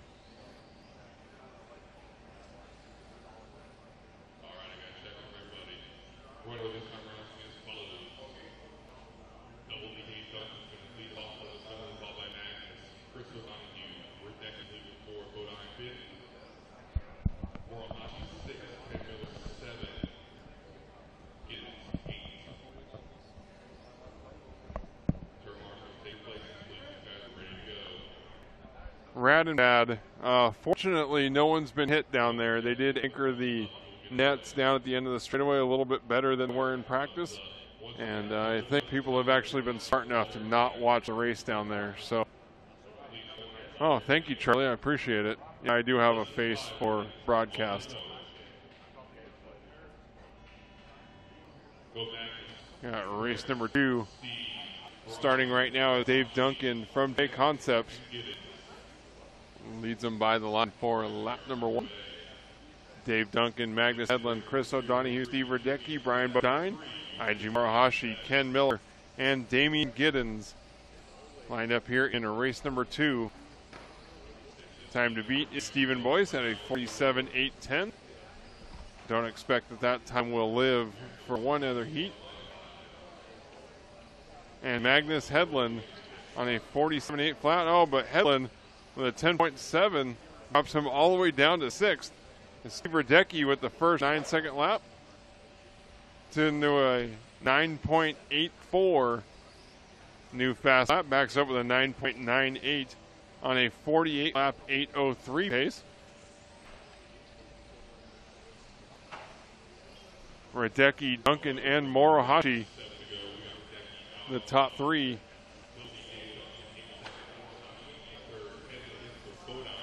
Steve Radecki at a 9.85 last time by the line.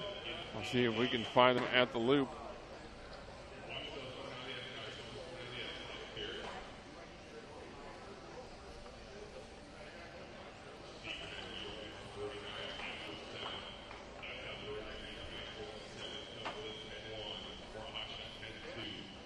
Oh, a near wreck there in the center of the track as the red and white car bounces off the track barrier.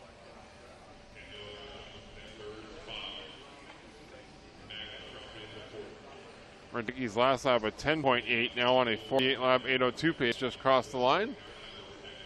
So Radecki working his way. Looks like he's part of a group there and working toward the chicane section. Here he comes by the line again, 10.031.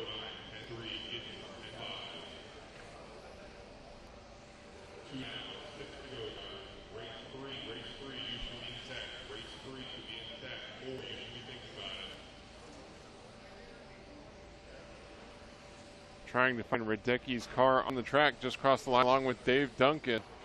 So there's a white car that's struggling to get around neon green, heading into the chicane.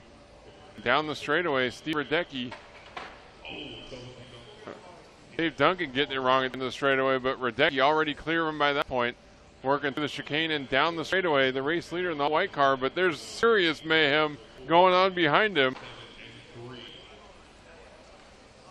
Duncan, Giddens, and Donahue bouncing off each other through the center of the track, working toward the chicane. And that got ugly.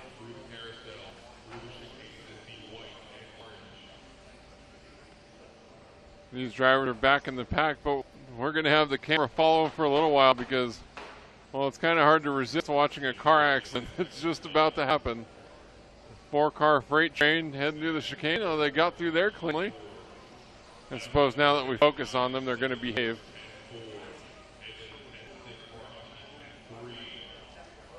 Oh, here it comes. No. Wow. Nice little pass from, I believe that was Ken Miller getting by Chris O'Donohue on the track.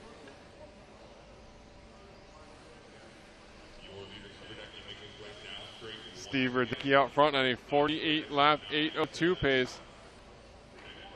Oh, a little bit of ping pong going on through the center of the track. Meanwhile, Steve Radecki trying to fight his way back through this traffic. Does so cleanly there, heading to the chicane. And down the straightaway, Radecki's last lap at 10.3, this time by 10.5. 48 laps, 8:03.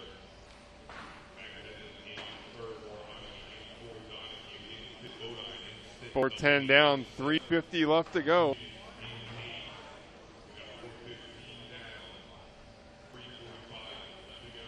Our expert cameraman, Bob Kendall, trying to find the mayhem on the track, but it keeps clearing up just in time for him to point the camera at it. Meanwhile, Steve Radecki won the 12.4 last time by trying to hang on to that 48 lap run. And a 48.807 in the white car heading down the straightaway. Catching up to Dave Duncan once again. We've seen this before. Duncan going a little wide in the sweeper this time. Radecki getting by cleanly. This lap a 9.847 for Radecki. Close to his best lap of a 9.76. Just past the 5-minute mark. 5 down, 2:55 left to go. White and orange for Steve Radecki down the straightaway. Another 9.8. So Radecki's car getting faster as the race goes on. 5:20 down, 2:40 left to go.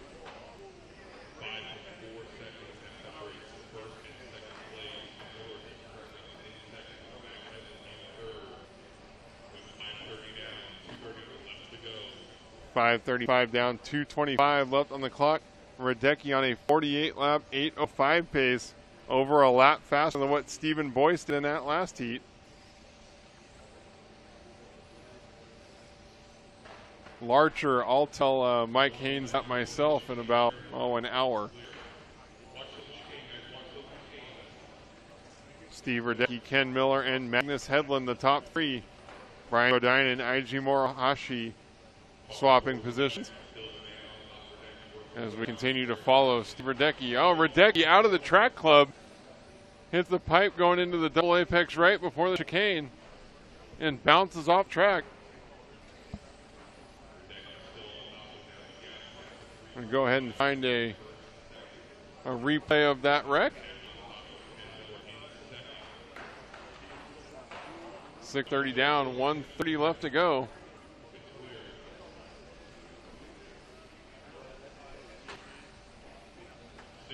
And here's a replay of that mistake from the leader. Radecki hits the pipe on the inside, flips out, bounces off the outside, and lands on his wheels, but unfortunately outside the racing surface. 6:50 down, 1:10 left to go.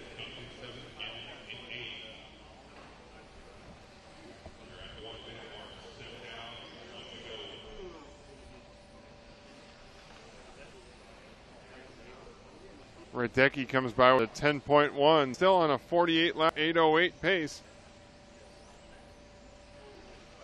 With Magnus Hedlund in second. Ken Miller third, Chris O'Donoghue fourth, Eiji Morohashi fifth, Brian Bodine sixth, Dave Duncan seventh, and Damian Giddens in the eighth spot. 30 seconds, 30 seconds. Top three, Radecki, Hedlund, and Miller. That's 4, 2, and 7.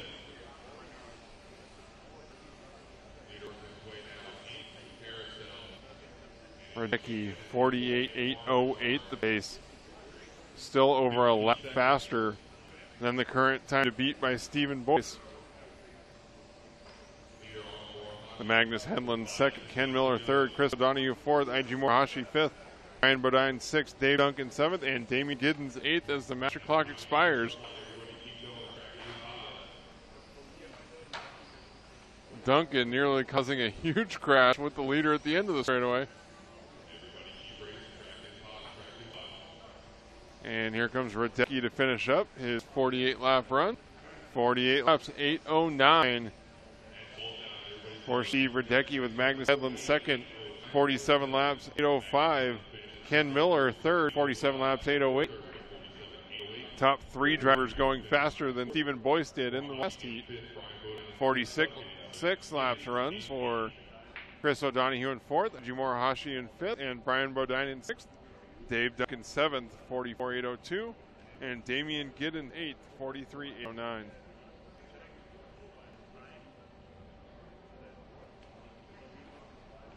Race number 3 coming up next. Right back to track turn marshal. Race number 3 is going to check in, please. In this heat, we've got Daniel Siebler from Germany, Dominic Vogel from Austria, David Arnold, Chris Hillier, Fernando Gordino, Michael Wise, Andrew Doty, and Dave Vera, all from the USA. Third fastest of the 6 groups after 3 rounds of qualifying.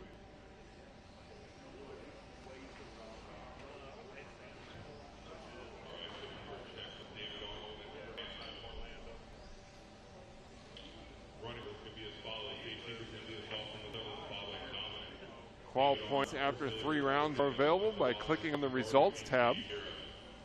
Under the Miscellaneous Result Files header, you'll see Round 1, Round 2, and Round 3 overall, which shows the fastest times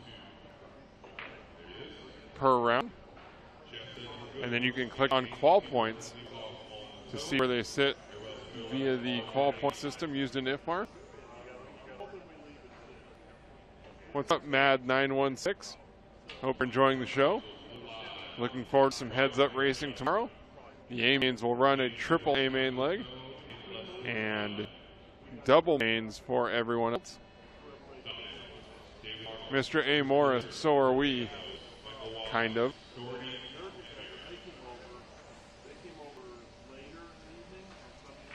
Race number 3 now on the clock, and Daniel Siebler leads us by for lap number 1.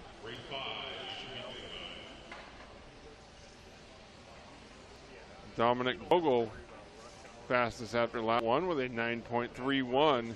Looking for Steve Radecki's TQ time of a 48.809.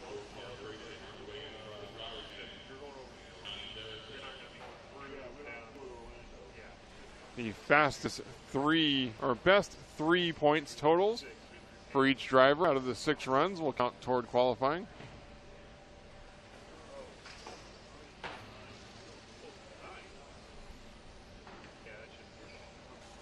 One minute down and 7 minutes left to go. Dominic Vogel out front also has the fastest lap of the heat so far at 9.24. Last lap backed it up with a 9.369. He's on a 51 lap 8 flat pace, so flirting with 52. Gosh, that makes it sound like he's raiding a nursing home. Daniel Siebler bringing the 2nd spot. David Arnold 3rd. Dave Vera moving up 4th. Chris Hillier 5th.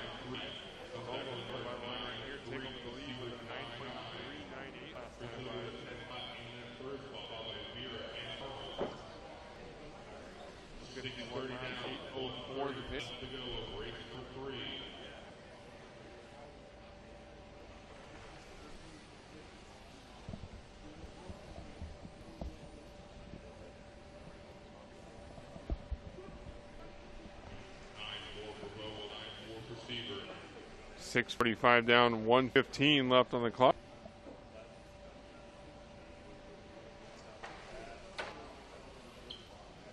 Vogel coming by the line right there for hit to complete his 43rd lap. 51.803 the pace.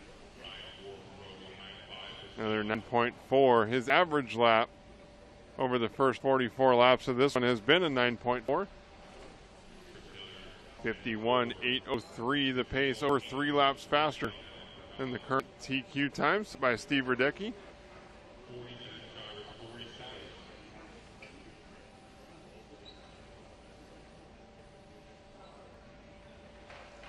.30 seconds left to go.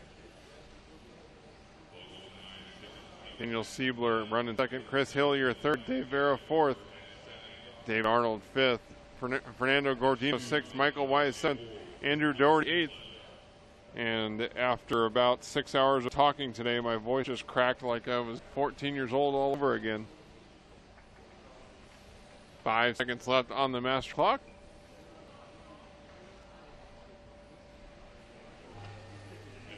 Master clock has expired. Vogel and Sieber still on 51 lap runs.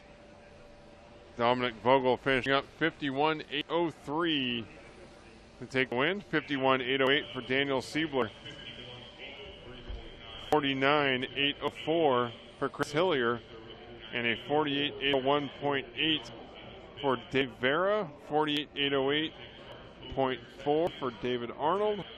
Top 5 drivers, the only 5 to finish, all go faster than Steve Radecki's time from the last heat.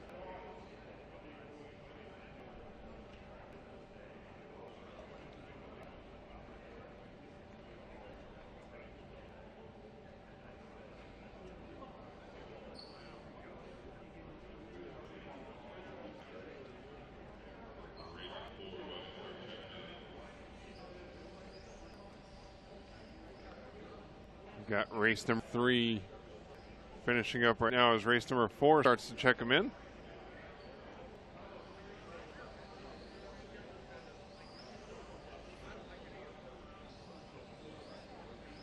Race 4 is Paul Piccirillo, Josh Cyril, Rick Howard, Paul Lemieux. 4 USA drivers in a row. Masayuki Mirai, Japanese driver, will start 5th. Mike Haynes, another USA driver, in 6th. Mark Stiles, the British champion, in 7th. And from Austria, Jacob Zundel will start 8th.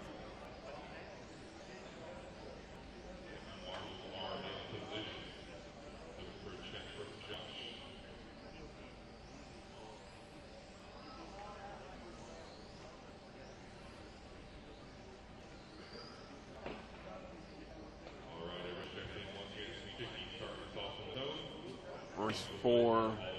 Staging now at the beginning of the straightaway. Paul Piccirillo will start us off here with lap number 1. Orange car over there zigzagging around trying to scrub the tires in. Either that or he was a cat chasing his tail.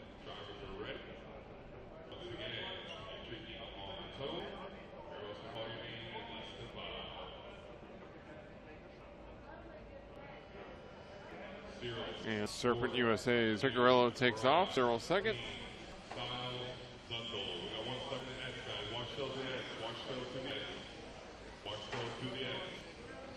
Big trouble already through the S-turn section in the first lap.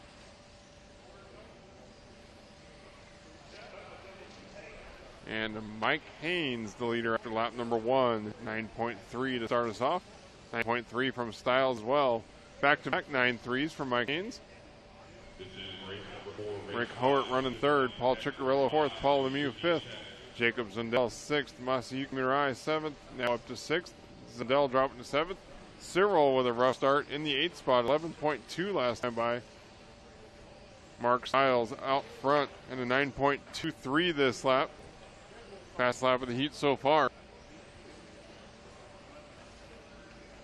Now Haynes to the lead with a 9.3, picking up a half a second on Stiles.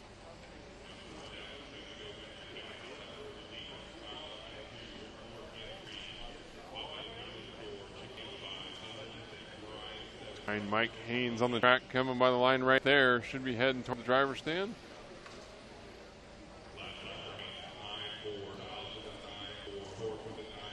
Mark Stiles now back out front. Nope, that is Mike Haynes.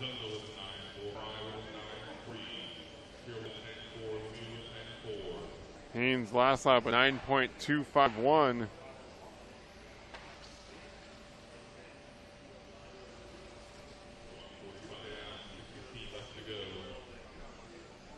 Mike Haynes from the USA still has a shot at moving way up the qualifying order after all.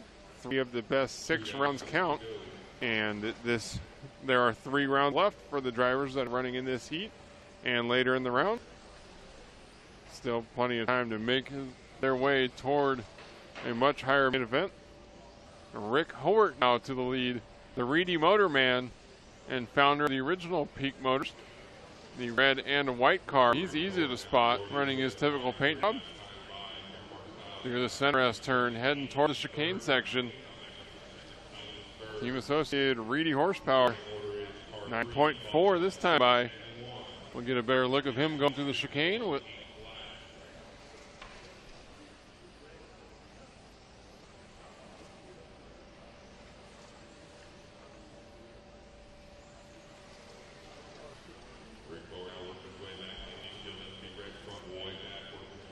Here comes Howard again. There we go. Zoom through the chicane section. 9.6 this time by. Check out the new banner in rotation, the bottom left corner. HPI Racing, one of our wonderful supporting sponsors for this year's coverage. The 2014 IFMAR Electric On-Road World Championship.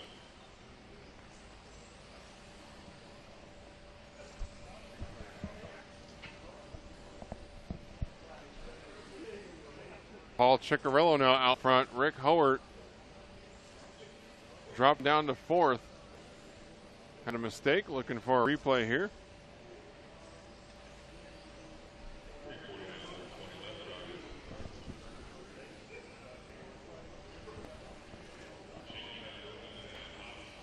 Paul Ciccarello on a 51 lap 8:02 as we go to our Tamiya instant replay.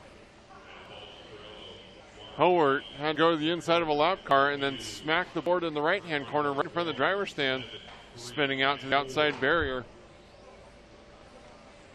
And that's what knocked him out of the lead, put Serpent USA's Paul Ciccarello to the top spot, now on a 51 lap 8:02 pace. Mark Stiles, the British champion, second. Hort recovering for third. Paul Lemieux fourth. Mike Haynes, the early leader, dropping to 5th. Masayuki Mirai 6th. Jacob Zindel 7th. And Josh Searle off track early.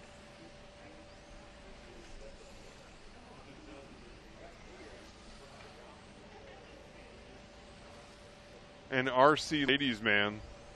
That's an oxymoron.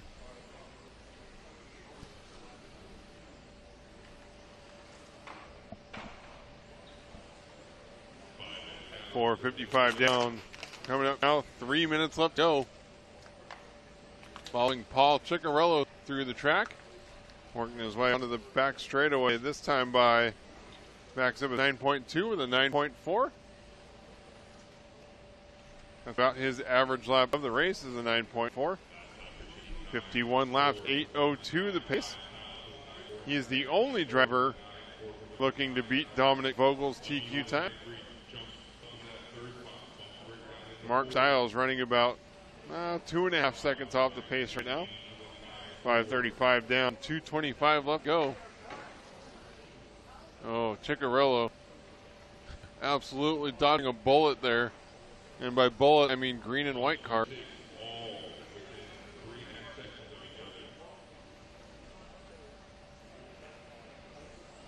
.5 last time by for Ciccarello. Backs it up here with a 9.474. Running about his average speed. Still working on that 51 lap 8:02 pace. Now about 1.8 seconds faster. Ciccarello here with a 9.6. slipping further into the clutches of Dominic Vogel's current top qualifying time. Paul Chicka what? Chicka, yeah! Channeling my inner McLovin.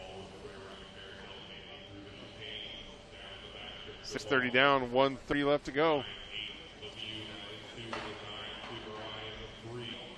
Replay. Oh man, Paul Ciccarello, huge disaster in front of the driver's stand. Joins the out of the track club. Looks like the car may not be right. I'll have to get a look at that. Ciccarello drops all the way down to the 5th spot.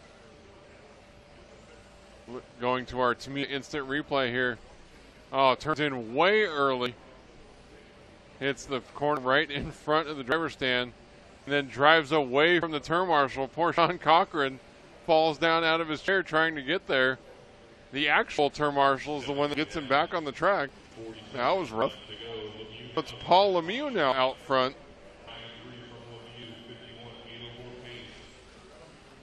9.374 last time by 51.804 the pace. That is just about a 1/10 of a second slower than Dominic Vogel's current TQ time. 9.3 here for Lemieux. Better than his average.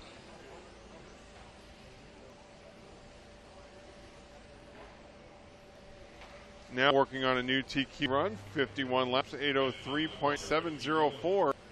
Lemieux come by with a 9.5 as we follow him around the track. The master clock has expired. Lemieux done with a 51 lap, 803. Take the win and set the new time to beat. He's the only one to beat Dominic Vogel's time as Jacob Zundell finishes second with a 51 laps, 807. Masayuki Mirai, 51 laps, 809. Paul Ciccarello, fourth, 50 laps, 8 flat after that disaster in front of the driver's stand. Mark Stiles finishes fifth for the heat, 50 laps, 8 flat, .483, losing out to Ciccarello by just a couple hundredths of a second. Mike Haynes finishes sixth for the round, or for the heat, 50 laps, 804, and 50 laps, 805 for Rick Howard, slipping to seventh. Race number 4 just finishing up, getting into our 2 fastest heats. We're out there searching for parts that apparently flew off of Ciccarello's car. Aren't a whole lot of things bolted to a 12 scale, so kind of wondering what could have possibly broke off of it.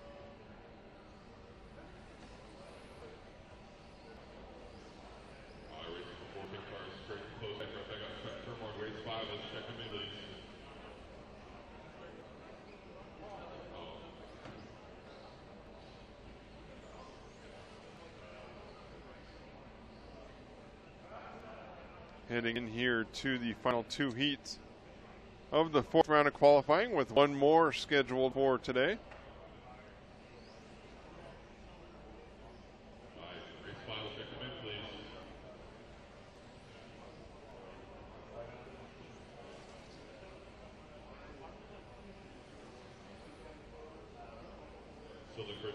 Kevin Bear, the current Roar national champion. A Canadian winning another new U.S. national title.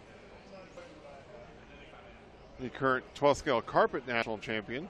Achilles Grosskamp will start second. Marcus Mobers from Germany in third. Andy Moore will line up fourth. Dominic Leah, the top American after 3 rounds of qualifying, will start fifth.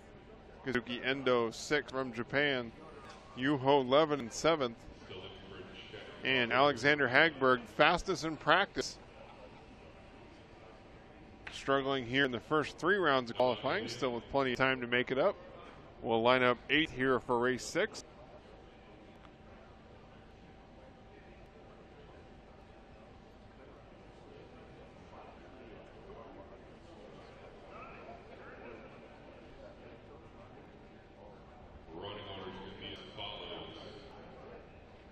You are watching the 2014 IFMAR 112 scale on-road electric world championships.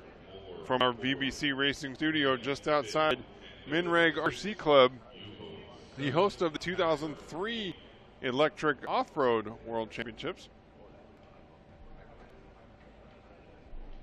Our coverage brought to you by title sponsor Team Associated, along with Superior Hobbies, CRC, HB, HPI Racing, Reedy, and Upgrade RC.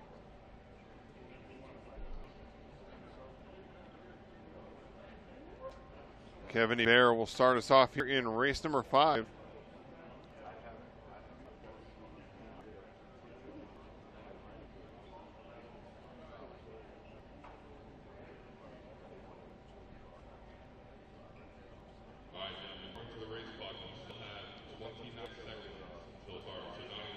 Cars getting staged here for race number 5. The official timing system for this year's Electric On-Road World Championships is Live Time, our brand new scoring engine software. There's a shot of the Live Time scoring kiosk we've been taking to races now for quite a while that racers can use to quickly scan a QR code and find their own laps.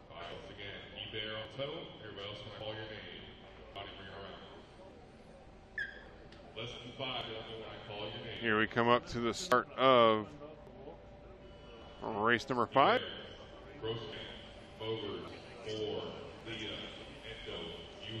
And the cars take the clock.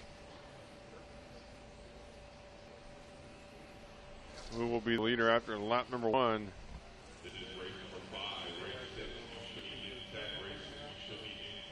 And Andy Moore, now Kevin Bear to the top, the 9.056. Andy Moore, the first driver to drop into the 8s, 8.949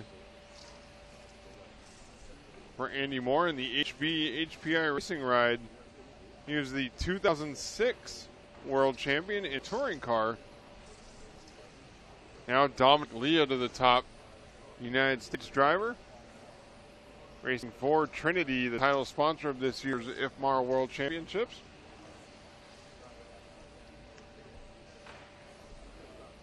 Leah had the chance to race a NASCAR Nationwide Series event, and he's actually won a NASCAR Craftsman Truck Series race.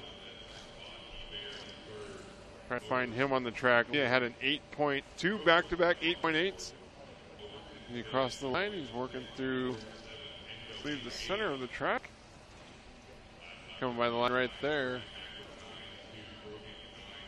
I believe that's the white and orange car coming on the straightaway right now. Nope, not quite him yet either, I don't believe. 8.9 again. Dominic Leah's average lap, 9.0. 145 down, 6:15 left to go. Leah out front, 9.057 this time by 54 laps, 8:07 the pace.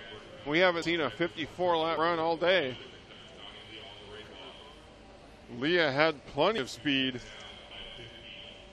Coming by the line right there, I believe the white car heading away from the driver's stand into the chicane. Down straightaway.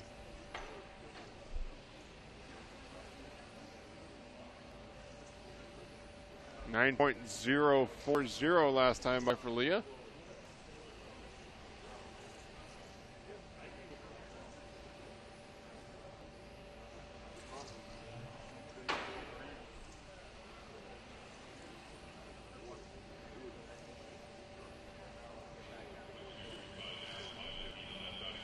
Dominic Leah, I believe Leah might be the yellow car.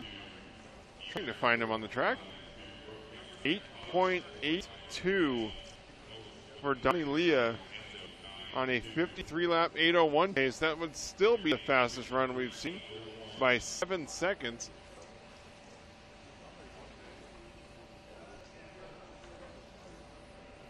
.310 down, 4:50 left to go.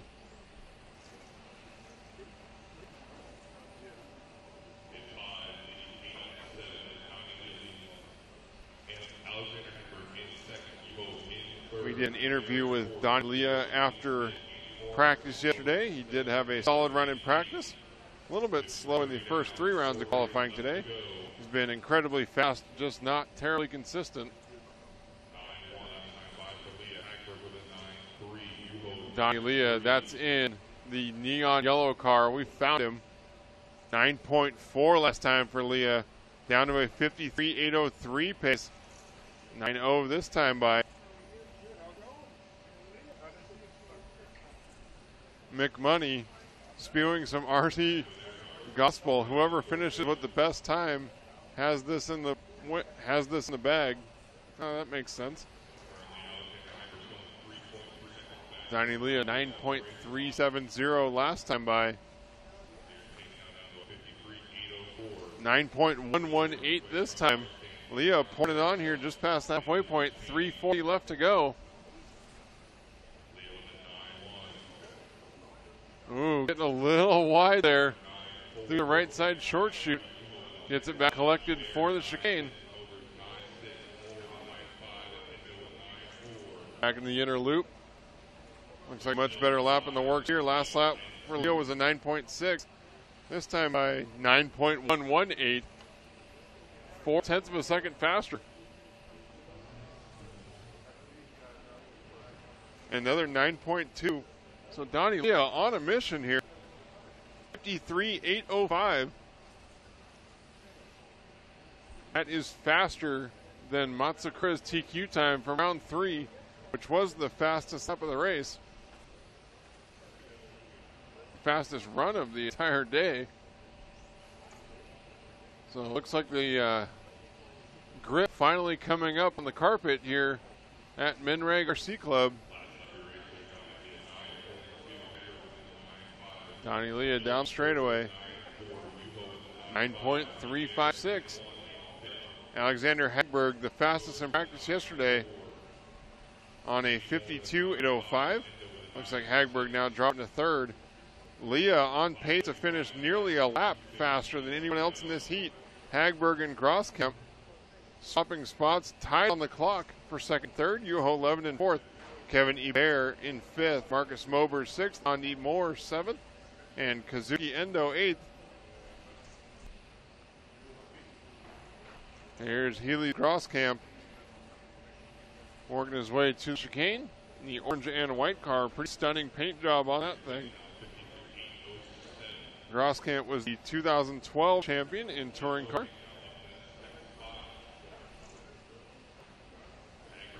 .3 last time by Leah, slightly slower than his average. Still on a 53 lap 807 pace. Still on a new track record here for the IFMAR 12 scale worlds. 6:35 down, 1:25 left to go. Can he hold on? I had a chance to talk to him a bit before this round began. He said that he felt his car had the speed and that he didn't need to make any changes to it. Simply needed to just drive the entire 8 minutes clean. And here he's coming up on a bit of traffic. We've seen that absolutely ruin races for several drivers.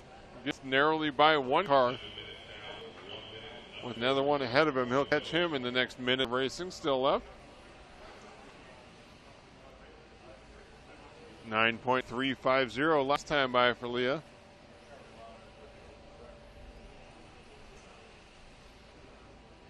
.466 this time. Slowing down a bit from his average. Still on a 53 lap 809 run. Still a new track record by 0.8 of a second with 30 seconds left to go.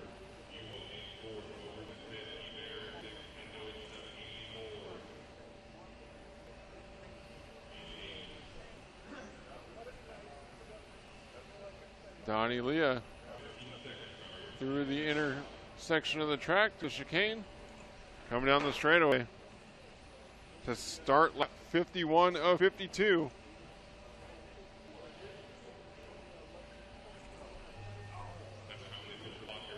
.7 on lap 51 for Donnie Leah. Getting by for a 52 lapper. 51.8 flat. Groskamp caught at the line. Dominic Leah's done. 52.801.989. So losing out on that 33 lap run, but an excellent fourth qualifier here for Donnie Leah. Set the time to beat with just one heat left to go in round number 4. Healy's Groskamp finishes second, 51 laps, 8 flat, .077. 51 laps, 8 flat, .863 for Alexander Hagberg finishes third. Yuho Levin fourth, 51.803.342. 51.803.513 for Marcus Mobers. 51.804.117 for Kevin Bear in sixth. Kazuki Endo 51.807.426. And Andy Moore finishes up in the 8th spot.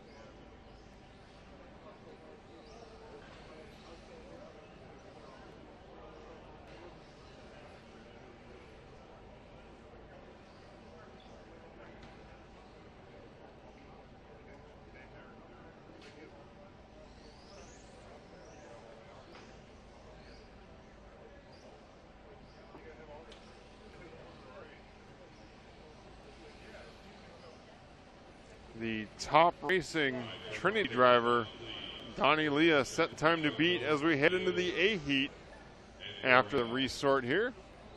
Now Matsukura, Mark Reinhardt, Ayato Ishioka, Hideo Kitazawa, Masatsugu Ito, Alexandre Laurent, Ali Jeffries, and Toto Idokoro.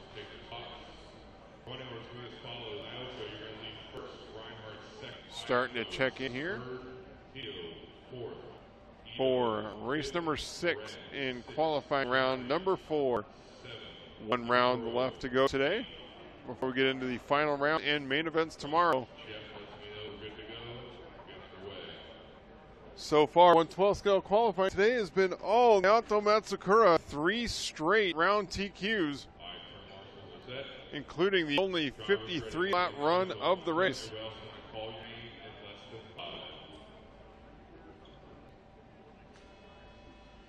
You are watching the 2014 IFMAR 112 scale electric on-road World Championships, brought to you from the VBC Racing broadcast studio just outside Midreg RC Club in Largo, Florida. Brought to you by Team Associated, with additional sponsorship from Superior Hobbies, CRC, HB, HPI Racing, Reedy, and Upgrade RC. As we get underway here with race number 6, and Naoto Matsukura starts off with a 9.01 here on lap 3 on a 53 lap 802 pace early on. He has the current track record at a 53.809. Mark Reinhardt running second. Ayato Ishioka, the Japanese national champion, running third. Ali Jeffries in fourth. Masatsugu Ito. Now, Toto Ibukuro up to fourth, Ito to fifth. Ali Jeffries dropping to sixth, Hideo Kitazawa seventh, and Alexandre Laurent running eighth.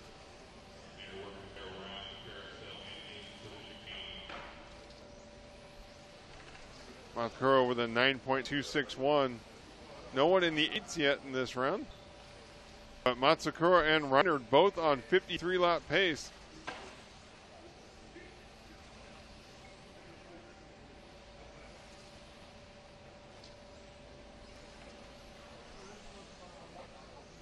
.121 this time by for Matsukura, 9.199 for Reinhardt. Looking to beat Donnie Leah's 52 lap 801, the current time beat. Right now the top two drivers, Matsukura and Reinhardt, on pace to beat it, but Reinhardt now slipping to a 52 lap 801, only barely ahead of Leah's finishing time. Can Naoto wrap this up and guarantee himself TQ honors and the front spot on the grid as he goes for 4 in a row? The white and yellow, orangish yellow Yokomo working through the center of the track. A couple of cars right ahead of him. 2:30 down, 5:30 left to go. Let's catch the traffic coming in through the chicane on the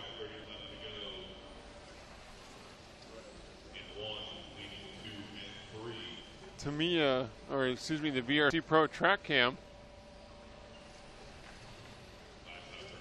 Matsukura drifts a little wide, but gets the inside of the lap car right ahead of him.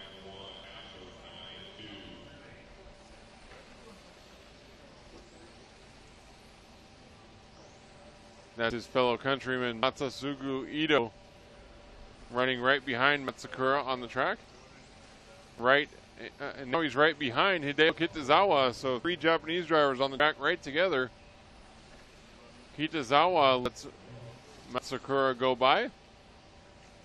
Now have to work into the sweeper and onto the straightaway this lap. 9.07 last time by, 9.06 this time by.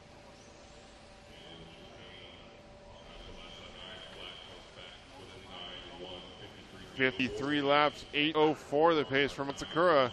Mark Reinhardt back on a 53 lap, 8:09 pace. 350 down, coming up on the halfway mark. Matsukura down the straightaway. 9.17 last time, 9.11 this time. Right around his average lap of a 9.1.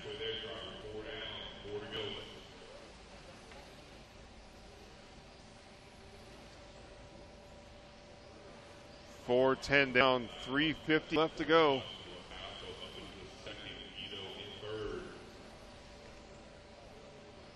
Hayato Matsukura down the straightaway, 9.2, recovering from his 9.4 rough lap before that. But his average lap at 9.1. Needs to keep it up if he wants to beat his time from the last round at 53.89. Matsukura is the only driver on pace to beat Leah's TQ time, as Mark Reiner dropping all the way to 5th.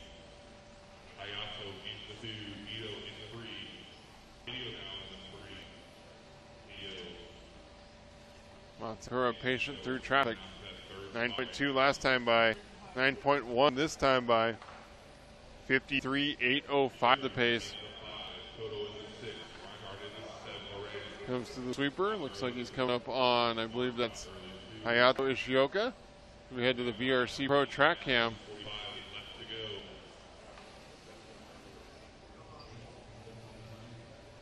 And here we are again, VRC Pro track cam, watching 3 cars zigzag through the chicane. Ishioka running second, so he doesn't want to give up too much ground, but he lets the leader go by. That was battle for the JMRCA Japanese National Championship earlier this year. Ishioka with a bit of a mistake, and Hayato Matsukura simply drives away. 53.806 the pace. So it looks like Donnie Leah might hold on for a 2 spot this round. That would help his point significantly. He would have a 2, an 8, and a 9 instead of an 8 and 2 9s.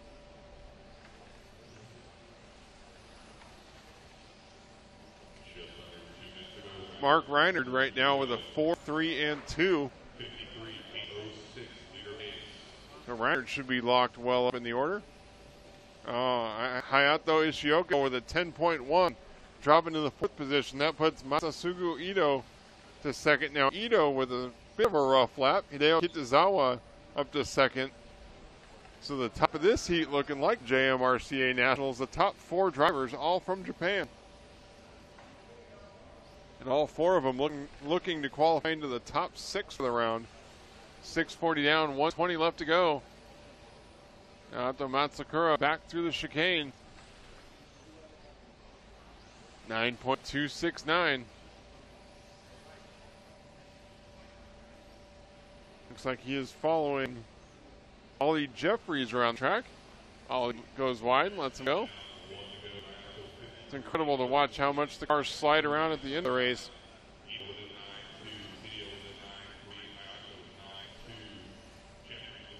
Matsukura's pace slips up to a 53.806.742.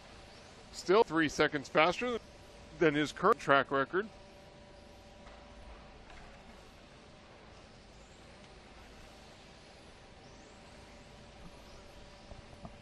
Matsukura back through the chicane with 25 seconds left to go.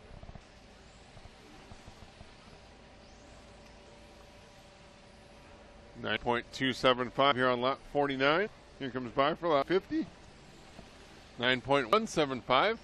We'll catch him going through the chicane once again on the VRC Pro track cam. 5 seconds left. Should make it by for a 53 lap run. And he does, another 53 lapper. So Naoto Matsukura is the top qualifier for 2014 112 scale electric on-road world championships. 53.807.1 breaks his old track record by 2.7 seconds. Matsusugu Ito finishes second in this heat. 52.806 will qualify third for the round. Donnie Leah hanging on for two. 52.801.989. Incredible run for the American. Heo Kitazawa finishes third in this round, or in this race, fourth for the round. 52.807. Hayato Ishioka fourth in this race. 51.802. Ollie Jeffries fifth in this heat. 51.805. And Toto Ibikoro 51.806. Finished sixth for the heat.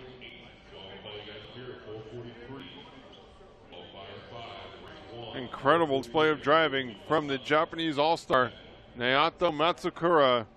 We'll post out fall points here in just a few minutes. Get verified, get the puzzle, let you know when to do that.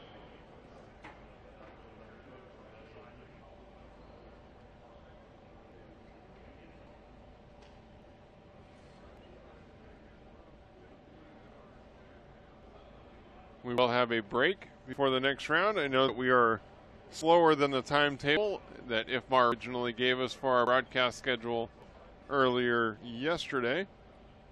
But as soon as we hear the start time for the fifth round of qualifying, we will let you know.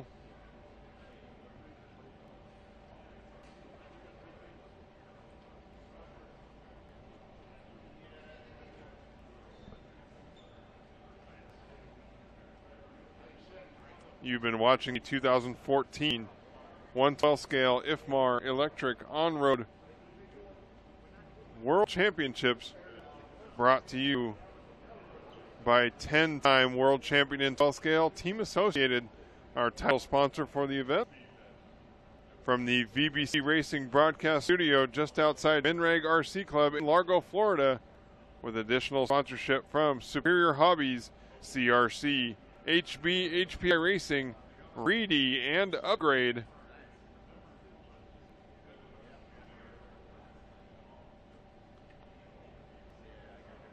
We are going to take a short break, and we'll be back with round number 5.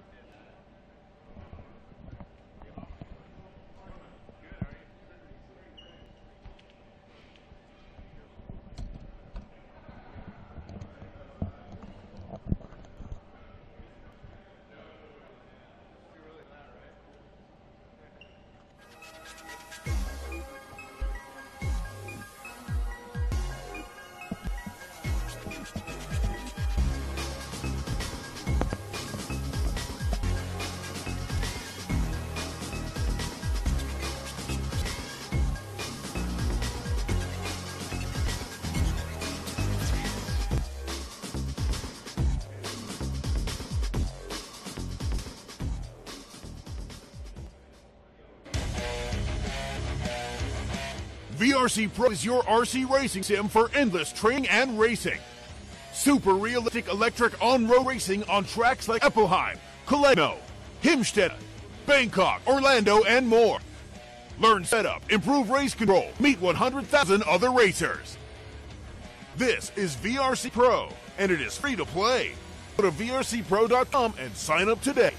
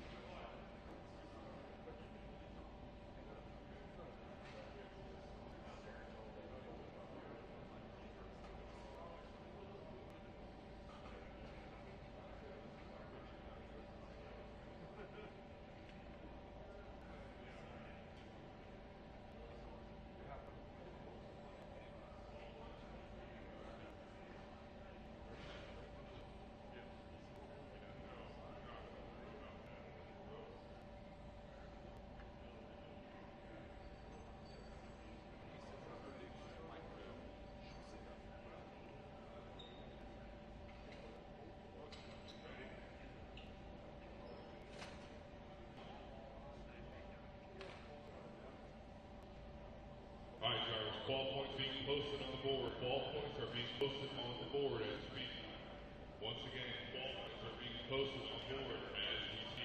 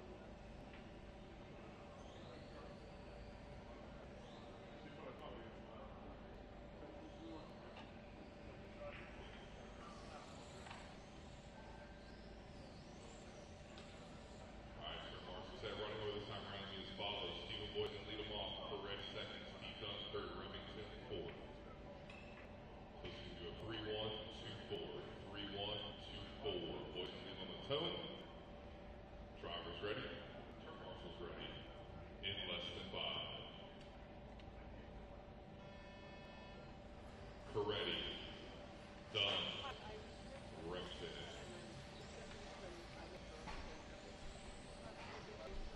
And here we go with round number 5 of qualifying from the 2014 1/12 scale electric on-road world championships.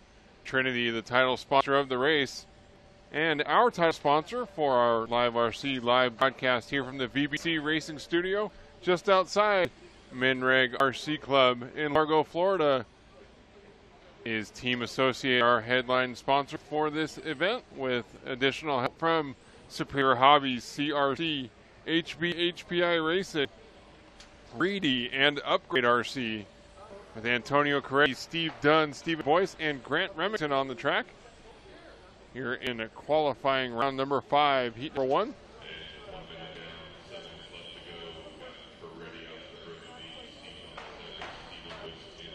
Antonio Coretti leading the way on a 47.8 flat pace.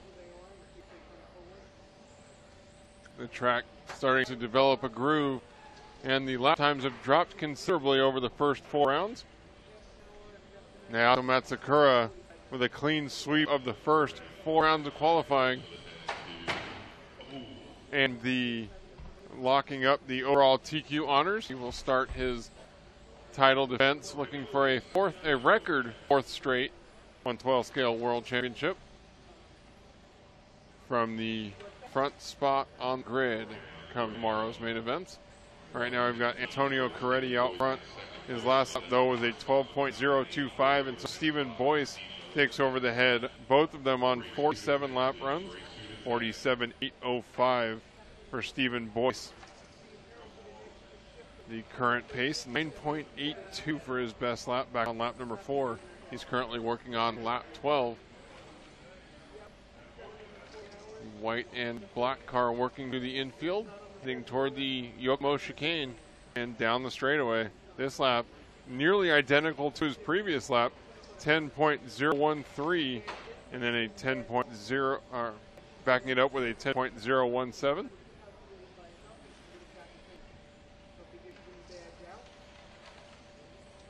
Boyce, Dunn, Coretti, and Remington here in heat number 1 of the 5th round of qualifying. 2:45 down, 5:15 left to go.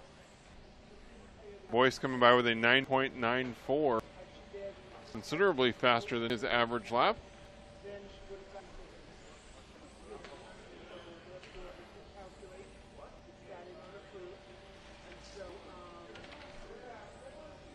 Coretti coming down, Boyce, coming down the straightaway. Steve Dunn running second on a 47 lap 809 pace.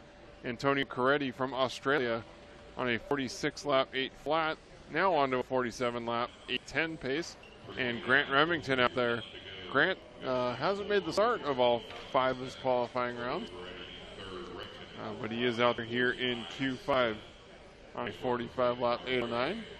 Here comes 3 cars on our VRC Pro track cam, as the leader, Stephen Boyce, zigzags his way through traffic and the Yokomo chicane.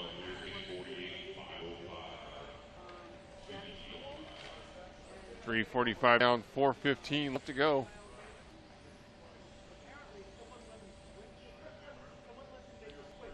Stephen Boyce coming up on more traffic. He's got Antonio Coretti and Steve Dunn right ahead of him.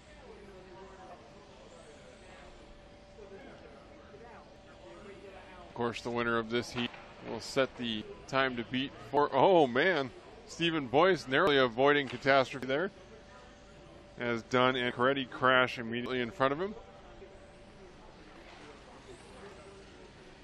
Antonio Coretti, Steve Dunn back to the second spot, 12.4 to Coretti's 13.4.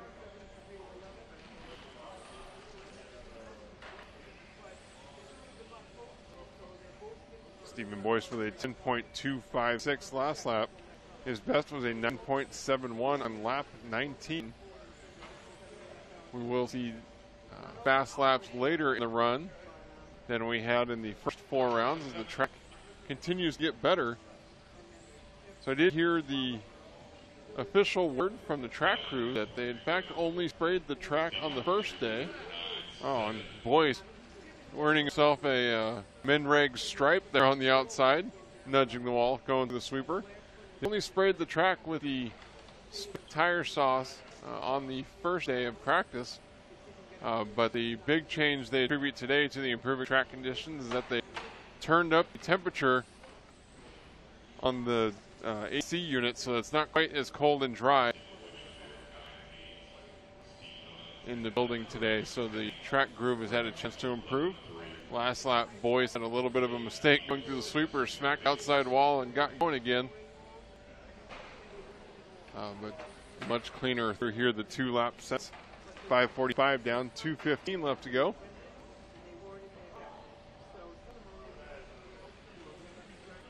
Stephen Boyce backs up his 9.909 with a 9.971. Faster than his average lap, bringing it down to a 10.1 as he's on a 48 lap 8:06 pace.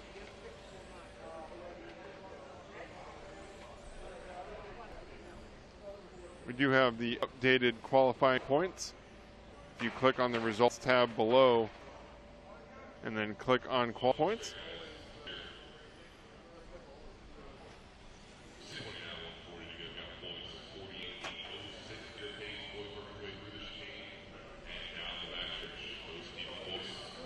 Stephen Boyce with a 10.003, still bringing down his average, and that's actually a good thing. 48 laps in an 8:06 pace for the leader here with just 4 cars on the track. An excellent chance for these drivers to put in a solid run with less traffic than any other heat will run today.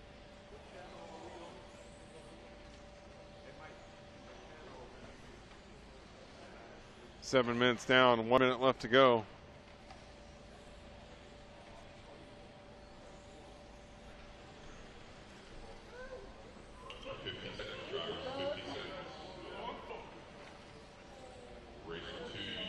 Another 9.887 for Stephen Boyce, picking up the pace here at the end of the run.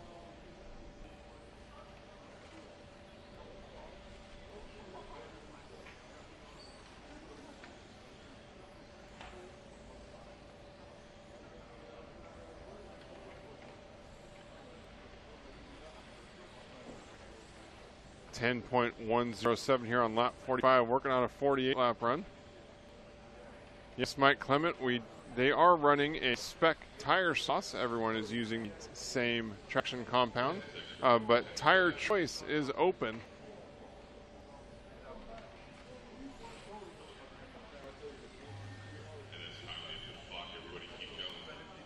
Master clock has expired.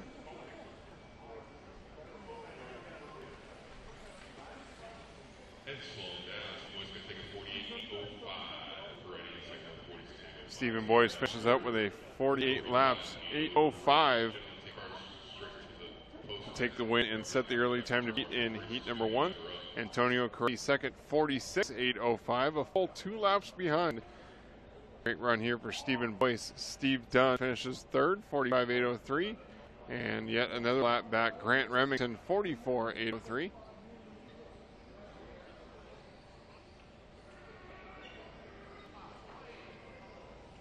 Race number 2 coming up next. Steve Radecki, Magnus Hedlund, Dave Duncan, Chris O'Donoghue, and Miller, IG Morohashi, Brian Bodine, and Damian Giddens now checking in.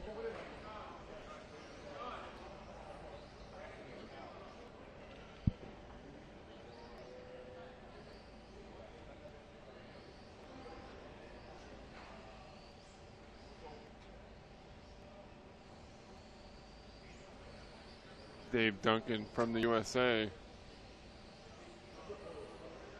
Magnus Hedlund from Sweden. Chris O'Donoghue from Great Britain. Steve Radecki from the USA. Brian Bodine from the USA. Aiji Morohashi from Japan. Ken Miller from the US. And Damian Giddens from Great Britain. International flavor here in 12 scale.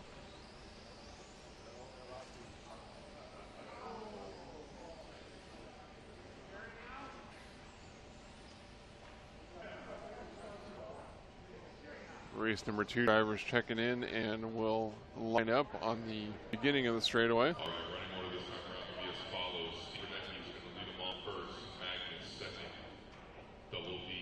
We're watching the 2014 IFMAR 112 scale on-road electric World Championships live from the carpet here at Minreg RC Club. We are broadcasting from the VBC Racing broadcast booth. You can check them out, their brand new American distributor at bbcracingusa.com. Additional promotional consideration from Superior Hobbies, CRC, HB, HPI Racing, Reedy, and Upgrade RC.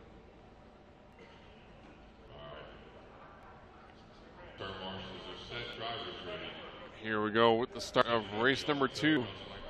As the track announcer releases each car individually down the straightaway, starting with Steve Radecki.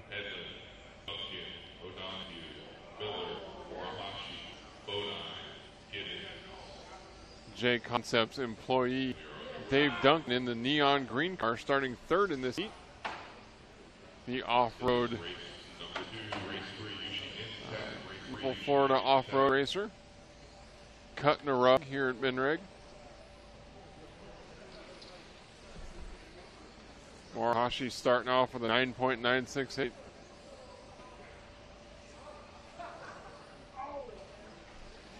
Brian Bodine into the second spot. Chris O'Donoghue out front. Nope, Bodine now to the point with a 9.86. It's his new best lap of the race.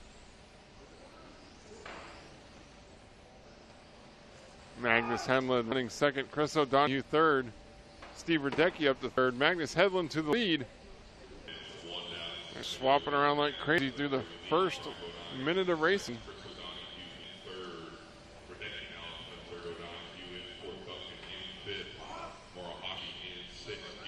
Magnus on a new TQ run at 48.802 in the works, just working his way through the center of the track. He's part of the group of 3 cars.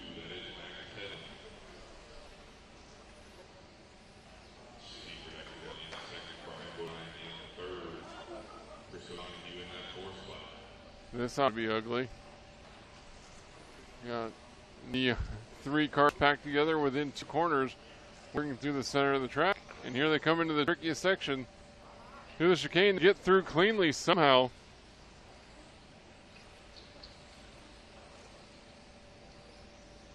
See if we get a closer look at them coming through there this next lap. Now Brian Bodine taking over the top spot. And here we go with the VRC Pro track cam. 3 cars zigzagging through the chicane section nice and clean. Yokomo chicane over the far edge of the track.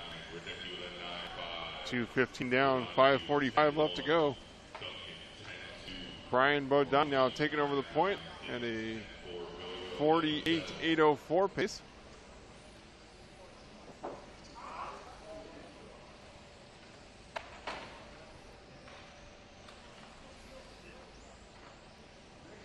Steve Radecki now back to the top.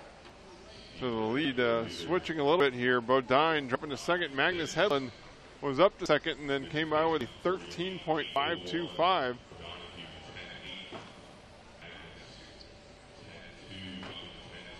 Bodine down to the 6th spot.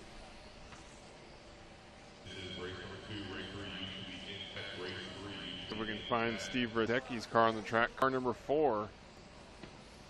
Coming by the line right there. You can see the track carpet starting to ripple through this left-hand double apex super.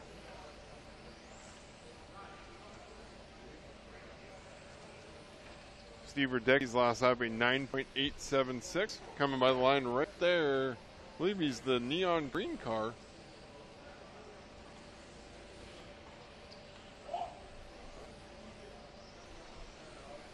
Nope, we were wrong. Perhaps the white car going through the chicane. Catching traffic. Oh, and getting collected. Coming onto the straightaway. 10.5 this time by.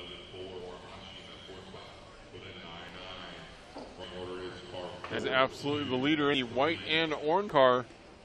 Heading through the inner loop, heading to the chicane. 10.0 last time by. 10.0 this time by. Slipping down to a 48.801 pace.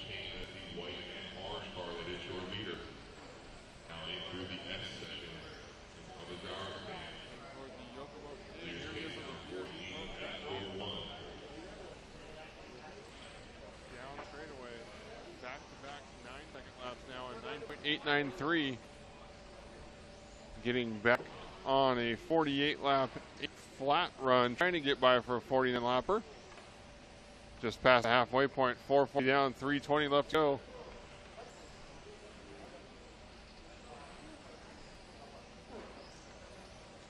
Iju Morihashi running second, Chris O'Donoghue third, Brian Bodine fourth, Damian Giddens fifth, Magnus Hedlund sixth, Dave Duncan seventh, and Ken Miller eighth. Radecki trying to hold on here for a full 8-minute run, 2:55 left to go.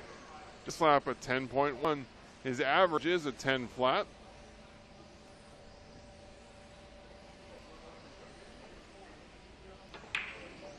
.058. Oh man, Dave Duncan spinning out right into the driver's stand. This time Radecki makes a mistake going to chicane. That would have been great to catch on the VRC Pro track cam. Fortunately, there's no way for us to know when someone's going to make a mistake through there, and he did again 2 laps in a row. Radecki having issues with that section of the track. 11.5 this time by. Here you go on the VRC Pro track cam. Makes through cleanly this time, of course. Duncan flying out of the way, nearly taking out our camera. 10.5 last time by as Radecki tries to collect his thoughts and clean up for the final 2 minutes of this race. It's no longer the car that is heavily taxed by an 8-minute run, it's the driver. Tyler Vick, I enjoy butchering everyone equally. I am an equal opportunity misannouncer. Thank you. 9.918 for Steve Radecki on a 48 lap 8:05 pace. 6:30 down, 1:30 left to go. 48.805. The pace now for Steve Radecki. Steve Radecki, your leader, 6:45 now, 1:15 left to go.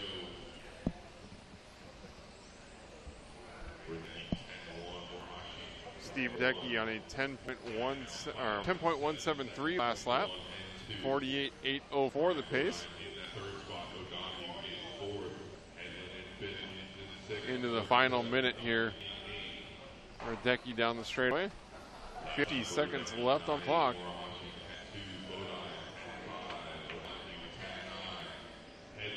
Only Radecki ahead of Stephen Boyce.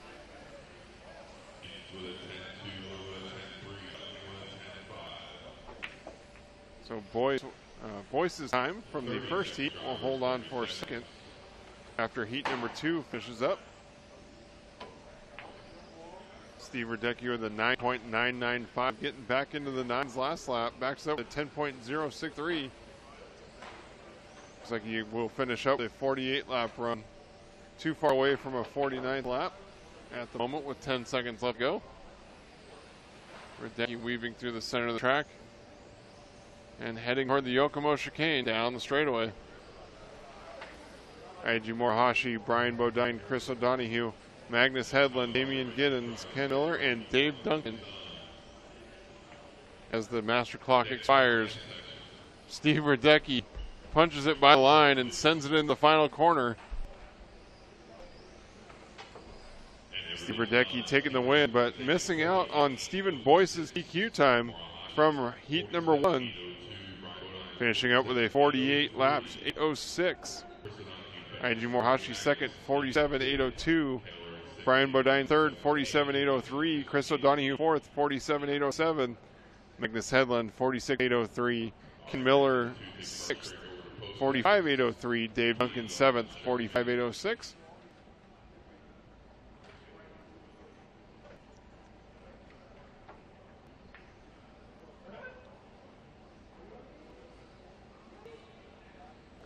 Race number 3 coming up next. It is Daniel Sieber, Dominic Vogel. Sieber from Germany, Vogel from Austria. David Arnold, USA. Chris Hillier, USA. Fernando Gordino, Michael Wise, Andrew Doherty, Dave Vera, USA, USA, USA.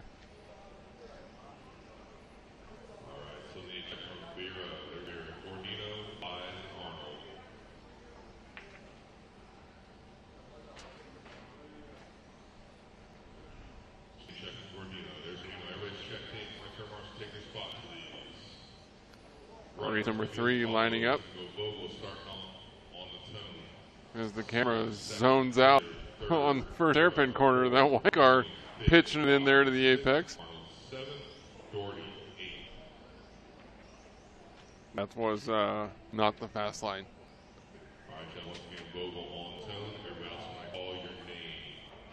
The 2014 112 scale IFMAR World Championships coming to you live from Minreg RC Club.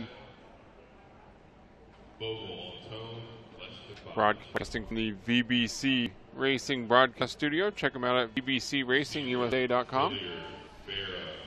Our title sponsor, team associated with additional help from Superior Hobbies, CRC, HB, HPI Racing, Reedy, and Upgrade RC. Race number 3 now on the clock.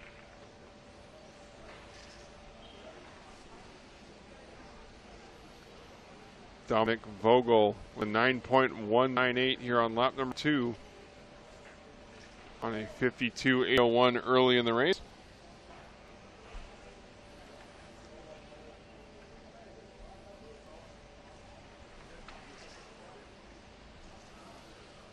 Vogel in the orange and white car, getting around one slower car, just barely. And now he's got some open track ahead of him. 9.380 in traffic.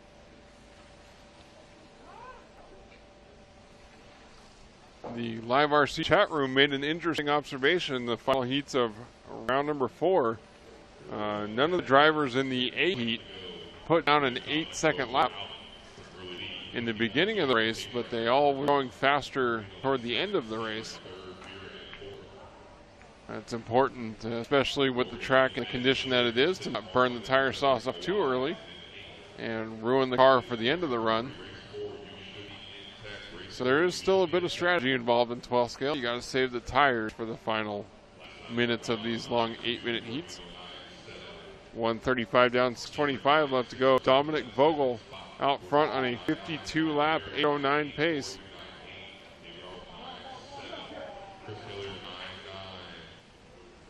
The top 7 cars from Vogel, Sieber, Gordino, Vera, Doherty, Arnold, and Hillier all on pace to beat Stephen Boyce's time from heat number 1. Vogel dangerously close to the barrier on the inside of the sweeper entrance.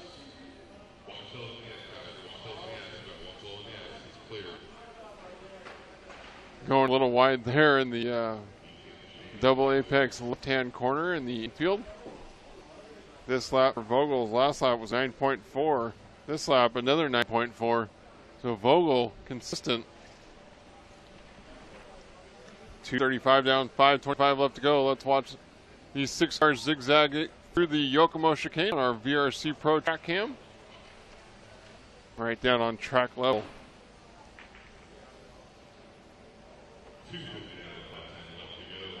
250 down, 510 left on the master clock. 9.4 last time by for Vogel. That's his average lap. 51 laps, 805 or 801 the pace for Dominic Vogel. Over 3 laps faster than the current times by Stephen Boyce back in heat number 1.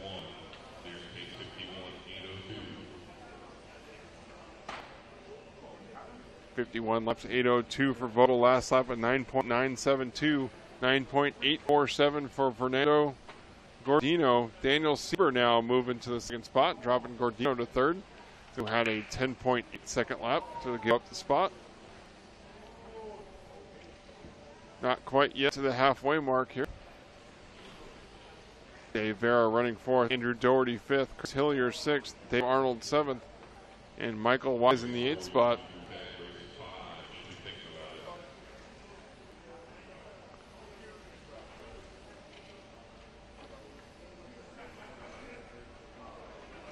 Top 5 cars, all faster than the current TQ time set by Boyce. Just past the halfway mark, 405 down, 355 left to go. Vogel with a 9.5, 51.802 the pace, back through the Yokomo chicane.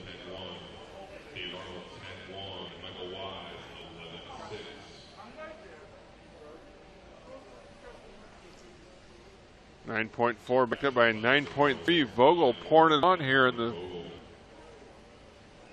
middle portion of this race. On a 51 lap, 8:03 pace now. Inching closer to a 52 lap run. It's a great pace through the first half of this race for a race 3 driver.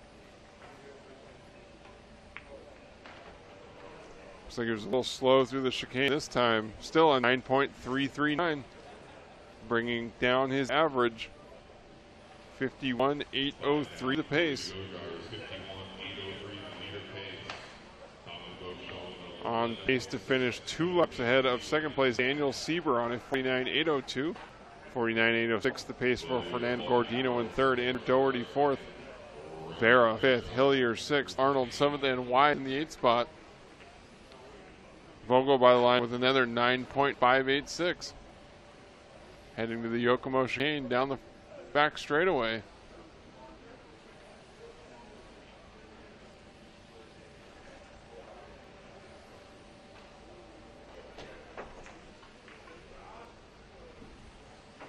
.550 down, 2:10 left to go. Vogel with a 9.4 last time by. This time 9.426. 6 down, 2 to go. Vogel looking smooth and consistent. Let's see if he can hold on for another 2 laps. Finishing up lap 38 that time by with a 9.4. He's on pace to complete 51.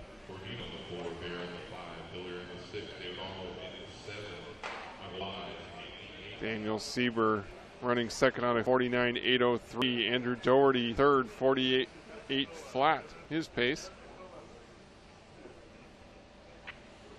Now just the top 4 drivers going faster than Stephen Boyce's TQ time. Vogel through the sweeper, nice and smooth once again, 9.6.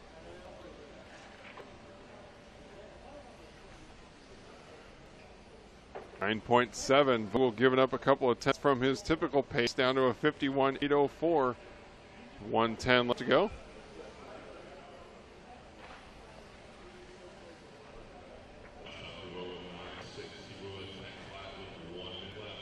Six minutes down, 1 minute left to go.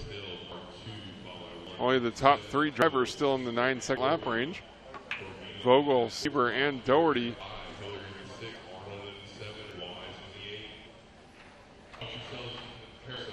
Oh, and Vogel getting collected there in the center of the track. Getting through traffic, he gets crashed again. Awful lap for Vogel, and then he dives into the side of a lap car into the sweeper. And that was his own fault. So that lap was a 13.5 for Vogel. This one ought to be ugly too. See if he can even hang on to the lead here. 13.5 and then a 14.2. Stellar progression. Down to a 50 lap 8:05. Still a new TQ run, but losing a full lap in those 2 laps. As the master clock coming to a close. Vogel getting through traffic better this time. Bounces off a pipe to his left. Gets through the chicane. And coming by to finish up with a 50 lap 8:06. Daniel Sieber second, 49.805. Andrew Doherty third, 48.802. 47 lap runs for Gordino fourth, Vera fifth, Arnold sixth, and then 46 laps each for Chris Hillier in seventh and Michael Wise in eighth. That was race number 3. Race number 4 coming up next is Paul Ciccarello, Josh Cyril, Rick Hobart, and Paul Lemieux, all from the United States. Japanese driver Masayuki Mirai. Mike Haynes from the United States. Mark Stile from Great Britain, and Jacob Zundel from Austria. Austria? Well, throwing the shrimp on the barbie.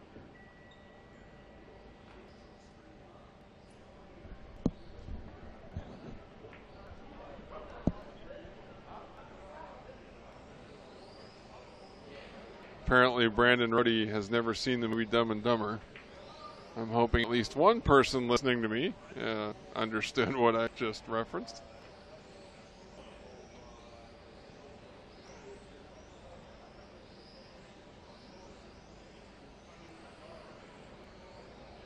Here we go as race number 4 checks themselves in.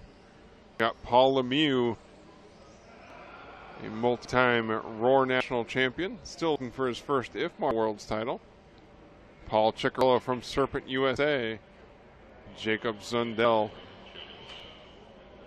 Masayuki Mirai, British champion Mark Stiles. Current USA Roar Asphalt 12 scale champion Josh Cyril. Mike Haynes and Reed Motorman Rick Howard.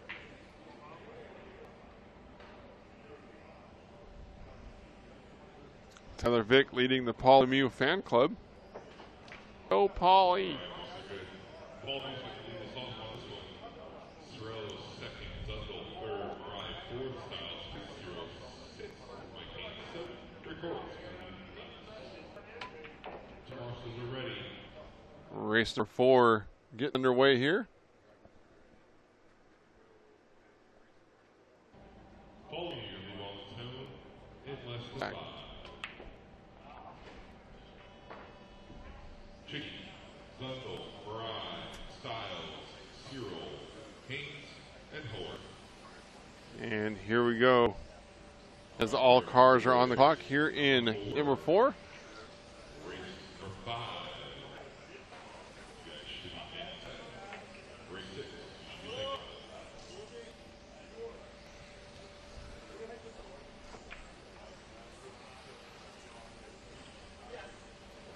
Mike Haynes, the leader after 2 laps, with Paul Lemieux second, Paul Ciccarello third, Masayuki Rick Howard now up to 4th, Jacob Zundel 5th, Masayuki Mirai 6th, Mark Stiles 7th, and Josh Cyril 8th. Following around Rick Howard in the 4th spot, coming on the straightaway. We've the leader Mike Haynes is the green car coming down the straightaway just ahead of him.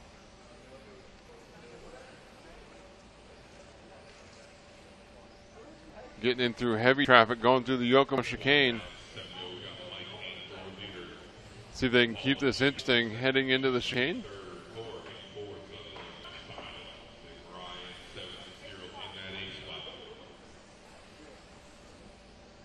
120 down, 640 left to go. Here's a look at the chicane from our VRC Pro track cam.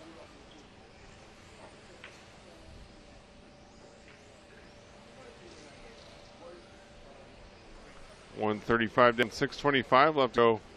Mike Haynes with a 9.355 last time by. His fastest lap was 9.22 back on lap 5. Still early in this race, just 145 down, 615 left to go.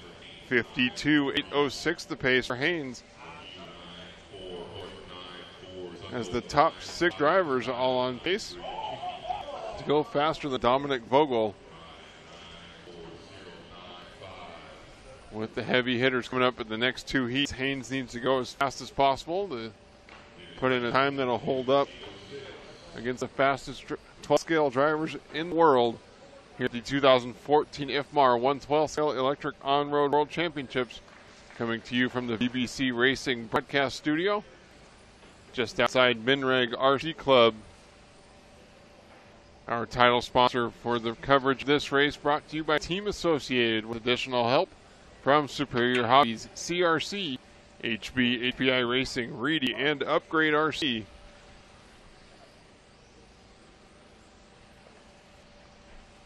Mike Haynes, the race leader, narrowly getting through traffic, going through the Yokohama chicane.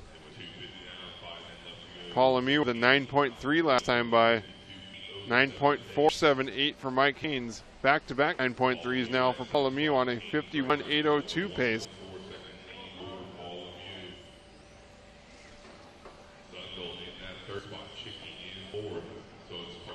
A 1.6 second advantage for Mike Haynes over Lemieux as we near the halfway point, 3:15 down.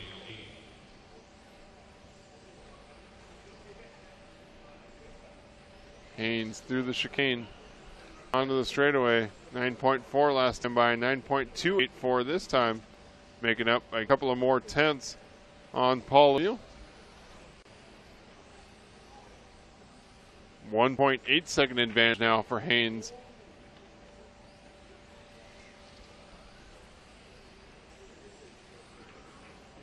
9.430, giving up just a few thousandths of a second. Paul Lemieux,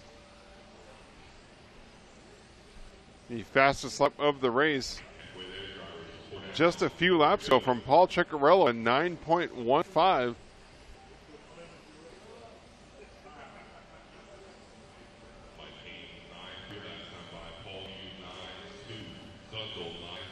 Paul Lemieux making him up about a tenth of a second on Haynes last time. This lap for Haynes of 9.5. 9.3, Lemieux continues to chip away.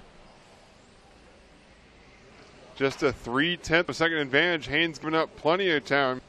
10.2 last time by for Haynes. So Lemieux with a shot at taking over the race lead. Just 0.2 of a second back.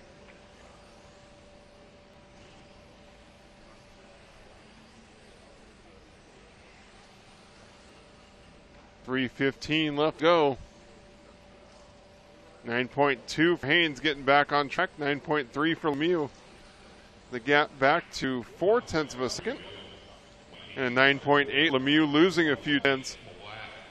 So Haynes escaping the clutches of Paul Lemieux for a little while now. 0.8 of a second advantage.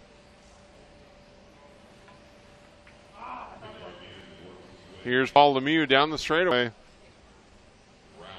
9.384, just as we point the camera to him on a 51 lap 8:01 pace. 9.4 this time by 9.44 for Lemieux.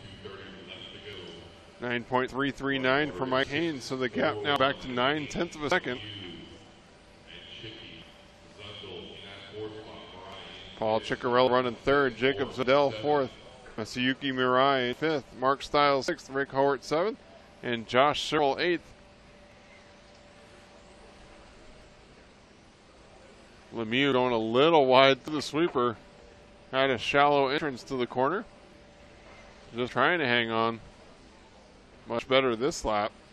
6:05 down, 1:55 left to go.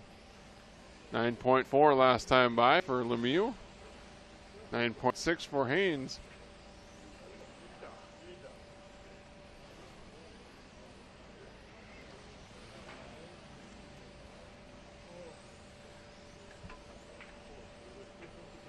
.630 down, 1:30 left to go. Back on board with Mike Haynes in the white and green.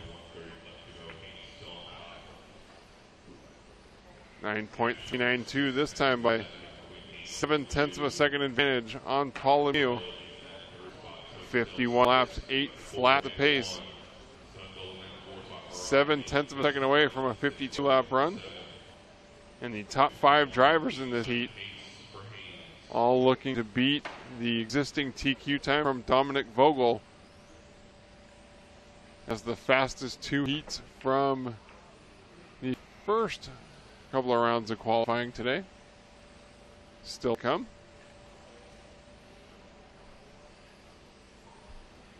Back-to-back 9.5s for Mike Haynes. 40 seconds left to go. Paul Ciccarello just ahead of Haynes on the track. In the white, orange, and yellow, we see zigzagging through the Yokomo chicane. Ciccarello from Serpent USA, running about 3.1 seconds behind Paul Lemieux for the second spot. Chicky still holding on to the fastest lap of the race, however, a 9.15.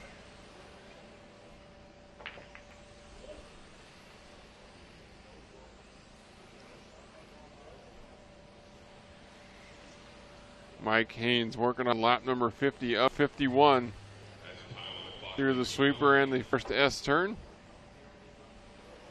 In the white and green. Coming by to finish up his race with a 51 laps, 8:01.3 new TQ run. 51.803 for Paul Lemieux second. 51.806 for Paul Ciccarello in third. Jacob Zundel 50 laps 8:01 fourth. 50 laps 8:04 for Masayuki Mirai in fifth. Mark Stiles sixth. Rick Howard 7th, and Josh Searle off the track just a couple minutes into the race. The top 5 drivers moved to the top of the charts, dropping Dominic Bogle, the previous DQ holder, to the 6th position as we get into our B heat.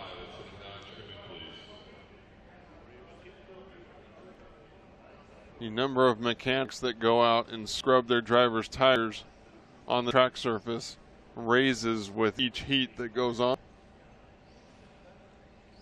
Race number 1 and 2, not so much. 3 and 4, a few more. 5 and 6, every car is doing it.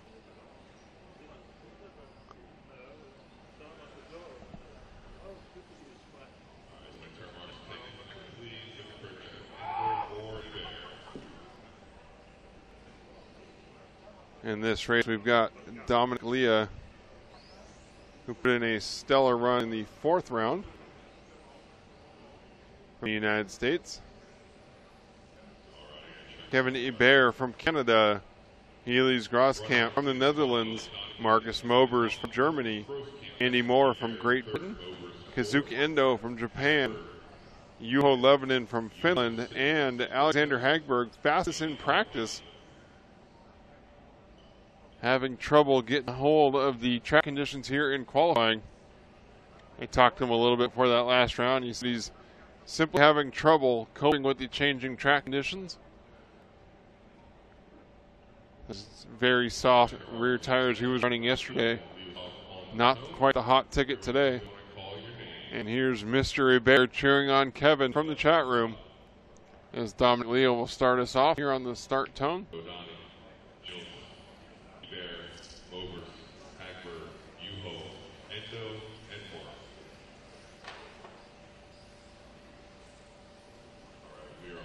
Donnie Leo's first lap, 9.1.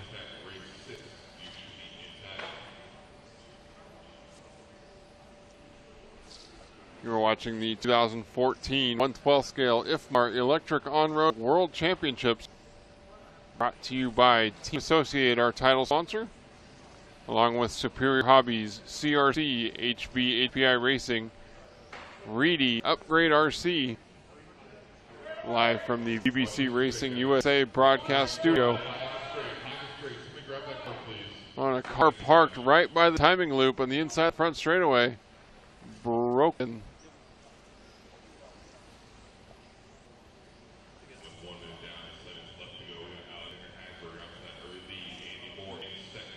Hagberg in the green and white X-ray car working toward the chicane, and onto the front straightaway is the race leader. 8.7 here on lap number 7. My goodness. One of the fastest laps we've seen all day. Alexander Hagberg trying to put together some of that charm he saw in practice. He's got 1 solid point total.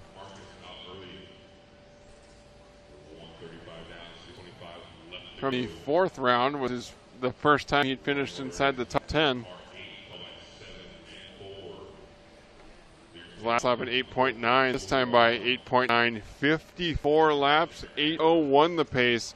Almost on a 55 lap run. That would be the fastest time we've seen all day. Perhaps the grip finally rising to the level that Hagberg was hoping for. The current European champion here in the B heat.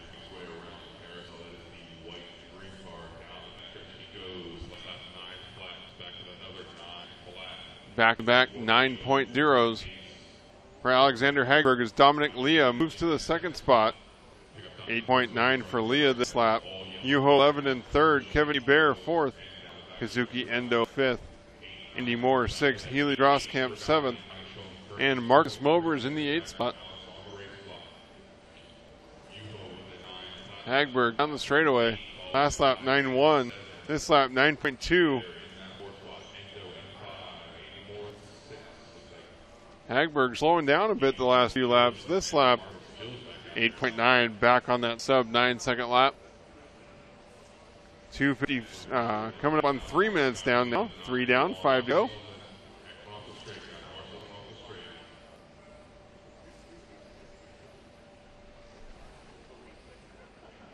Turn marshal running safety just as Hagberg sweeps by through the sweeper. Down to just 6 cars on the track with Mobers and Moore dropping out early. Hagberg down the straightaway. This up a 9.1. It's on a 54 lap, 8:05 pace as we watch him go through the Yokomo chicane on the VRC Pro track cam. Still not even halfway through this race. Let's hope Hagberg hasn't burned off his tires.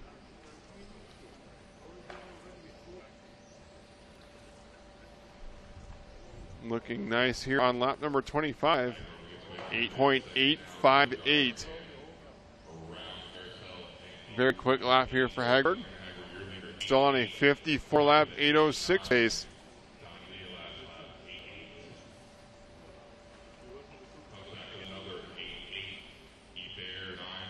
(9.1) this time for Hagberg. Running, see how far ahead of Leah. 1.2 second advantage over Dominic Leah in the second spot. Kevin Hebert running third, about 4 seconds behind Leah. Another 1.4 back to Juho Levonen in fourth. And Levonen quite a ways up on Kazuki Endo in the fifth position over a lap. 3 cars out of this one, Moore, Grosskamp, and Mobers. Dominic Leah, an 8.8 second best lap on lap number 12 and 9.4 last time by. Alexander Hagberg hold on to a 54 lap, 8:07 will be a steep time to beat for race number 6 coming up next.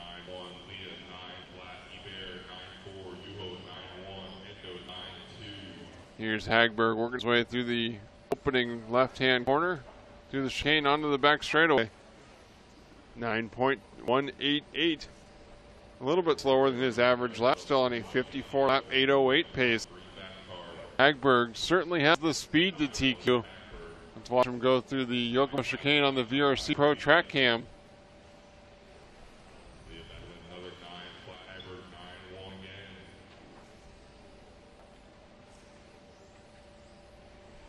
Still 2 minutes left to go. Can his hires last? Dominic Leah, 8.896. 2 laps to go. Backs up with a 9.077 last time by the line. 53 lap, 8:02 as Hagberg slips off in the 54 lap run down to a 53, 8 flat, .114. Back to back 9 second laps for the Swedish driver, the current IFMAR European champion in 12 scale.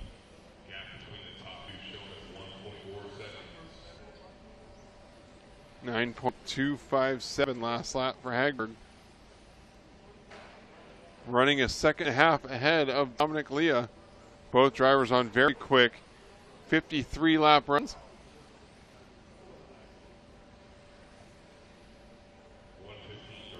.115 left to go. Hagberg, Leah, Hebert, Levonen, and Endo, the top 5 drivers.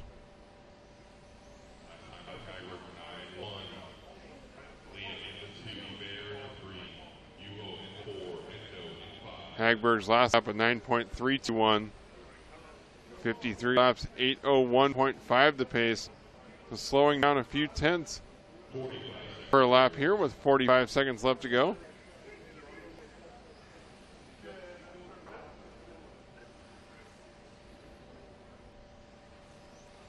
Just 5 laps left for Hagberg, coming by here on lap 48 with a 9.455. Down to a 53 lap, 8:02 pace. Leah's car also falling off here at the end of this 8-minute run. Down to a 53 lap, 8:06. Still great times that will hold up quite well against the race number 6 drivers coming up next. Less than 10 to go. Hagberg through the sweeper.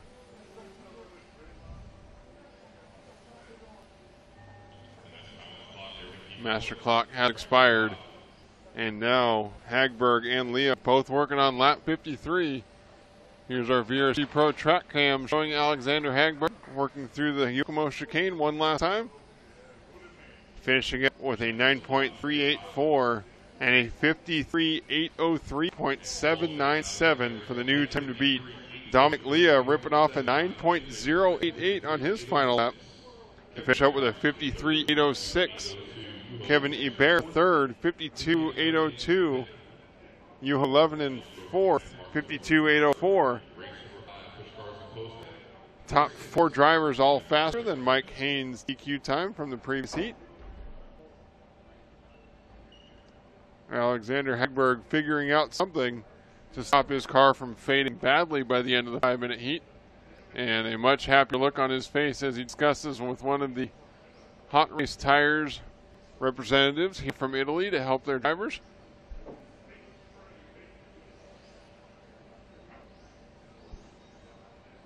Alex slouches into his turn marshal chair with a sigh of relief. Will be a tall order for someone to beat that time in here in the last race of round number 5. EA Motorsports back online. I had a chance to talk to the track crew earlier today. They said the only time that they sprayed the track down was yesterday. They sprayed down with the spec tire sauce that all drivers are using. But the big change that they made today was turning the AC temperature threshold up a little bit so it's not quite as cold and dry in the room. And they believe that that's credit for the improving track conditions. Naoto Matsukura from Japan, 3-time defending IFMAR world champion, already locking up the TQ with Mark Reinhardt from Germany starting second. Ato Ishioka, the current Japanese national champion, will start third. Hideo Kitazawa from Japan starts fourth. Masatsuku Ito from Japan starts sixth. Alexandre Laurent from France starts seventh. Ollie Jeffries from Great Britain starts seventh. And Toto Ibukuro will start eighth, also from Japan. Interesting to see what Naoto Matsukura puts down here in the 5th qualifying run with the overall TQ already wrapped up. Check out the Live RC Instagram page for a quick video of him outside truing just one tire. He said that's he's very slow when he trues his tires, but it's about the only thing that the young man does not do quickly. Ayato Ishioka with an 8.8 backs up with an 8.9 to start off on a 54-lap, 8:05 pace. Mark Reinhardt running second on 53.8 flat. Ollie Jeffries now up to second, 53.8 flat as well. Matsukura running fourth. Reinhardt 8.786. Fastest lap of the race so far. Ishioka and Reinhardt on 54-lap runs. So the track looks like it does, in fact, have more grip than normal. Here's Reinhardt working through the inner loop right in front of the driver's stand, heading to the Yokomo chicane. And down the back straightaway, signature pink, blue, and white getting a little squirrely at the entrance to the sweeper. Gets back on the gas. We'll see what his lap time was. 9.5 to Reinhardt, losing about a half a second on that lap with a mistake. Ishioka in the CRC prototype with Trinity horsepower. Trinity, the title sponsor of the IFMAR World Championships, if you couldn't tell by all the signage on the driver's stand. Ishioka Matsukura first and second, separated by 1.8 seconds, with Mark Reinhardt now slipping to third. 8.9 for the top three drivers, Ishioka, Matsukura, and Reinhardt. Ollie Jeffries running fourth, Ito fifth, Kitazawa sixth, Ibukuro seventh, and Laurent in the 8th spot. Top three drivers all on pace to beat Hagberg's time. I'm sure Hagberg would be very happy with a top 4 finish here in the 5th round of qualifying.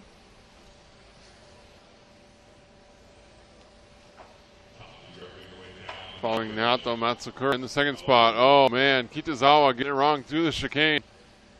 And Matsukura nearly railroaded him through there. Looks like Ishioka following Naoto around the track. Naoto gets a little wide there through the inner loop, running alongside the straightaway. 8.9 for Ishioka last lap. And that bright red CRC car coming onto the straightaway right behind Matsukura. Now following along with the leader as he chases down the driver in second on the clock. The track has definitely picked up the pace. 3:25 down, 4:35 left to go. Matsukura sideways again.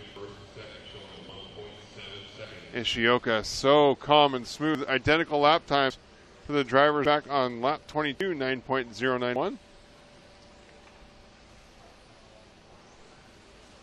We'll watch Matsukura and Ishioka through the Yokomo chicane, the VRC track cam. You can see the drivers in the faster heats get through there with much less drama. Ishioka bounces off the pipe right in front of the driver's stand. That double apex closing right-hander, the toughest corner on the track, it seems, and Ishioka getting wrong again, coming onto the straightaway.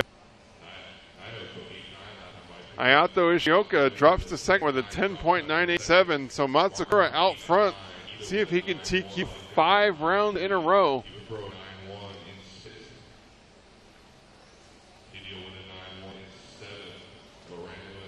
The white and yellow Yokomo.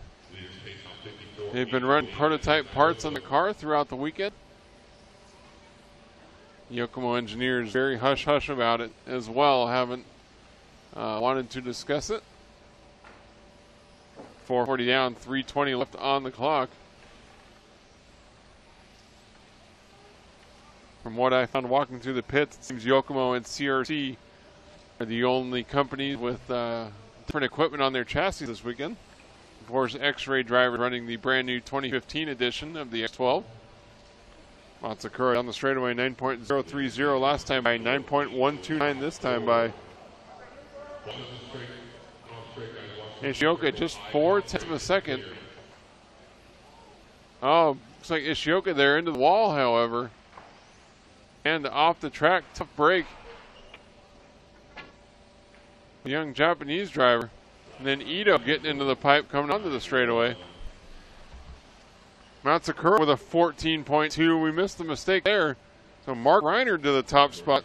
9.093, 53.8 flat the pace. Reiner, the only driver. Oh, it looks like Matsukura now pulling it off.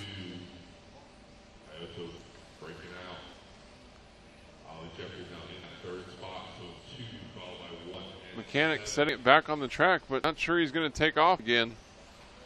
Well, Mark Reiner now with a chance to TQ around. Ollie Jeffries running second, Hideo Kitazawa third, Toto Ibikoro fourth, Masatsugo Ito in fifth, Alexandre Laurent sixth. Only the top, in fact, only Reiner on pace to beat Hagberg's time. So Alex looking at a 2 here in the 5th round. That would help his points total considerably.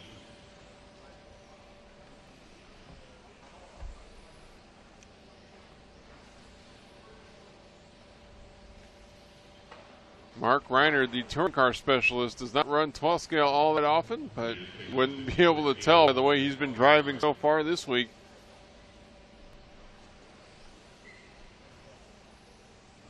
.645 down, 1:15 left to go.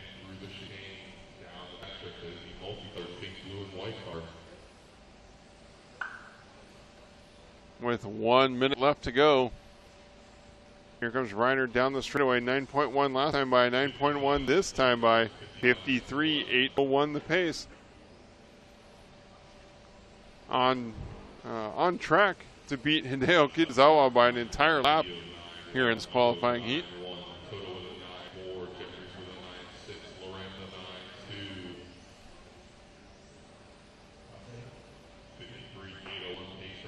So both Matsukura and Ishioka, the fastest drivers early on in this one, dropping out of the heat with just 25 seconds left to go. Mark Reiner, nice tight line through the sweeper. Car looks great here at the end of the run as it did in the beginning. 9.111. here on lap 51 of a 53-lap run. And here comes Ryan to start his final lap. The German back-to-back 9.1s. 53.801 is the pace, and Reinhard 53.801.1 for the 5th round TQ.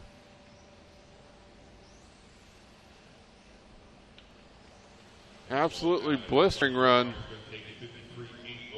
for the German driver behind the wheel of the CRC vehicle. 53.801.1 for Reinhard. 52.801.3 for Hideo Kitazawa. 52.804.1 for Masatsugu Ito. Toto Ibikoro 4th. 52.806. Alexandre Laurent 5th. 51.8 flat with a 4. Ollie Jeffries 6th. 51.801.6. And then Matsukura Ishioka off the track. Mark Reinhard takes the TQ in round number 5. Alexander Hagberg will qualify second. Donnie Leah hanging on for a 3rd here in this round.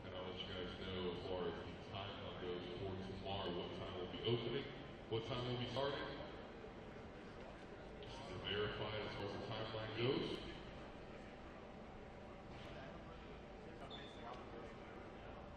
We'll also get those timelines printed out for all you drivers. Sounds like hearing from official race control, we are getting a new time schedule. And we will update the qual points after 5 rounds. That concludes the first day of qualifying for the 2014 112 Scale Electric On-Road World Championships here at Minreg RC Club. Brought to you by title sponsor Team Associated, live from our VBC Racing broadcast studio. Additional promotion considerations from Superior Hobbies, CRC, HB, HPI Racing, Reedy, and Upgrade RC. We're going to go try to find a couple of drivers for some Jay Concepts pit report interviews. And we will have some more content posted online to our homepage later this evening. Thank you, drivers, for watching. Please stick around. We'll try to find a couple of drivers before they leave for dinner. We hope you enjoyed the show here from the 2014 IFMAR 112 Scale Electric On-Road World Championship.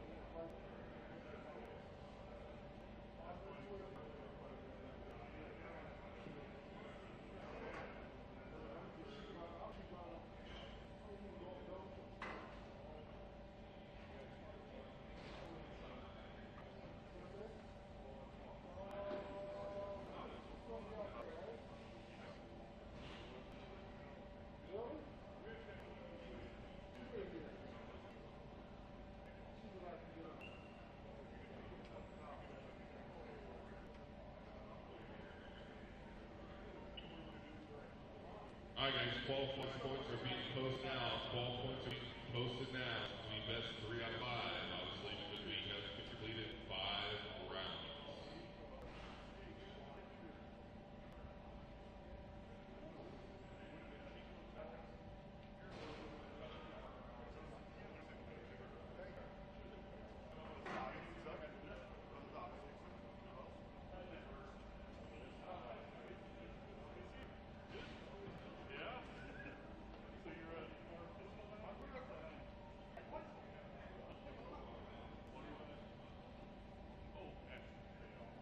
Alright guys, facility closes 7 o'clock, so you guys can go out and enjoy Cargo, Florida. Nothing a whole lot to do. Just simply more to do. It's the land of the mouse, but you know, there's some adult establishments.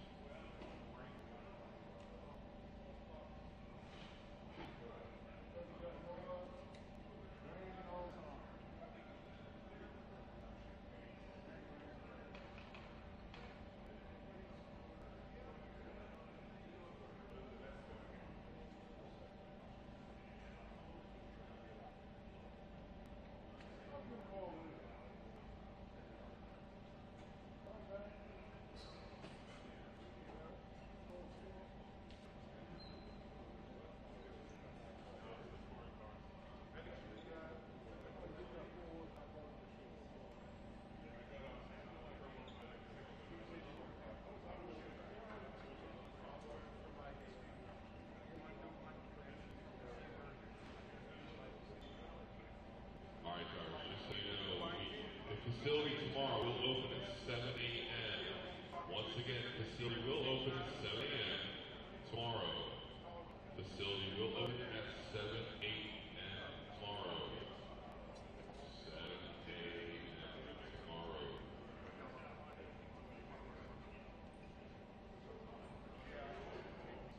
We'll print out schedules.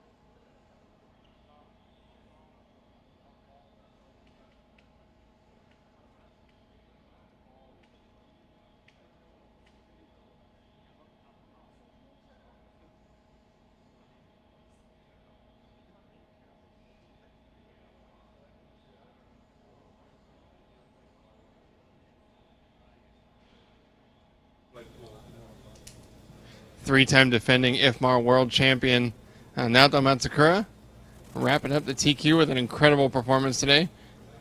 You had an absolutely great day of qualifying. I'm happy. And so Ito-san.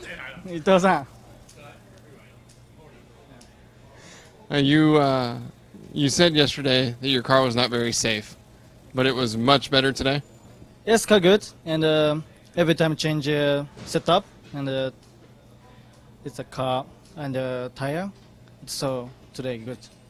What did you think of the track today? Yesterday the low traction, but today little high and easy drive in the 8 minutes. Does it take? Did it take some pressure off when you won the first round? なんて言ってるんですかね. Yes. And so after you TQ'd the first 4 in a row, what was your plan in the 5th round? Little change setup, but no good feeling, and it's out. Going into tomorrow, we have one more round of qualifying, but then we have AAA mains. How do you think this track will be to race on? Change setup and good practice final. And when the racing is heads up, do you think this track layout will be difficult? Yes, difficult, but it's fun. Do you think starting up front will be a big advantage? Yes, I keep. You got to keep everyone behind you. You've been great at that for the last 6 years now. Congratulations on setting top qualifier here at the 2014 IFMAR Worlds. Thank you. That's Naoto Matsukura starting his 3rd title defense now, looking for world title number 4, a brand new record, and he'll be starting up front to do it.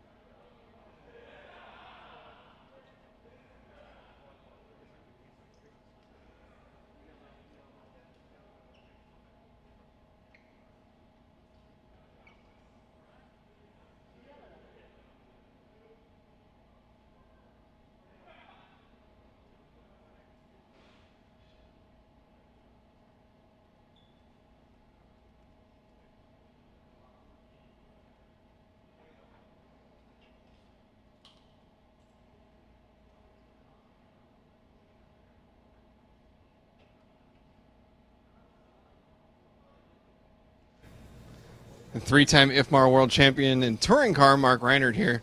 Had a pretty good run today, though, in 12-scale qualifying. Definitely a shoe-in. My batteries made a big difference, as I used fresh batteries all the time before. And to me, in the end, I had like less power than in the beginning. And the battery gave it way better in the end. So, yeah, I kind of fucked up but now it seems that batteries many times. And now I go on from there. It was pretty unclear how the track was going to be once we got into racing. It changed a lot through yesterday, but they backed the AC down a little bit today, so it was a little bit warmer in here, but it seemed like the track got a lot better as the rest of the day. Yeah, definitely. It got better and better, but it's not like a 12-scale is supposed to be, like the traction-wise, so it's still not high bite. It's still see a lot on our instant replays. We slow cars down, especially as the race goes on. You think that that's going to make it difficult to race with other people once we get into the mains tomorrow? Yes, and for the fun, it's going to be for sure really difficult. As a track, it's hard to pass someone, to make a clean pass, and the only thing you can pass someone is if you just hit the board and you can just sneak inside and try to make it. If the guy behind is not trying to make crazy things, it's going to be an easy thing if they don't crash, And you're going to be second behind him. Are you going to try crazy things to get by him? I'm going to put him under pressure for sure, but I will not try to stay second first. Because I know sometimes he's overshooting or going 110% just to go I just try to hope for a mistake from him. Drives a little bit too maximum sometimes. Yeah, I mean it looks like a maximum, but still I want to wait for him. Well, thank you so much. Congratulations today, and good luck tomorrow. Thank you. That's Mark Reinert, looking for his 4th World Championship, but the first in the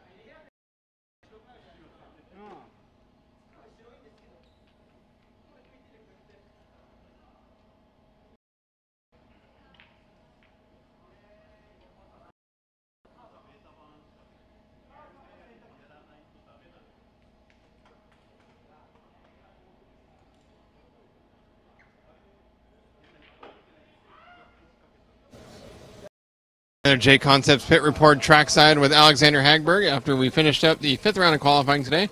And a little bit of a slow start, but picked it up toward the end of the day. Yeah, I mean, the car was really good yesterday, and also but then I had a couple of crashes in the beginning of qualifying, which kind of messed up my car a little bit.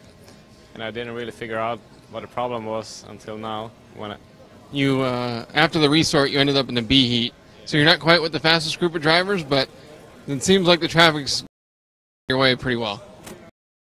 Pretty clean run that last run. I mean, I could have pushed a bit more maybe, but I wanted a safe run to be main, and hopefully tomorrow morning I can push harder. Your goal then for tomorrow to just try to improve your track position, or are there a few things on the car that you need to try? I'm going to keep the car the same and push harder. Hopefully I can find that run, and they can move me up the grid, hopefully. How important do you think track position is going to be on the track? It will be important to pass, but on the other hand, it's going to be a lot of crashes, I reckon. So I'm not sure if it's a big difference if you start 5th or. I think it's going to. Well, congratulations on a solid finish today. Good luck tomorrow. Thank you. That's current European champion Alexander Hagberg on his way to go true some tires, putting it together here at the end of the day with a solid 2nd place finish in the 5th round.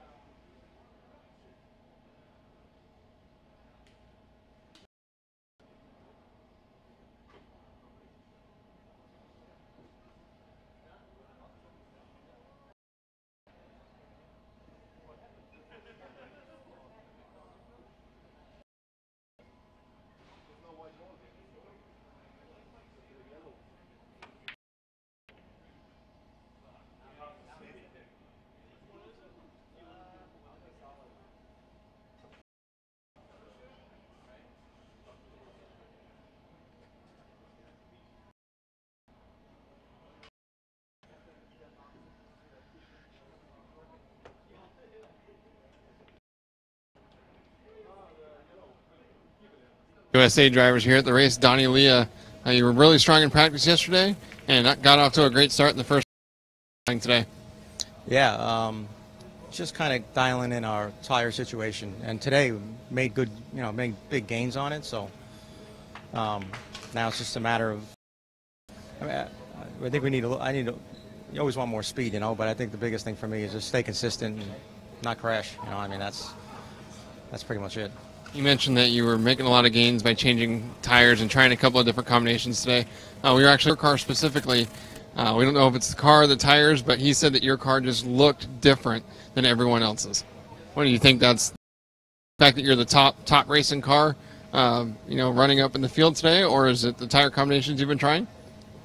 The balance I'm able to find with the car I haven't been able to, it's a little different than everything else out there, and there's no other top car here. So, yeah, it probably does look different, So I don't know. I mean, there's so much that plays into that. Setup and tires and, so I don't know. But, it's a feel that I like and haven't been able to, elsewhere. So, it probably does look a little different, yeah. The only car here in the field, the other drivers, they can be bouncing setup information and ideas off of each other, but Ranger here, is that a disadvantage, or is it kind of nice to be able to do your own thing? Yeah, it's I have, working on it and playing with things, but pretty much we've got to try a setup that's almost everywhere. There you're making small changes, camber, caster, a spring here or there, and then 75% of it is tires after that. So, kind of keep the car well inside its ballpark of where we run everything, and then just work on the tires. Only other very small couple, so never, just try not to dial these, hopefully just, stay consistent and get some clean runs, just to be here with these guys like the way I am. I mean, but, it's pretty cool just doing this, Have you checked where you're sitting after 5 rounds? Fifth, I think. I think fifth, but it's kind of confusing to read that board. So, probably, hopefully, safely in the A, but still really need a good run tomorrow. So the car and, yeah, you're right. I mean, being the only car here, could use a little bit of. So far, so good. Just trying to keep it well within. Showing up. Did you think that you had a shot at? Yeah, I thought I did. I've been practicing a lot, and thought I had a shot at it. Racing against these factory teams like Yokomo and CRC's got a huge team here, and we got just On Point and Serpent. You got a bunch of different manufacturers that are here, and X-Ray's really come on strong. Their new car, Alex is running good with it. So you never know. You know what I mean? I thought I was prepared, but very, very happy to run with these guys. And if I could just stay out of trouble, I'll be happy. If I don't, try not to hit anything. You've made in the live RC chat room. Every time you're on the track, everyone's going crazy for you. Congratulations on a solid day. Good luck tomorrow. Thanks a lot. Appreciate it. Thanks, guys. That's Donnie Leah, a former NASCAR racer, getting it done here in 12 scale today, making the AMA and with 5 solid runs on Tuesday qualifying.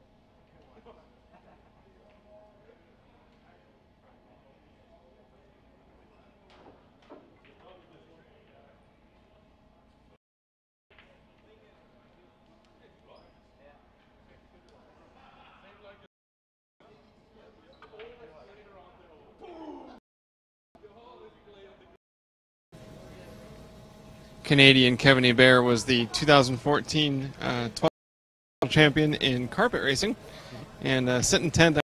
Still got an outside shot at making the main. Yeah, I mean it hasn't been the outcome I was expecting for. 10. There's a lot of guys who are really close, near 8, but I think I got my car a little. I was hoping I get a good clean run. And my third finish isn't very good, so a run without crashing, I think I would be in. But I'm not alone in there, so it'll be tough. But I think it's definitely doable. So. The sixth round ought to be pretty crazy because the finishes that really need one more, and really hard and going for the gusto. And a lot of drivers are trying to back it off and play it safe. We probably will see the craziest results we've seen the whole week. I agree. I mean, in my case, I'm going to have a little bit different mindset because since my third finish, I mean, I will be driving 100%, but I'll kind of know what's going on before my race and while I'm racing, so I'll try to sort of have not a strategy, but try to play it cool if I know I'm on a good run without crashes or stuff like that. But for sure, there's guys that need that really fast finish, so we'll see a lot of crazy happening, and on the track this size with the boards and everything. I mean, we've seen it all through qualifying where a lot of people crashes, and it can cause a lot of problem on the track. So it'll be interesting to see what the outcome is. With a tight technical layout like this, how big of a problem has traffic been in qualifying? I mean, in my case, it hasn't been too bad. I've really had good tracks. I've seen in the A's there was a lot of carnage, crashing, and the problem with the 12 scale nowadays, there's if you crash, you don't have much time to react, and it's so hard to get out of the way. Or even if you try, sometimes you just a lot through today, and we've talked to said that they've been changing their cars every run. Is it make an educated guess on what the track's going to be like the next time? Are you reacting the way that your car was in the previous run, or is it a little bit of both? I was trying to go more from where the run before change, but it wasn't too crazy. I mean, every time I've kind of had, I was struggling a little bit, but it was always similar feel. So like I figured that the track didn't change too much. I mean, it did pick up a little bit of traction, but used to in the U.S. So I would say on 1 to 10, if we go to like big race in the U.S., it's a 10, and here would probably be a 3. To me, I think it's low traction. We run the car a bit different than we normally run, so it's difficult to adapt. You think that slick track condition is going to make the main easy? I mean, I think most of the guys in their cars figured out, so you a good amount of grip. So I mean, we'll see pretty interesting mains, but I don't think that an area. I don't think. Well, congratulations on a pretty good start to the weekend, and getting that 6th round and getting it in the main. Thank you. Thanks. 2014 Roar 12 scale carpet champion Kevin Hebert from Canada, trying to make it into the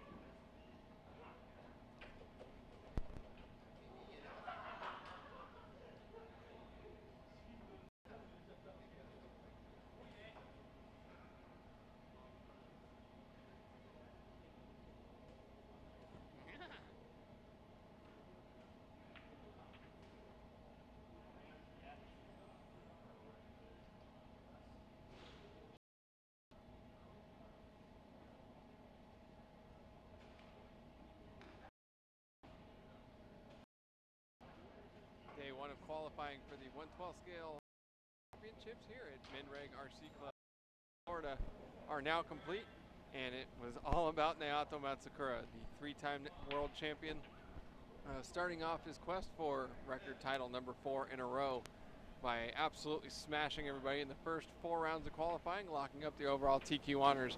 But the other drivers behind him were not quite so lucky. Early favorites like Alexander Hagberg, who was the right shape for the changing track conditions earlier today, had a couple of crashes, and he said that he disrupted the state of his car and needed to fix it, but it was much better late in the day. Other drivers like Kevin Hebert and a couple of the other drivers up front this week, like Helios Grosskamp, need another run tomorrow morning in order to lock themselves in the A-main event. But one driver that is locked in, driver and New York area local, now the Live RC audience favorite, Donnie Leah, former NASCAR, was definitely locked in the A-main after a couple of solid runs today. He'll be a driver to watch going into tomorrow's AAA mains. It's nice and cool, dry here in the VBC Racing USA broadcast studio, but just after the 5th round of qualifying, skies opened up outside and absolutely poured. So it'll be interesting to see what the track's like in Kissimmee in a couple of days for the touring car portion of the 2014 Electric On-Road World Championships. Live RC coverage here is brought to you this weekend by Team Associated, Superior Hobbies, HPI Racing, Reedy, and we all of our sponsors. Look forward to seeing you tomorrow as we get into the 6 for 12 scale, and finally the AAA mains to decide 14 112 scale champion. So Florida, we hope to see you tomorrow.